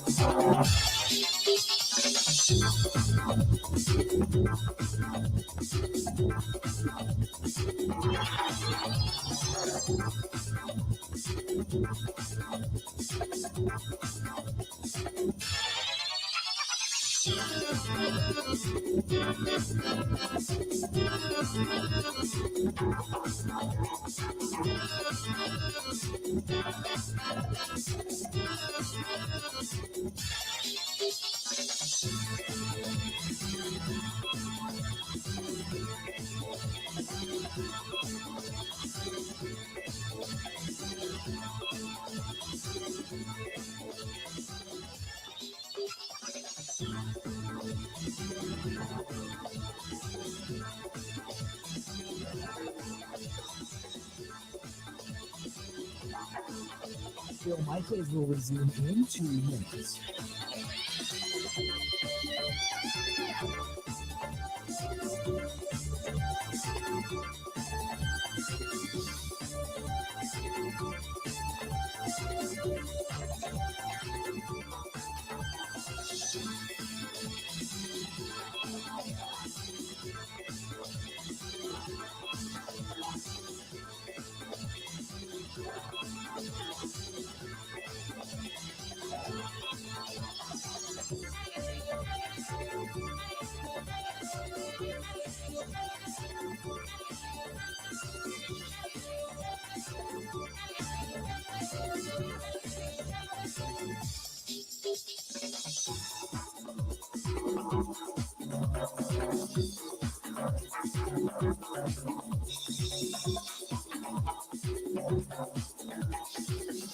Bill Michaels will resume in 1 minute.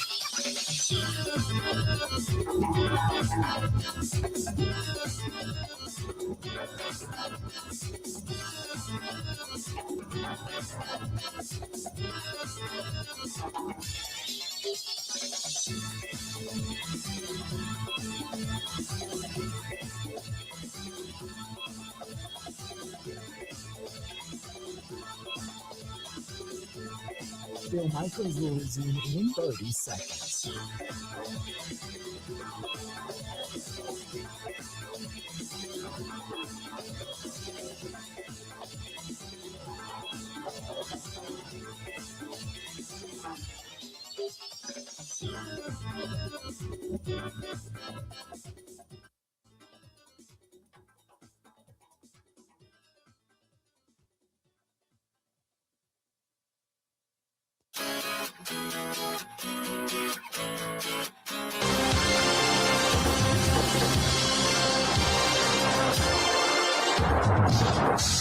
Welcome back in. Wrapping things up, Mike Clemens joining us on the hotline. So, Mike, we kind of wrap up the visit to Minneapolis. And you know what I thought? I thought Matthew Golden would get more targets in this game, Mike. Or maybe they were just not going to him as much, trying to keep him healthy, too. No, they only threw 11 passes.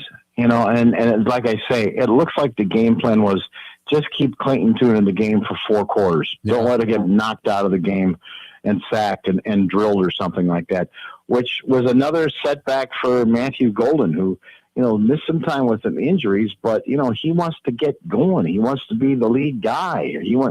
And he's sort of been redshirted this season. So we kind of checked his pulse on all right, so, what's going to be your approach to after this Week 18 game with the ramifications now headed into the playoffs? We're just trying to keep everybody healthy. Obviously, we're trying to go on a run and get a good week of practice in and, just try to go out there and execute this next coming game. I feel like we did what we need to do. Like I said, man, it just go back to, us being ready, go on a playoff run and, make sure everybody healthy. Yeah, I mean, that's, just keep everybody healthy. He's right. I'm sure he wants to do more, but he's got to understand his role this season as well. And then, the other wide receivers, you got to keep that pool deep because it's a really good pool. I mean, they got good receivers on this team. Yeah, Jaden Reed came back from his injury. Now Wicks has been dealing with a concussion. I don't know if he'll be ready for this week's game. But Christian Watson really came back from that ACL, right, and stepped it up. And so, he was available to talk to reporters and ask, are you confident now that the veterans on this team are mentally ready to match what the Bears just went through against the 49ers and against the Lions last week, mentally ready for that playoff style of football? We understand, what we're going to be in. So, I mean, really it's just approaching the game the right way in terms of, the mentality throughout the week preparation, making sure, obviously, we're locked in on that stuff. So, I mean, obviously that's going to be big, especially offensively, with crowd noise and whatnot. But, I mean, we've been in hostile environments before. We just got to find a way to come out with the W. Yeah, I mean, it's, you got to figure out a way to just get a win. And I think they can. I don't feel bad about this game upcoming. I'm kind of excited about it, to be honest with you. Well, the one thing about the Chicago Bears, you got to play 4 quarters against them. Yep, that's because somehow the Lions were up 16-0 on them, and they still made it a game. Now, they've come up short, a play away for the last 2 weeks in a row. But, man, what a great postseason this is going to be. I mean, and Sam Darnold given up by the Vikings there with the number 1 seed team in Seattle. Who knew? Who knew? Yep. I completely agree. Mike, great stuff. We'll touch base all week long. It's Bears week, and we can't wait for it all, okay?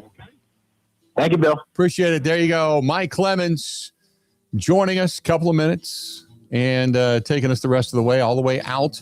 Until we talk again, 20 hours from now, we are day 1 into Bears week. Because the Bears still suck. Hopefully the Green Bay Packers get a win coming up on Saturday night. We're going to continue to talk about it all week.